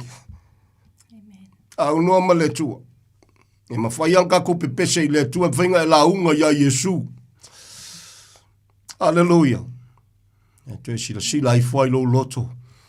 Ia paua e mua I salamo ma whatuatua ya Yesu. E a fua I ona ta ua o le tali I ma le whawhine. E a fua I ona e maua le mengo o le saulotonga moni. Hallelujah. Praise the Lord. Via le ri, so soani le tua ia te o le nefiafi. Ia seki a fwile ngā. Au mka se e alau whaalongolongo I so se teimi maletelo, teimi siva na ngaini eo mana mia le so soani. O nisi foi o le malamalama e alaina pise I e kau ai maa niso kaimi. It's okay. It doesn't stop me from preaching and teaching. Le lofa tu noa sidi ese o le tua as long as we live. Ona o le lofa tu noa o le tua wana ni au na whatawa. E taltonunga I le na mantou. Ai le to tele ni au na lofa moni I le tua. Can I say that again? E le to tele e sidia kunko kelele au. Ia sifi ia iai. Su e me le sua fo Yesu. Fao ngā se le tūlanga ma le position e su e mea. Se I wheko si au wham talanga I titi. De lau le ka waku poile ngol whai whiau. Se kasi o loku ko kele. Hallelujah. Whai mai le wham talanga si au auna. Mai sole. Hallelujah. On me foi le angaile. Fai me lo na fasoa. Ona apalai se le si au auna le upol tuspa I o tato wa ulu le ka kong siu of course. Ai le fa pe ai la ka ko le mo fainga ngalu I la lo isi tanga te pule ya te oi. Fai me na fasoa. Me foi le angai langa ai le o se o le o siu o le ulu. Yang sau le pe o fa pe nga me langa kalongo me ngai. E de kakaunga nga pule se si ate oi. Ole e pie manai al sau nuanga si au ka lofa kwa iai.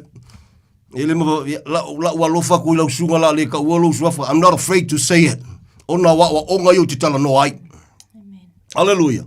Ia fai le mal sau nuanga na mai menga la ngai le pule o kangaka ia kako. Fai kau le kuspa ia famolmone. Ia wala val tusiale. Kolose mo tau potolu e sosoni a te oe lau sungal whawhengainga lau sungal kai whoever you are. Hallelujah. Tala tuspa ia whai mai paulo kalangoma ni makapunga kolu tuse kolose sa uan me whai mai mua ia mua I sa ili luta ilunga. Ia e loto ilunga. I meolo ia Yesu wha solo mai lole me ai kau wafa ia ko al soi fuanga. Le vau matua I whanau I matua. Le vau le tane, le fafine le tane. Le va I kokongo ngaluenga. Ai alu la le falfenga luenga. Ali ngai team leader ngai manager ke falongo ye fa mo eleva kuolo kel siango. E ke la kwa yo ke fai figuration ai mai le sei tulo mai le ma fo ai mai le usika ye e ka vale ai sua fo Yesu. Ole upule la fo la sunga. E pe ma ngai ma ngai al falongo la ko e ka le sia pe fa le mamla manga fo yo la ka waso kwai. But it's ole menga la fiko komu ole fa mo lunga fa le longa fa valvalea pride of life. Ia pole me ai wa ai so moliole. Ole me sau mai e kalesia, is that why? Ai fa fel temina e uso e foi oi. I believing away fa kwaya ngai mai fa fongi ia ku ngu mau. Ah. Ngai uso foi. Se awa tuspa ye me umo sole. Po oyo se pule fa luenga vi ia le e pule tu sa mal fina ngalo le tu a fa o ska ka fa luenga ke la ko kaile la pisi men fa ali el fa maong le tu el kaengo le la pisi. A feke sa we malema nga kwase a fa mawalunga fa le longa fa valvolea ka lofa le kele o fa fe au ngai ngo foi la lo ka inga ngai lo se sel me. Very sad. Let me say this again. Ole fa te tala le tua le o te tala noa tu ai. Ile se tala ingo se lotu. Ole tala inga ole upumoni le mawalunga ole maliwa Yesu. Au se ka waso foi se ka waso se e ualo su. Yeah, anyway, vi yeleli. Praise the Lord. I am not afraid to preach. E tu sai malupumoni. Ai ono le lofo le tua. Ya, o te whaaloalo, o lo mane tua foi lau sunga te talo. Vi yeleli. Angale leile tua ia te oe fai mai Paulo. Vi yeleli le lau kanga fai kau akusi. Hallelujah. E kele me sole al tise kele se kako wa mio. Ia le foi fi au pise i ko kasi mai le vanao. Ia na si mai le tu al fenga tuai. I feku ulai ku al fenga tuai e pise i ola ko fa apopole ma ko fa fe inga yalo ma fa nau te tonu I lalo o le lofa tu noa. Remember o le mana o le toto Yesu Keriso e le aia ma se feku o siria ku ngai lo toto Yesu. Ai o le launga ni so foi fi au, sorry. E pe e fai loa inga ele fa ola inga foi ka ko launga. Ia po le a fa mawalunga fa li longa fa valvalea. Ia po le me foi o le vana e fa ola inga anga ke pepea. Ia la fa fela nga kausi e kanga pepe le kanga kamatua le tonu le tino Keriso.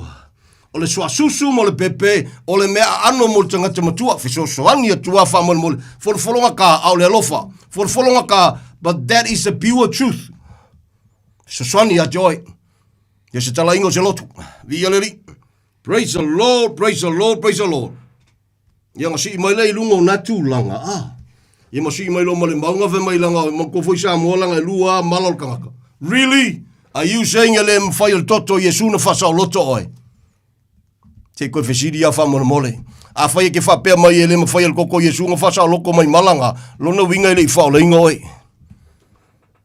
Lona winga ngai whawhilongia tau atu spaya na whawhilongia whai mai lo ma paulo ma ngongi yoki la sia kako wamio. E leai ni curses. Wangi sala, wangi curses.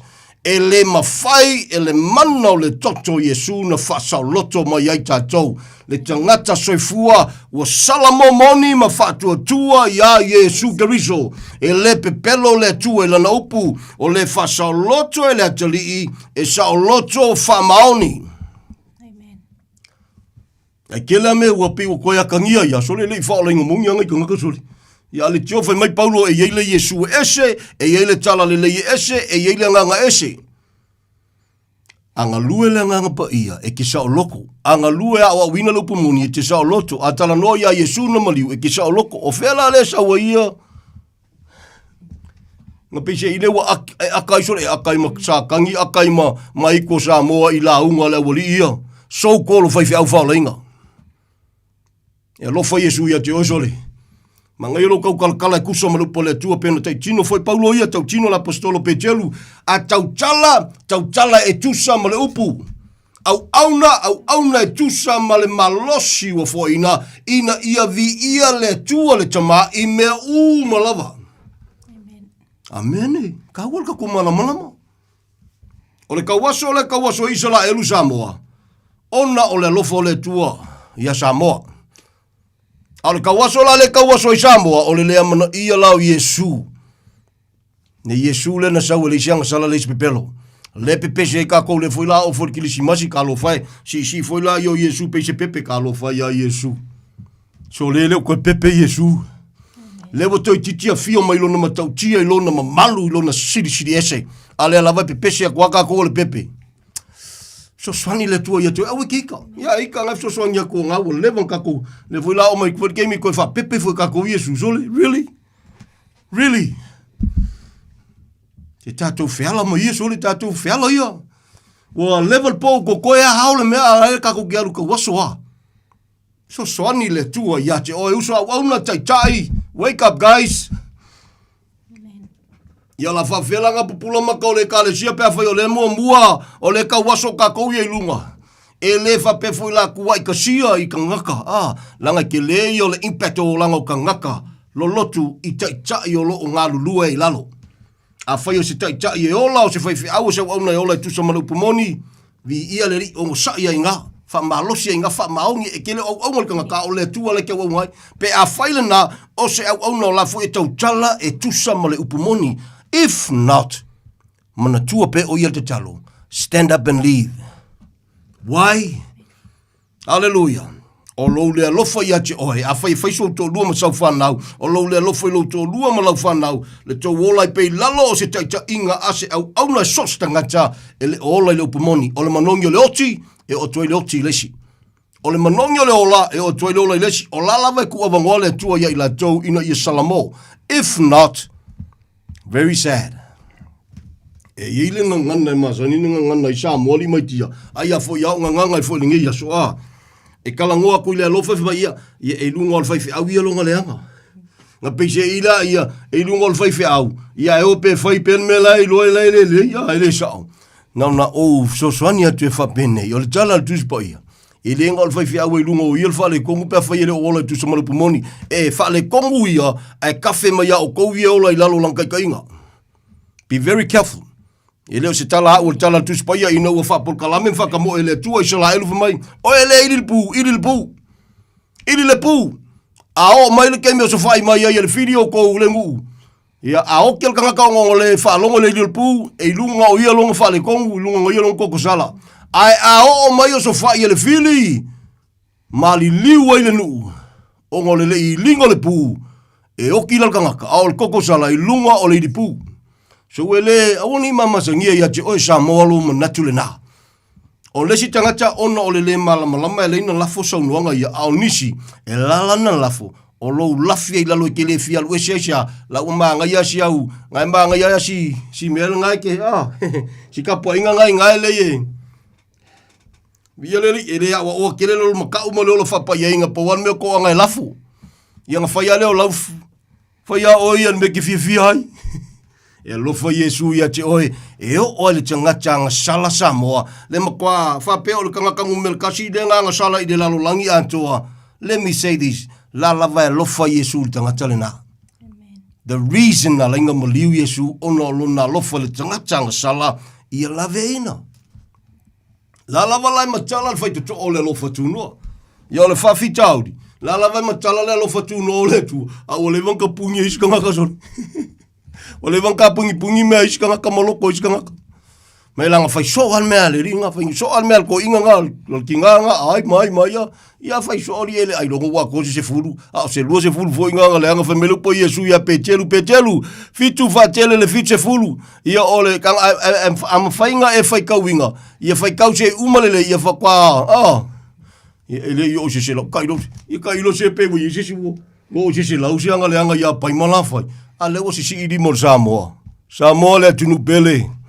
Se tua ina lofa le tioa fai mai a o ia o le tua lofa ma lofa muti vale. Leo le lua fetau sanga. La lua fetau sanga. O fa pale ale lofa tunu ole na.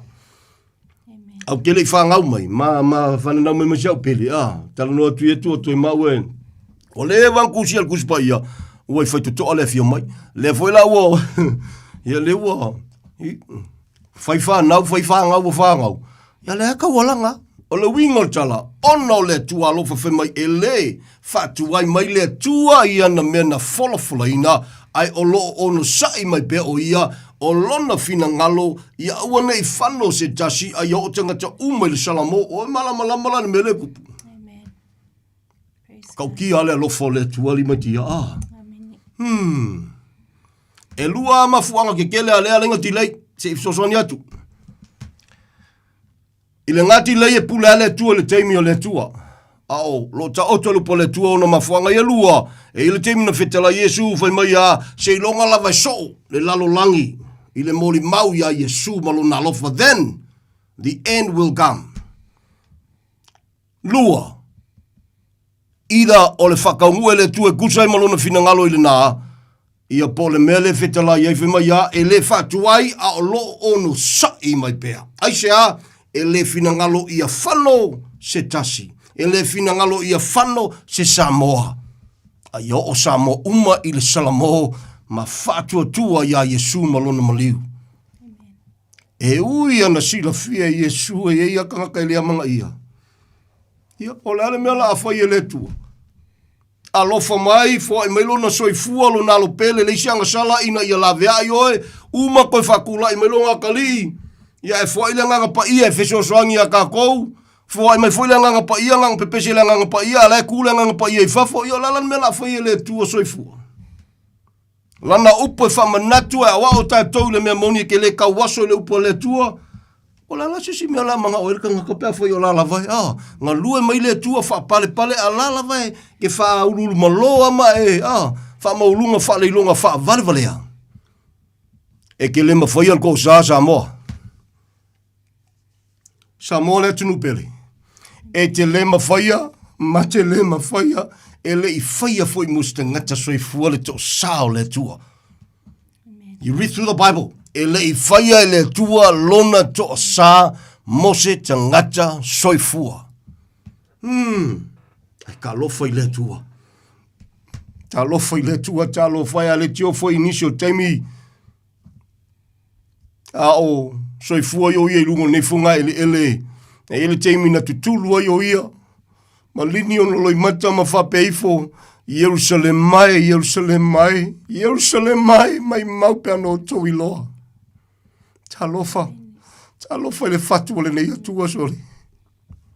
Samoa. O lau le tau tinonga, sa au tau tino e foi se teimi o mawai e lau tu e tau tino e foi. O ani mana onga I lau tanganta, le tō lua le whanau le tino ke riso.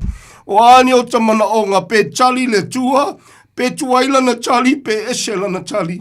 Ua malia le loto le maliwa Yesu. Ua lava matoto le maliwa Yesu.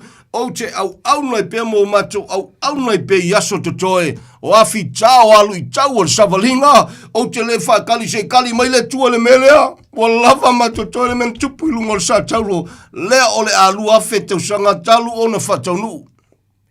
Ua lava matoto e mo ita. O te tali tonu e ele Samoa na e langona ina le tāua le nā. Au te tali tonu foi. E ko kele foi Samoa e leo langona ina le tāua le nā. Samoa le atunu pele se atua ina lofa. Se tama ina faa maoni. Anga leile tua I atu oe.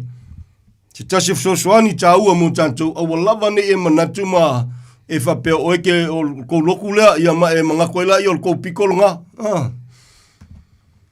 Ta moment te tanu ai whapea nā o mako loku o mako wai. Ia e leo kako ngi sala eru ale foi mafakia e foi sala eru ngamea. O le saua Yesu e fai mai si fafinge e o le vaile al matou tamau ia kopo. O le vai ale al mako ko inga ngalu al ko inga foi mai ngau mako e fei ngoi. Ia le wa ko le se vai ngal polonga le mela ali ali ai. E na olo na fasa loto. Ui. Naisa. Kia ilol pa ke le polonga ai. Ia we masal we malama lama le ngakala. Really, yeah. Praise the Lord. Praise the Lord. Praise the Lord. Amen. Really. Hangi lo makua so le kala I lo le me kupua. So se tangata lava walo fangia le olanga. So se tangata lava usalamo moni mafatu tua ya Yesu Kristo. O le mea le atupu Samoa, ele ngata le atupu lo loto whawhetai le tua no lo nalo whaua pupula yo mata. O le atupu lo nau le upumonia le tua le ngata ilea. O le a e amana ia ma whaalo alongia, le taita inga a le nganga pa ia o le tua. Ia o nei, soswani atu ia te oe, te toe sila sila ai po. Po soswangi ngā mea ki oe. Ai fai mai o kanga kou whanga fuinga e ke le fie whaalongo le fia o ingo I lopu mungi. Something is not right, e le salamo mungi la ka ua. Tala tus pa ia whetalai ngā Yesu, a le pa u le fua o le saito, ele mapala ai, e ku maua le me kasi, e ke loku wa ke fiwe, e ngā sui au pelau e sui au kaukalinga, sui au wali nguku, a la lava e a, laku nei kausanga, ke aku le fia kausanga, ngā lava e ke nua e kasi kako. Alo po Yesu ai a palaloa. Vai mai ele koe ku maula o ile o langa ngai sau vai. Ele whapela sa o loa. Au le a ele me o le atupo le a e nau I le tua. O le a e ola whawhetai le tua. Le a mana ia ngalua lo na nganga pa ia lang. O le nganga pa ia. O le teimi o le nganga pa ia le kako ki whola vai. O le umia le tauna ntoe soi fua manu malo ma Yesu Kristo. O le umi foi nganga fua I o lo na nganga pa ia o mai lava le nei aso. O avea mafesoa soani sili mo so stangata soifua. And it's sad to say, so soani atu nefia finisio vainga. Ia o le alu ia kako whai ngō fia kelenga kleimer kele o kako whai. Tapo inga makaikai ma a. Pe pese le nganga pa ia alai pese ka waso soli. Ia so soani atu again and again el telefo o temi wha aso ia le la toe pa iai. Hallelujah. Whaftai le tua e awa o peo tātou o langa I lana upua. Ai o no le teimi fo e lo fau o loto o langa no ta pese fo kai kai ia. Ia ue whafonga le telo teimi o le lavo fsosoani le lofo le tua. O le nganga pa ia, e fo ina o le mea lofa fo ina e a fio te tonu ia te oe, e fio tu mau te tonu le tanga te usala momoni ma fatu tua ia Yesu Keriso. So, o aila le nganga pa ia le la koe walau fo i welcome Holy Spirit when you have the Holy Spirit of the Lord in you. Amen. O whiara o aila nganga le la koe walau ia. E whaia si dangerous kelo si mera nga, a pe o masang ia i ka kol pepese. Pepese sos koe nga pese ke whalongo lai welcome le nganga pa ia. Whalongo ku kelo whaiwhia umar kelo kai mai ia. Ka kou kalia, ka kou kulai whalolongia, ka kou malo whalolongia le nganga pa ia. Really? O le malo, no winga, e le masangi o e le mga ia oi o le kangaka whakwa a whelo whale. O le nganga pa ia e leo se malo. O le sosan siri ufo ia fio te tonu ia te oe. It will help you, it will lead you. O ia o le whau unga le tātou te mawhai ai me uma. Sosan ia te o le nea fiafi.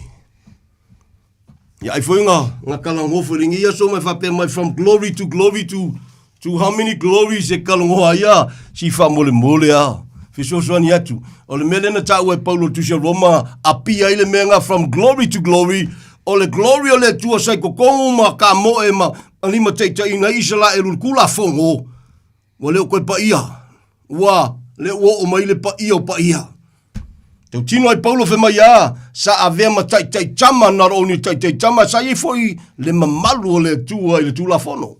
Aina wa o mai Yesu Keriso mai leo koe pule, leo koe ka inga ka koe, leo koe olai ka koe lalo le tula fono. A o tatu i lalo o le alofa tu noa o le tua. Tau o tatu malam. So that's the glory. Le tala no ai Paulo, wa leo toi olai lalo yo, a leo olai lalo le alofa tu noa. Ia fia kele ka ko kalango mai from glory to glory pe se iwa manga koi e pa ia kele le sila e ka le pa ia isi sole se kasi ale nga pa ia le fia nga pa ia Samoa fai au ka ko fa mo la lota tu loto ai la ngonga le o se fai au ia la me ko ia le fa mo lalo mai fa pe tu le tu mai fa pe tu le kalesia le ke la ngonga lo kaloko le so ka vala winga ia la ngol fa nga kalmea e ile ka mga le mongi ngai e ile mongi oso ngai o fai nga ka kile la ko fai aku ngia le ngo fai foi o wala winga le vieri molwa ila lo ka ko molwa ila lo tala dus baia molu ila lo fai ina le tua ya o ilunga ia orenga e umangi ua e fa o mai foi lo sunga so ani le tua ia te ole ne viafi si o vai ka o kusi deso vieri praise the Lord o le loto la leo Paulo i tangata i o lona nu o le pumoni o te whai atuai i lumo Keriso o te le pepelo ua moli mau mai a te au lo loto fo te ifo i la le nganga paia e tele lo whano noa e le au noa fo i le puapua ngao lo loto a wā o te mawhaia o na fiana tema o wau i a te ama Keriso ona o uso o lou a inga i lale tino o sa Israelu i la tou o tama fai i la tou o iei fo i le mamalu ma whengainga ma sauninga o le tulafono ma tapo inga ma upu na fola o ia te i la tou tupunga ma ia te i la tou fo i Keriso i lale tino o le pule au o ia o le atua e vi ia e whavavau amene. Me ia i ka mai ia i se lailu. A whe mai nei o ia kumalo inga o pupula mata. Lo u whe mai le auso e o le mana o lava le nei o lo loto. Ma lau ta talo i le atua mo Israelu. I le mo Samoa. E kemi ka kalo ai ka malo mo le kalesia which is ka ko ka ngwese i walo fangia. Al ka kalo le ka kalo ka malo mo Israelu. Hallelujah. Ia whaolaina i la tou, a wā o te moli mauia i la tou, ua la tou ma ele ngā i la le tua, e le tusa ma le malama. A wā ua le iloa e la tou le mi tonu mai le tua, ma ua sa ili e whaatu la tou lava mi tonu, ua la tou le usi ta iai. Wa umia le alule mea, ua le usi ta iai. Wa ke le ale soifua le usi ka i o kangaka. Praise the Lord. Ile a mea tonu mai le tua, ma wa whatua i lole la tau lava a mea tonu. Whaingata, A o lei unga o le tulafono o ke riso lea. E o mai ai le amio tonu i e ua faa tua umalava. Samoa? Ka waso i se laeru. O le tua le whaka waso inga. O me whainga ka kia lofa koe si o kaku wa kungula vai a kupisi. Wei fui lele mea ua wale ngaka la ulo loko wa fui lunga kako whainga maa lope ua. Pio la oe ka ofu wha i se laeru ma skaidi wha i se laeru soli. Si leo le mea ngā loka ngā meri kuspa ia mga ia Yesu ngā maliu, that's all he matters. Mana tua Israelu le te talo a meri kuspa ia, awa neo tatou wha maurulunga le tatou vama Israelu. Ai leo le ofia Israelu ma skaili ma pese ila Ale tio foi malita malo Paulo Machole, se wha mole awa tau te fia popoko. Kala kuspa ia kala ngai leo saka kala wha mole awa keika. Mai le au soe. Te mana e whai loa le nei mea. Aua neo kako fia papoko. Ma wha maaina e le tua nisho Israelu se i ulu whale le atoa nu e se. Ia se whai kawo ki uwha pe ua Aleluia. Le au soe. O te loto ina i o tau i loa le nei mea lilo. Ina nei o tau wha fia papoto. Ua wha maaina loto isi Israelu se i o ina ulu whale le atoa nu e se. Ona whaolaina lea o Israelu atoa uma. Pe aulu whale ngau kako, o lele ulu whale kako, o le ialu sikianga. Aleluia. Ia alu alfoi ki ufu whaingisi walu anga fo elisia, o lia whaima whaila ko walu anga, le fo mau aku le si mea, ko ki foi ko sausi si mea. Ale mea ka ki alofa ai, e ki ngā ngalo loko wakule au ali e au ngai foi lalongi ka inga le pepelo, tu lau awa ke ika. Nangal kala ngal kuspaia, ale ka ngulongi walu anga, oi. E leo se perfeka mai le tua, e leo se whea mai le tua, wa pepelo kako. E kei lor ka mau pepelo, o sakangi. Whaia si heavy. Tatou wha maulalo i luma o le tua. Praise the Lord. Wa kiki foi ko sa foi si valo anga. Levan kong salamo, ngai mawalo wa vango ki salamo, e lau sunga le whaima whaia valo anga ri. E alofa foi Yesu ia te ohe. Pe ai salamo le na. If not, whainga ta, Hallelujah. Langa ele entitled Samoa ile warning le fetala ya Yesu. E fa te tau le nganga pa ia. Ti fa fonga le fa mole. Le ele upula wa ina Yesu fe maya e mangalo e fa mangalo ina le tangata fai so fo Yesu. Au le tangata fai le nganga pa ia e le fa mangalo ina i o naso nei e o ele atali. Ele mo Samoa. Ele entitled lai Samoa o le upu na fetala ya Yesu Kristo e whakakau leo kusi upu ma lau wharasaio wa lato tawina ma whatu saina le ngalua o le ngangapa i o le tua whemai o le ngaluenga lea ma kaukia lea ia pele se pulo ia pole kai kai o ke mongi kawol kako malama nga lafua Yesu le upu na ia Israelu matau pe luas futolo tu se matayo whemai talofa le awali ia lau tusi upu ma lau wharasaio wala tau fia ngofo lunga mfua mose wala ko fae avenga yuo tangata aile mafainga mingo ingoska mai lima sikasi ole worst of all ole nafam talanga man me ole tupu na tangata nei po kanga kaisala eluia kanga kaia la ufarsayo bla kusi pufai mai wala tau pupuni le malo ole tua ye fieulu yai awaile faya mo ila tau ole wati klea Yesu e la ufarsayo feola fua se tulo ele urfale tiklea ele tua makaukia matautia ale me matautia I fa solo I foi lalo fai pulunta pulavana ai fai mai ua totoi a so le sami male fanua ta la ia tu ina ia liu lotu mai tangata ai a liu mai tangata wala to foi tangata na matangata kena foi matangata mala ia ele foi mo malo le tua wai se o le nganga mo mori ele fe au su e mer so fo Yesu la lava ye au no lo nga lala lo nga lue puno wai a ye foi malau fa kom ele e so se o ke ka fai kaule matayo lo tolu pe foi ke fikale ave fe au o ke le songa kaukala I se mea Samoa. But I speak with a very humble heart, with the authority. E tusai malu pole tu ele lofa tu no tama, and I'm not, ka ke le songa whaia se kala, ai ka ke le fefe fo I ongo le lofa tu no le tua, o ia na whatanga ina lo tangata whata waa, e tau talangia mo Samoa, ao I so se tuli manu. E ye foi fia wala foi fia fa pena foi le la tu fam talanga ia la le fesa te tala.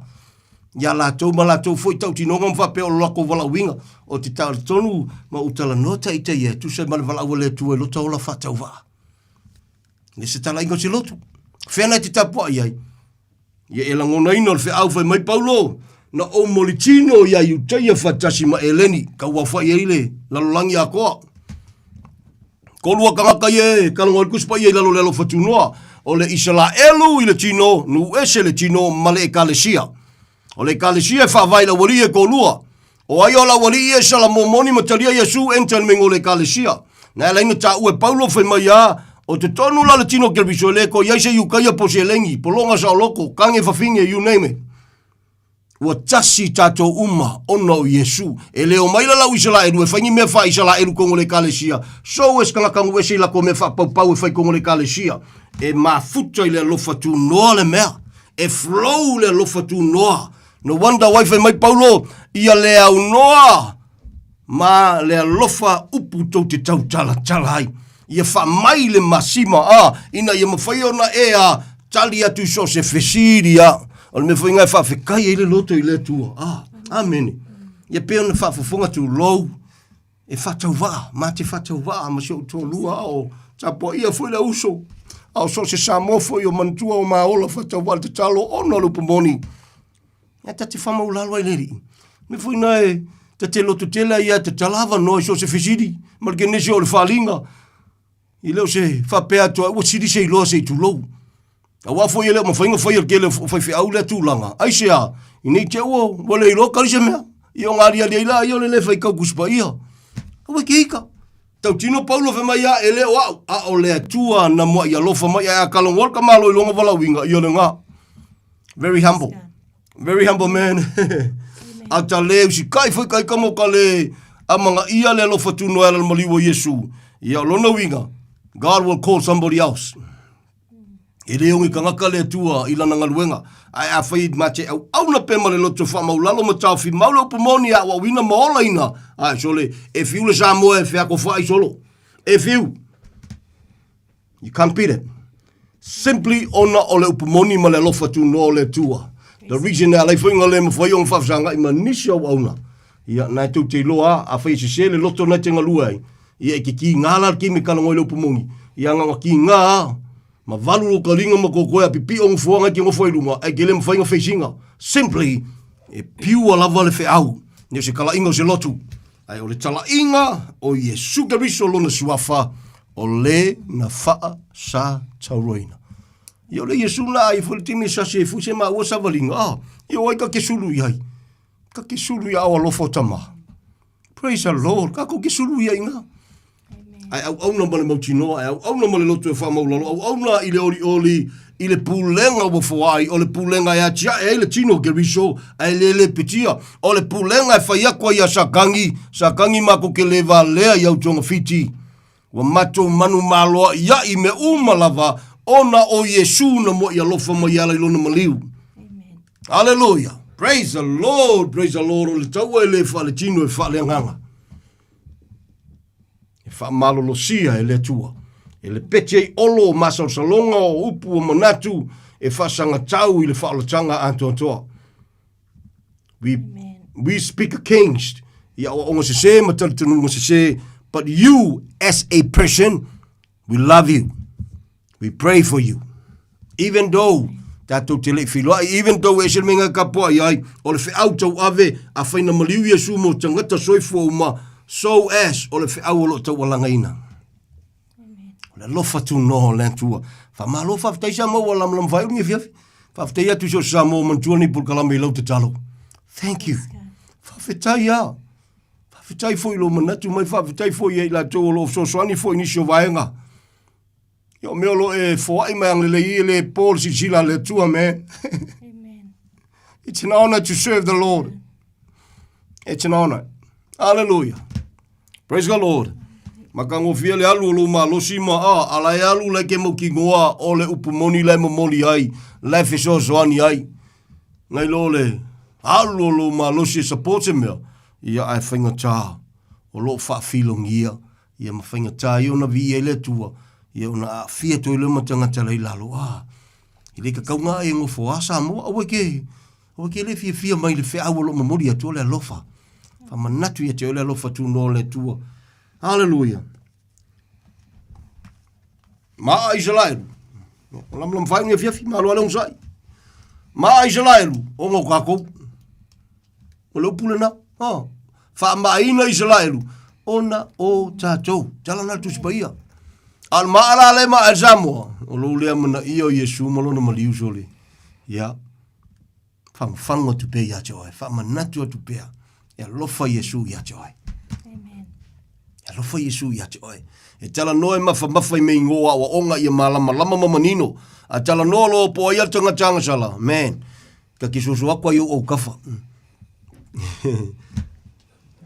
Ka lofa voi sei tu loa. Ka lofa voi nga nisi kangaka sole mo. Wa kasasa ngisi voi fiau ma. Malau lea soli.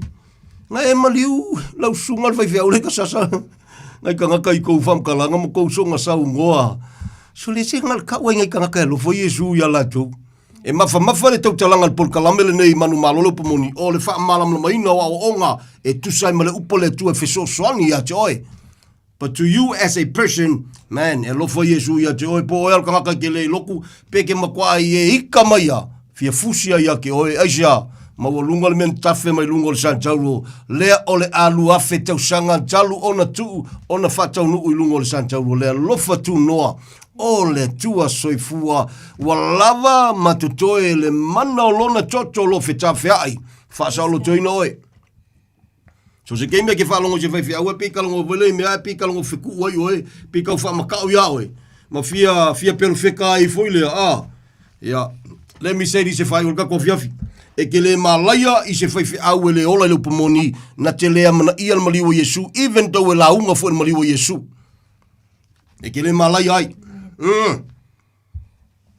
ai ono le malama tatou na pese ile la ke lo vai makua pese ke o fiku o vai fiau no in Jesus name a fai o tanga to salamo moni matalia Yesu ke biso ele ai mangi fiku mangi sala yau ya ke oe ona o le toto Yesu ele pepelo le tua ai pole me ke lo fat kanga ya a kongo mangaku kanga ke lo fale kongo lungo vai fiau wa fa pe sorry ya ele lo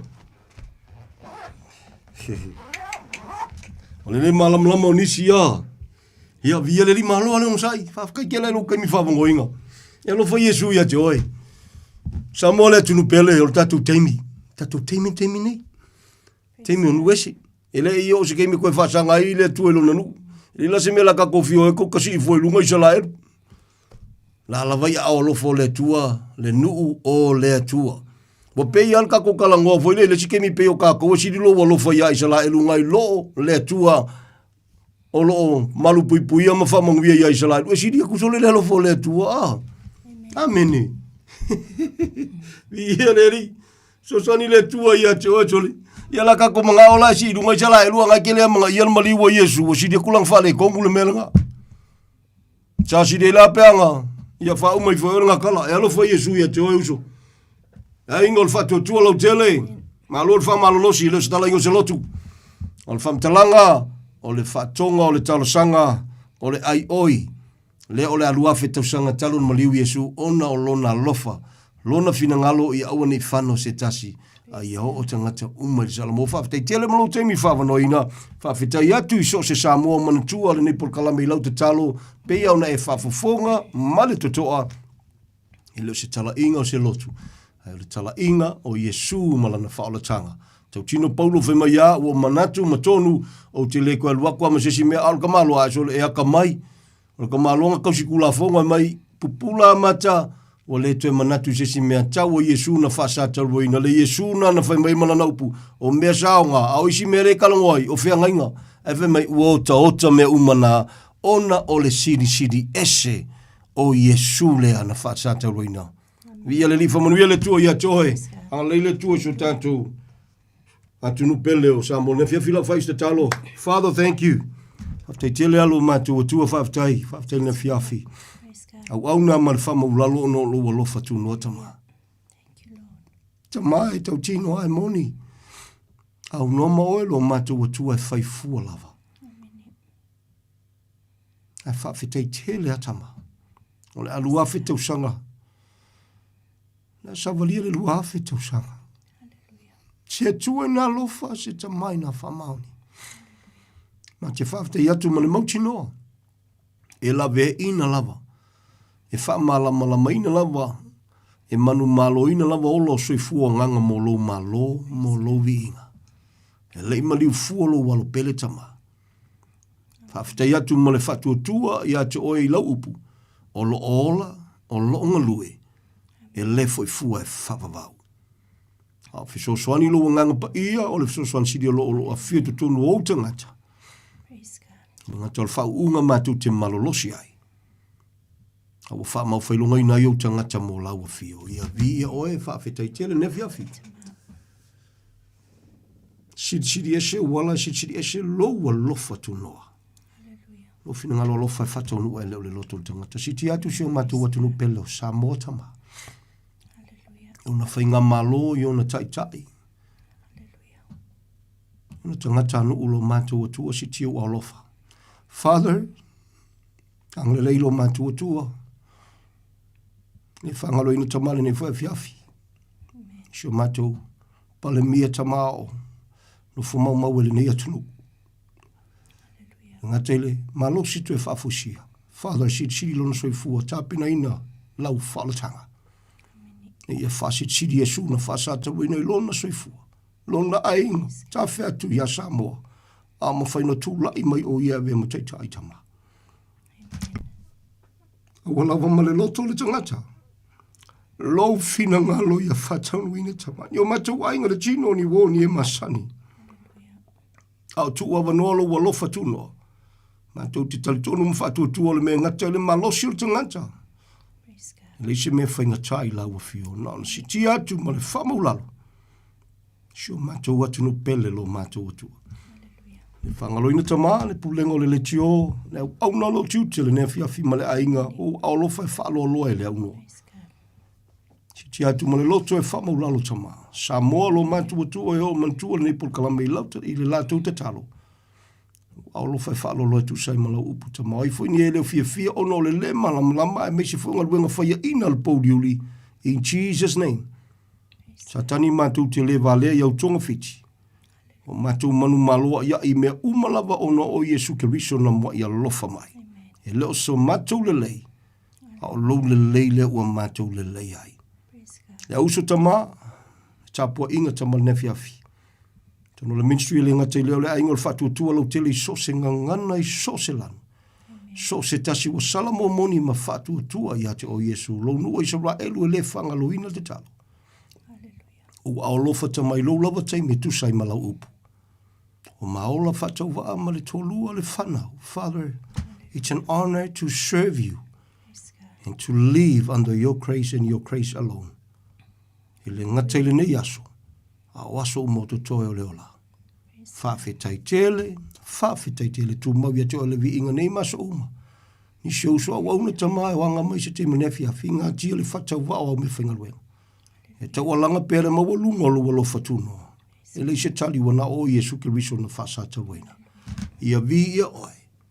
Ia vi ia oe. Ia vi ia oe nei maso uma. Whawhetai. Ala ia Yesu te talo le whawhetai tele. Amen, amen. Thank you, Lord. Thank you, Father. Wonderful Savior. Wonderful Jesus. Worship.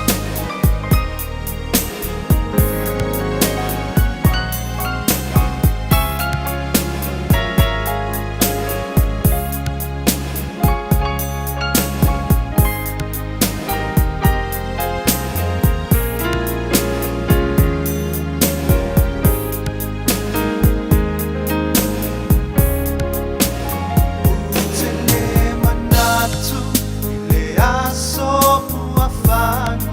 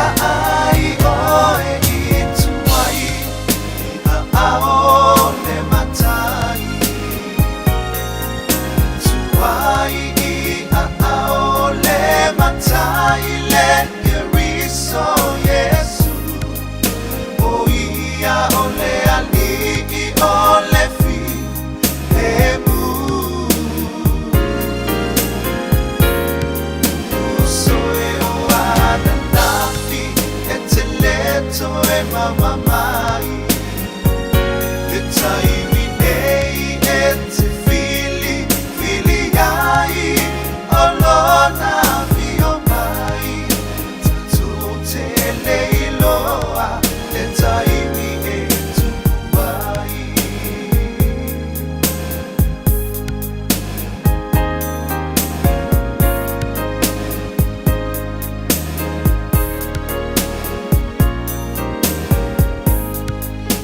Oi, tuai, si po maria pena nai, pa mai tuai le tato proklame, man ore pomoni, tpenene pas, titi salpea, mar pa tua ya tania. Pa malo pa tai, mar ria lungo ala le watu, le lofa o ne lii, spa po na proklame da sa mua, pe tato dia le lofa, malanga le lo tato tua. Tani tu lai mai lau tato lama le tu lai spulu li tau tua le Radio Samoa so lima i wa toru a mo. Mana tolo o manu li lau tapo inga Samoa. Ya mai sara sa un po i mano longa le nei po la tau lungo le ala i le lofo le li. Pui la tau soi fua ngai mo to manawa. Tau nulu mdia me soi mano longa mano le sa tau sino. Lewa tapena mai pasta so alo tangaloma tato programe tau long atu ato nava yaso ato malato wais maya laupa ponga Samoa to proclamer nepo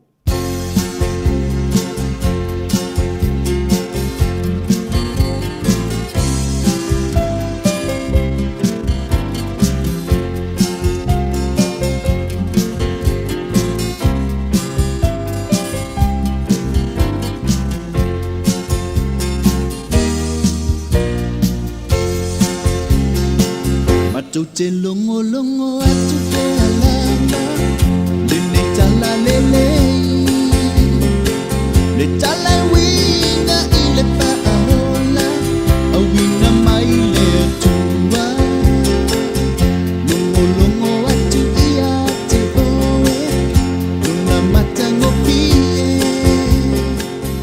nene ua o maua wa muni ai lo Ia, le anganga whaaloalo e whawheiloa ima whaatalo whātua i fo i le nei e fiafi. E le soafa manu malo Jesu Keriso, le li o le ola. Ia, awa le whaafonga anga si o tātou tunu. E le nei vaenga fo i whaiu, ia, o le sāpati, ia, o le aso tāpua i fo i o leo Kerisiano i le lalulang. Ia, e peona ia i le nei aso. Ia, o pa ia whaale malo, ia whaale atunu o ai maise, ia, matua le tuu i le au whai ngā luenga tutofia le atua. Ia, o e sa ngā lulu le nei aso, e so o se whata whai taulanga, so o se awanoa, ia, sa fola ai le upu moni ma le tala le leia le atua. Wha malo whai o le whaiva, wha malo le tau atai, wha malo le ono sai, whaiva matiute, so o se wala aunga ua wala uina i tātou.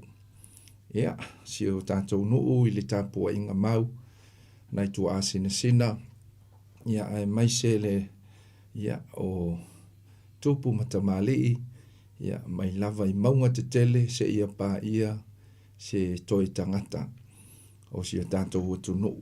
Ia, so o se vaenga, so o se tafole ni lalolangi, tonu o mautanga se ngase, ia, o no foanga o tangata mātutua, fale pui, o fia lava se mea o mawhaiona e maua mai ai, ia le ne ia la leo, ia e whaafeilo i atu ia te oe, ia i le suafa manu malo Jesu Keriso, le ali ima le whaaola. Whaatalo whātu foi, ia e lau sunga i le au taito, au lo ngafa, ia mani tātou pol kalame foi le ne yaso.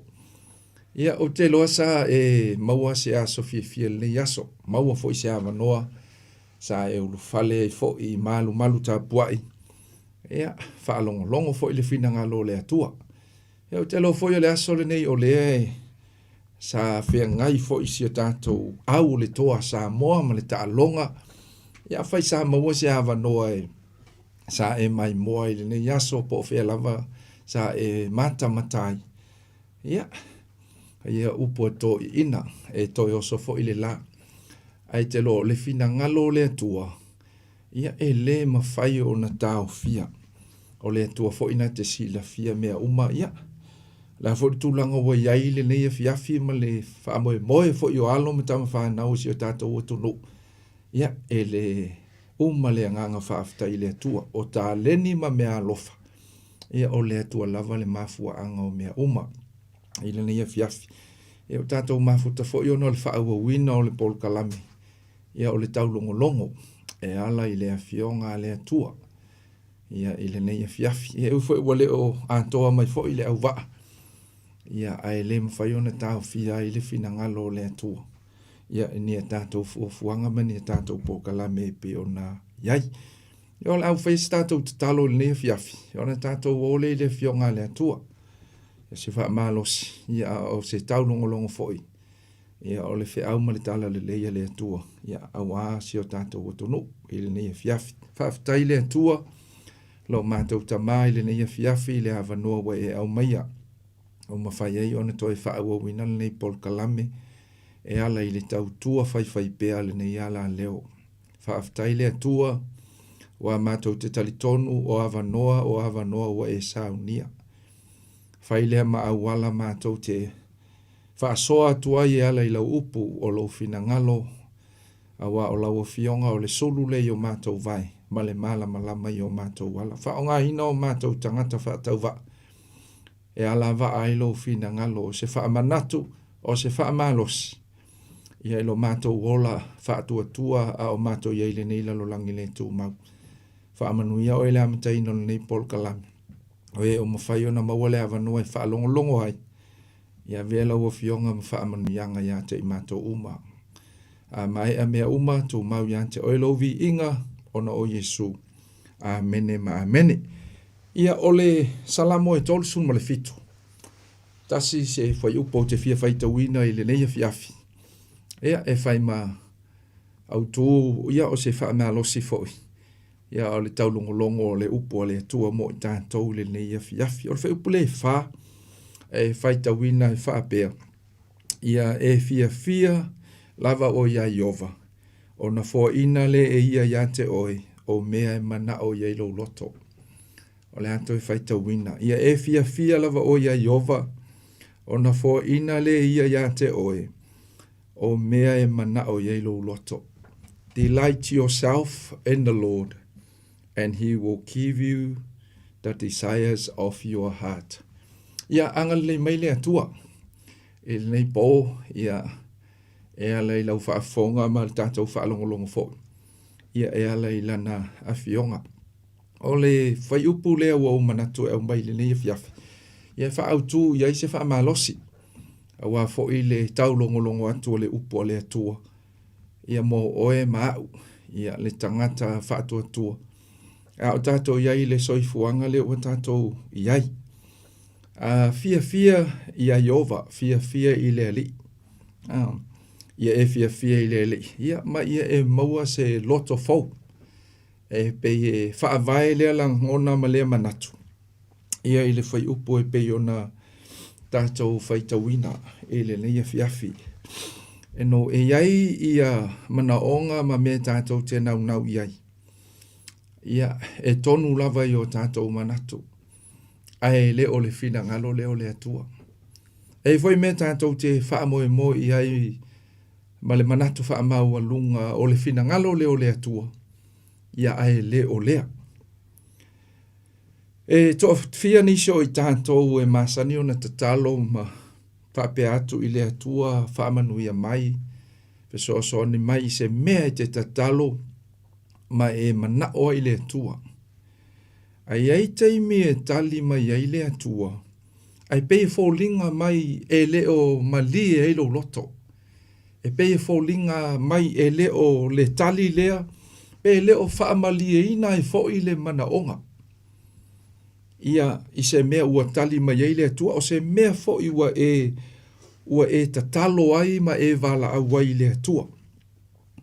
Tele mea tātou te mana na o ai. Tele mea tātou te nauna wai mo tātou mawhau i ai. Ma le whaamoe e whaamalia i nai o tātou loto. O whaamanu ianga le atua. E ala ese mai o ngā luenga. O fale. o le tamau ainga ma so se mea. Ma whai o na wha amanuia mai ai le atua ia te i tātou. Ai ai teimi ua tali mai ai le atua ma au mai wha amanuia ngā le atua. Ia e pei e fōlinga mai lava i le o ma lie ai lava o tātou loto. Ai te lo le mana ia i o le wha amanatu ma le taulongolongo o le whai taule o le fio ngā le atua. Whai mai upu ia a le whai salamo, ia e fia lava o ia Iova. Ona foa ina le e ia te oe, o mea e manao i ailo loto. E pei fōlinga mai o lea ua tuina mai e le salamo lea, seisi a wala, e ese mai ngā ilo le mea e manatu i aili tangata, ma le mea e wha moe i aili tangata. O le whai upu le wha, e leo se polo misi po o se folanga fo i lea o whaapea mai le tuspa ia ua saunia i lea tua mea mai ke manga o kuai. Se mea lai e te nau atu iai ma se mea. Ai pei e fōlinga mai o se awa noa ua o lo mana o lea tua e fesoani mai ia te i tātou. Ina ia mawhai o na suia le mea tātou te fia iai. Ma le mea tātou te nau iai. E pei fōlinga mai o le mele mana o i lea tua. Ina ia suia, e le ngaka e suia le mea ke mga oai. Ai kakau o ngā soi mua o tātou loto. Langa le tiofai mai le tuspa ia e kakau o ngā sili o ngā leo ina o le loto o le tangata. Nai lo o le leo ina o mea uma. Ai sea, wafoi o le puna vai leo mea uma. Mana onga o mea nau iai ma mea te manao iai e ma fua mai lava i totono le loto. Ai te lo le vaenga tā ua lea i lau whai tau ma lau vaa iai. O upu tā ua, o upu ale poto e ala i le salamo lea. O lo ma whai o na whai loa mai ia te i tātou. O le mana i o le amatanga o le salamo lea. Whai mai le whai upu mua, aua e te wha meo o na oe a mio leanga. Aua e te losi o na oe whai mea leanga. O le ale winga o le manatu lea e mana o le whai salamo e whai loa mai a te i tātou. O wai iai te me te vaa iai e pe fōlinga mai e manuia le tangata i le tari tonu i le atua. E manuia le tangata i le soifuanga i le tino le nei. Ai ke lo le maanga i o le mele wha maa losi mai i le upo le atua. Inga ia awange i a wha inga i o tātou loto. Onga o mea tu tupu i le soifuanga o lo tātou iai. Ai pe o le wha maa losi o le whai salamo. Ngai i ke maua i le whai upu ngai e so soifuai. O le whai upu e luanga wha mai. Awa e le pine o na sele ina i lātou e pe o le mutia. O le ale mea le mana o le whai salamo e ka umai a te tātou. E le o le manguia o le tino ma le manguia le tamau a inga i le tino. O le tangata i le tali tonu i le atua ma le whaatua i le atua. Ai o le mea tā ua, ia ku maulo tali tonu ma lo whaatua i le atua, po le a lava le kua i ngā sio manga ma le lava le tua i ngā mea, e tupu i le soifuanga o lo tātou iai. Awa fo i whai mai ia le whai upule lua. Awa e le pine, ke lo o le manuia i le tino. Ma le ka mau a inga, e le ku mau. Ai te lo le maa ngai o le mele whai mai i le whai upe tonu. Whai mai, ia e whaatua i a Iova, ma ia e whai le a mio le lei. Ia e nofo i le nuu, ma ia e tau sisi lea i le wha maoni. O mai lo le whai upo e wha. Lea la ia i le au tū i le fia whingi. Whai mai, ia e fia lava o ia Iova. O ngā foa ina le e ia te oi. O le mea e manao i eiro loto. O mea e manao i eiro loto. Pea o whai atu le nei fiafi. E eke me ke kakalo i le atua i se mea. E kali mai le atua. But you still feel empty. E pe fo linga mai e leoa. E leo mali e eiro loto. Pe a mai fo e le atua se wha amonia. Mai fo e le kua se mea. Aia. E leo mawhai lavanga. e le o mawhai o ngā mali ai lo loto. Ai sea, wa fo yon makwa mamau le mele te mana o yei malea. Ma le mele ye le fina ngā lo le atua. Ai ke lo o le atua. Nā te sila fia le leilea mea o yo tātou loto. Oa, o mea e ke mangui ai. O mea e tala whea ngai le leima oi. Awa wha ole atua ngā ke sila fia le lumana i o le tangata. Ngā ke sila fia fo ile me tala whea ngai le leima le tangata. O le fesili lea o te fia au mai i lea fia fili ni. O le ale winga o le fia ia iova le tala noa i le whaisalamu. E peo na au mai i le nei a fiafi. Ke lo le fia le kalangoa i le whaisalamu. E le o whape fo ile le ua ngā ongi langona fia fo ile le ngā o se taimi. Le ai. Ke lo le mele ma ngā o ai. Inga ia, to fix your heart and my heart. Enjoy upon God. Ole ko'u a kolo loto ma e kalikongu a to atoa i le atua. Ma ia e oli pea i le atua i mea uma ma kaimi uma. Amen. Ke lo ole fina ngalo tonu a lea o le atua o le mea fo i lea leo lo o whaai loa mai e le atua ia te tātou. Ia. Inga ia e ngau ia te ia. O ia o Jehova. O ia o le atua. E le ngaka i ngā. A o mea ua ia whaia. A fo e si la fia le le atua le mea kala whea ngai ma whe tau i ma oi lea taimi ma lea taimi. A iei ke me ua e ma ngā o kele i mea kea e te nau i ai. Naka fo e o le winga ngau le nā tūro le tino. Ma ngā o ngei, ma ngā o tae au, koe ma ngā o ile siaso, ma ngā o ile siaso. E le uma lava le manao. Ai ke loa oe tusa lo loto, ma le fina ngalo le atua. Po le ale la ikiki o le ale mea wa amai le atua ya ke oi le taimi ma le taimi. E malie e lo loto. You feel satisfied. Ai sea, langa fo iwa e mala malama i le atua. Ua malie lo loto i le atua. Langa fo i o le malie o kako loto i le atua. E le fua inga i mea kako kea. Kako ke maua. Pe o ngai e fo ne yaso. Ke lo ele tangata lasa maka i ka alomu kwa le fia i le aso ngei. Kwa whangoa e pe fōlinga mai o lea. This is the end. Ai ke loa. Malie lo loto i le atua. O le ale kaunguunga. O le ale me o i ele soifuanga. E le suia ai lo wa. Lo tali tonu i le atua. E le suia ai lo wa.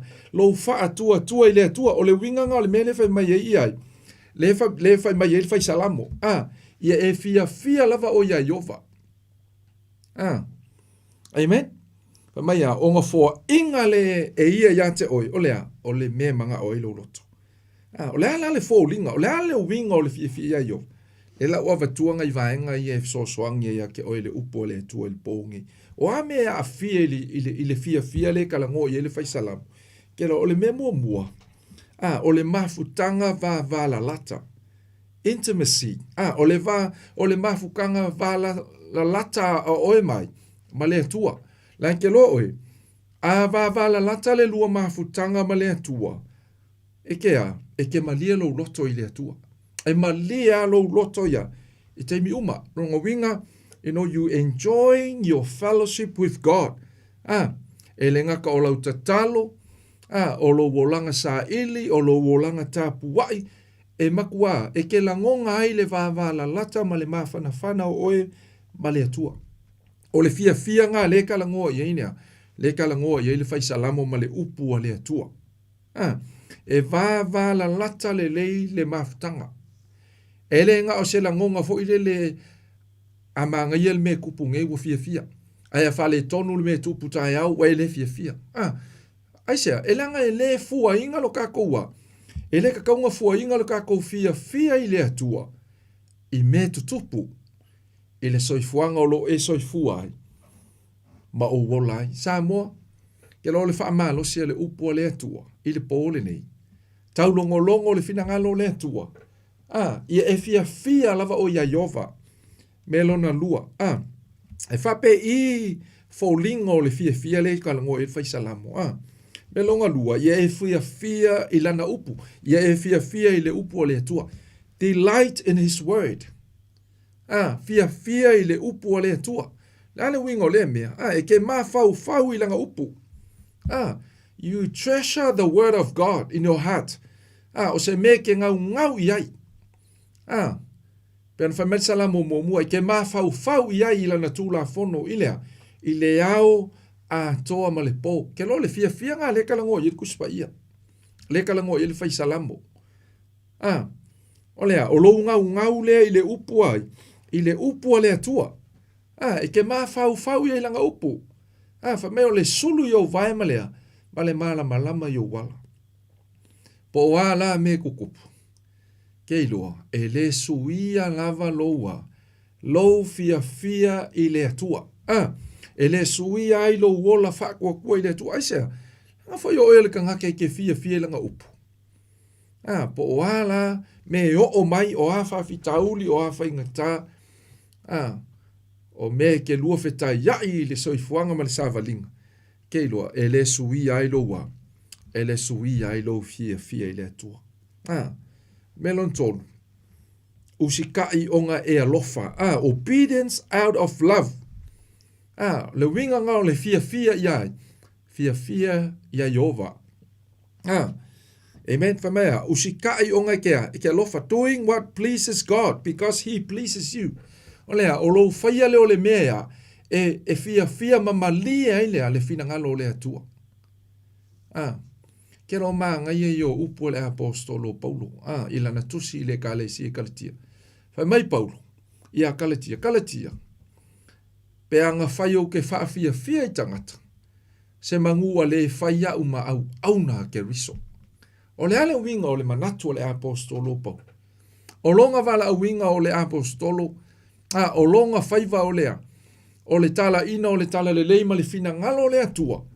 O le wha fia le i le atua. O le wha malia le o lea. O le fina ngalo o le atua. Ke lo foi o le manga onga le o le atua mo i tātou. Mo o e maau le tangata soifua. Ia fia le fina ngalo o le atua iai. Ia te tātou. Whawhewhenga fia. Soifuanga ka kokea. Ka koke whaia. La ke lo o e le o mea uma ka koke whaia e fia ia i le atua. O le mea ke whaia. E kusa malana upu. E tusa malana ami o tonu. E tusa malona fina ngalo.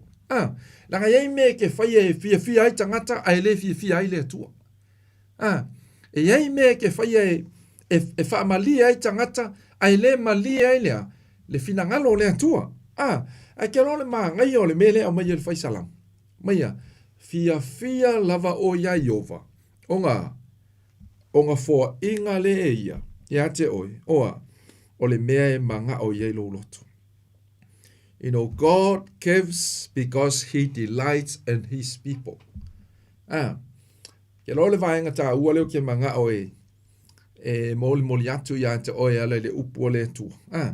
Ke lo e anga le lei mai le atua o ngai ngau le atua i ona tangata.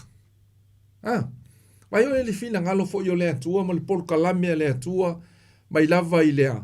I le tuse ke nese se i o i le tuse o whaalinga. You know, nga ngasala le tangata, ina ua leu sta i tangata ma le whaalongo le tangata i le atua. Ai le whaapenga, e le whaapenga nga kao fia ai le alofa o le atua. Sau ngia fo i le atua le awala ya. Inga ia koe la vea i mai le tangata. Amen? Aisea. Because he delights in his people. Lang ke lo le fina ngalo leo le atua. E ngau le atua i lea. E ngau lava le atua i le tangata. O le pale ali o ana foanga. O le tangata na ia whaia whamaia. E fo linga ia te ia. E wha atosa ia te ia. O lona fina ngalo fo i lea. Lala fo i lea o lo whaai loa mai ai le fina ngalo le atua. Ke whai kau ma e wa ai e tuspa ia. Ma le upo le atua. O lo whaai loa mai ai. O lona fina ngalo lea ea. E ngau lava o ia. I le tangata. I le tangata na ia whaia. O lo whaai loa mai ai ia te tātou. O lona lofa nau. O lona lofa muti vale. Inga ia. Inga ia mawhai o ngā manguia le tangata ngā ia whaia. Ke lo le tau longo leo le upo le atua, ma le wha maa losi leo le upo le atua. Ke lo le si mea ka ue ka ko ke maua i le whai tau lea. My God transforms desires. Ke lo e mawhai ngā sui e le akua le mea i ka ko ke mo iai. Aisea, langa o le whinga ngalo le atua, o langa upu. E aoa o mai ia te i tātou. Inga ia, sui o tātou mawhau, ma sui ai o tātou loto. Lale winga o lea mea. Anga fwoi o le whinga ngalo le atua, ia alain le leile mea le ke mga oai. Malona whina ngalo. Ke no lealanga i ke kakalo o kuai, ele whape o mea umaya, e kali mai ai le atua ia te oe. Ele me ke kakalo e, ele me ke ngau e, ele me ke mo iai. Ai leo lea, ai leo longa whinga ngalo ngā. Langa i sila fia le leie le atua filifilinga ma mana tunga i o tātou loto. Pa e ke lo e a onga e fia i le li. Ke lo e mawhai o ngā sui e le atua lo loto. You know, he changes your heart so you desire what he desires. E so soangi meila na upu, ia te oe inga ia, sui ai o tātou loto. Le loto wha maualunga, le loto fia sili. Le loto taui masui. Inga ia, sui inga ia ka kou maua le me ka o le loto wha maangalu. Sui inga ia ka kou maua le me ka o lea, o le loto wha maualalo. Aisea, langa mai kuspa ia e te ele atua i tangata wha maualunga. Ai fo inga ia lo ngā lofa tu noi lea, i le tangata loto maualalo. E kero le au nganga o le upo le atua, ngā ke suia le mea le ka ea, le ke mga o iai, le mea le o te nau iai. Nga le winga leo lona finangalo, o le winga leo le finangalo le atua, peo ngā o mai, e le atua ia te tātou. Ka kou mā fau foi, i le ia Yesu, malana tala inga malona finangalo. E whata tau i le malo le atua. Ma Yesu, sa ili mua, lea, le malo o le atua. Malana ami o tonu. O ngā lea, o ngā wha popo ina ai le ia te oewa, o mea umaya e manga o iai lo loto. Whawhewhenga e maua mei. Inga ua kusa mana onga o lo loto. Mali finangalo o le atua. Inga ua alain le lei mea ie ke mo o iei ma e manga o iei. Male mea le finangalo e le atua. Lanke lo oe o whaamangu yanga le atua e maia ke oe. Ele ngā o, ele a maia ngā o oe. E alanga whaamangu ia mai le atua ia ke oe. Inga ia whai oe ma whaamangu yanga i le stangata. Ia lo whape ngā le wala winga e le atua o Israelu ma le Filifilia e le atua o Israelu. Ele whape inga ia whaamaua lunga ai, ma ia fia sili ai, ma ia manatu ai ua sili aku la tau i tangata uma o le lalolangi. Le ai, o le fina ngalo le atua, inga ia manguia ai ngisi ka ngaka iai, ia te ila tau, ke loa whape ngā kongu lava, lea, le mea le fina ngalo ai le atua, ia te ita tau.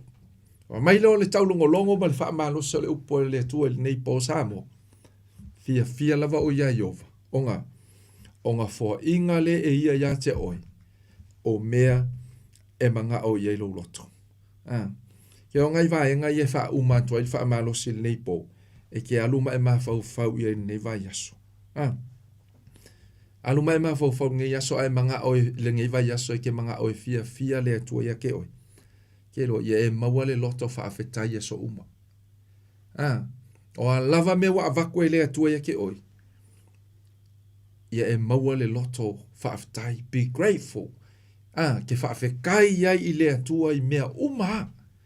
Pe ke le pe la i kiki po le a lava.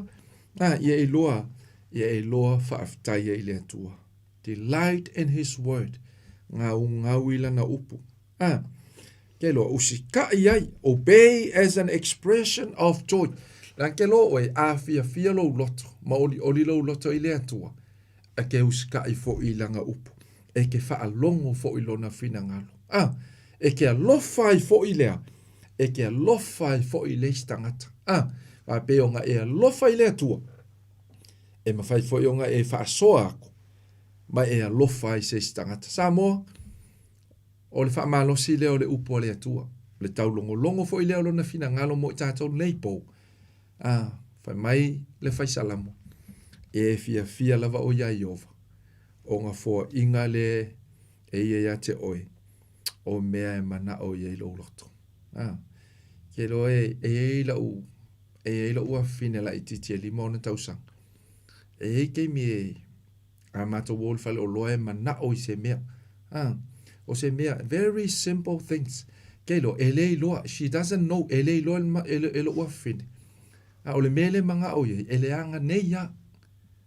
Wafo inga ke le loa le winga o le mele mana o. Ke lo oi.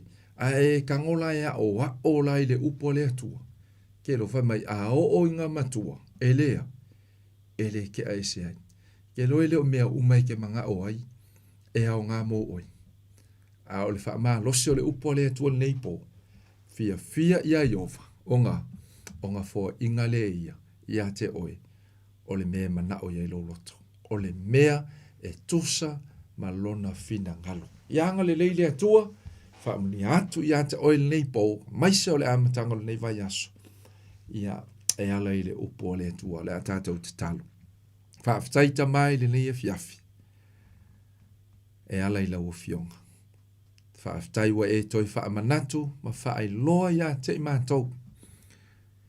A mātou fia ia te oi le atua. Ona e whaia leo mea uma. E mana o ia i o mātou loto. O mea e tusa ma lou lava fina ngalo. A wa o oe e te sila fia mea uma. E au ngai lo mātou ola. E peona e vala uwina i mātou i ni lalulang. Whamanuia i so se tasi o mawhai ona mā ua mai. Le li ie le nei pol kalame le nei po e mai so lau upo. Fe soa ni atu le mana o lou anganga pa ia. Le ase mana onga. Le ase mea o mana o mia ai lau fiso soan. O e lava o le atua e malia i o mātou loto i melele. Lau wha malo longa i o mamai. Lau wha saolo tonga i e o mawhatia. Wha maise, wha mawhana lo wanganga i e o wha anoa. A wā o oe o le atua i te sila fia mea uma. Wha amanuia fo i lele i e le nei ala leo o lo mawhai o na mauai le avanoa e wha soa i lo fina ngalo. E le ngata i si o mātou atunu, a o so se tasi e mawhai o na māua mai. Wha amanuia i mātou umai le leia fiafi. Fo i matu mau ia te oilo lava vi inga. Amene, ma amene.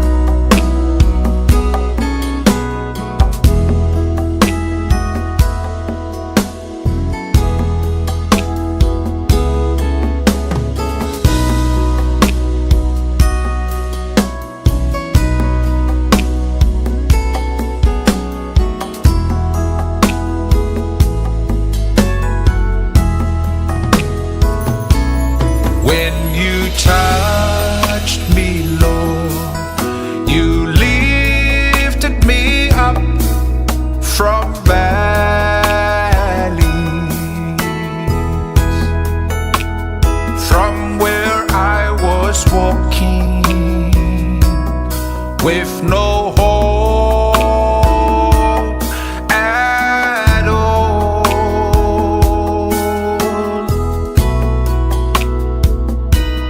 When you touch me, Lord, you healed my soul from sin. Thank you, Jesus.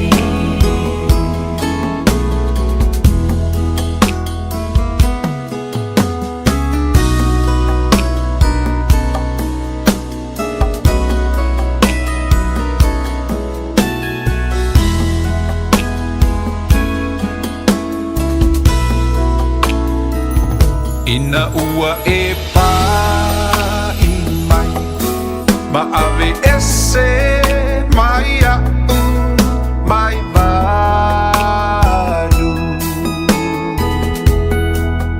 ile mea sa o savali ai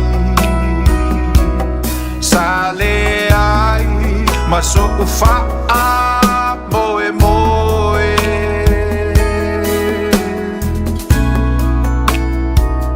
ina ua e pa I mai na malolo ai lo ua nganga Yesu faafetai ilo alofa ua o wolai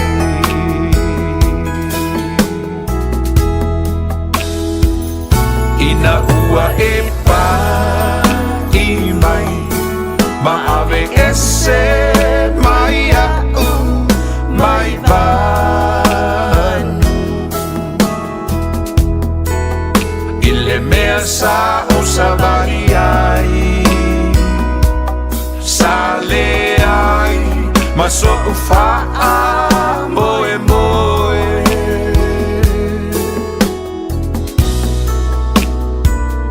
ina ua e pa I mai na malolo ai lo ua nganga Yesu faafetai ilo alofa ua o wolai Yesu ina ua e pa I mai ua manolo ai lo wanganga pa tai manatu mai. Sipak mani o Pastor Ponti. Le poi mai ngone piafi pa mai atuai le tato proclame to proclame nei po tau long atu. Sunga a Pastor so alo tanga loa ole ato mai le au nei po ia pa yaso aneri. Tono lava yaso ia la ato mai po lato a wal proclame tau long atu. Lua su lua minute ona tale ole tu la sutasi tau lunga tau tua le nei po sa mora tono pele pa aptai tele la to manatu mai le ona pa tau valo to talia ina ma to malawa mai ser tau tua pa wa le radio Samoa su lima e ba toro wa mo pe la ma puta mai kilani manu tu tua oyo tu no mau Samoa no le atu Pacifico atu no uma no au mau ayo tato tangata no Manu tusa le liso tato manuia. Ele ngano la to pa to tolia. Ngase o tino I mauta ngase moto malawa na yo tato tu asinsila yo yano pa nau yal fa mano longa le li. Nise o ingo pe ngai pa no noanga o nise pele ma tanga o mo sien malanga maniu a mai se le nganga o le li. Le yas pai bai a sama se mau o po fa nga tai pale poto tau tai se la na tu yama lasta un pai o sala ngana sala ia bala lo to nganga ke se o te ma ngano ai lo fongia le li lon file mo mo to malawa mano longa malo ta so o tia I tato li apula tele o lona lopa tu no to fam tato moi file mo lona ngan lei au lia le aso ataiao po I lama vi inga ia teia Taito taroto le ona soipua ma ia manuia.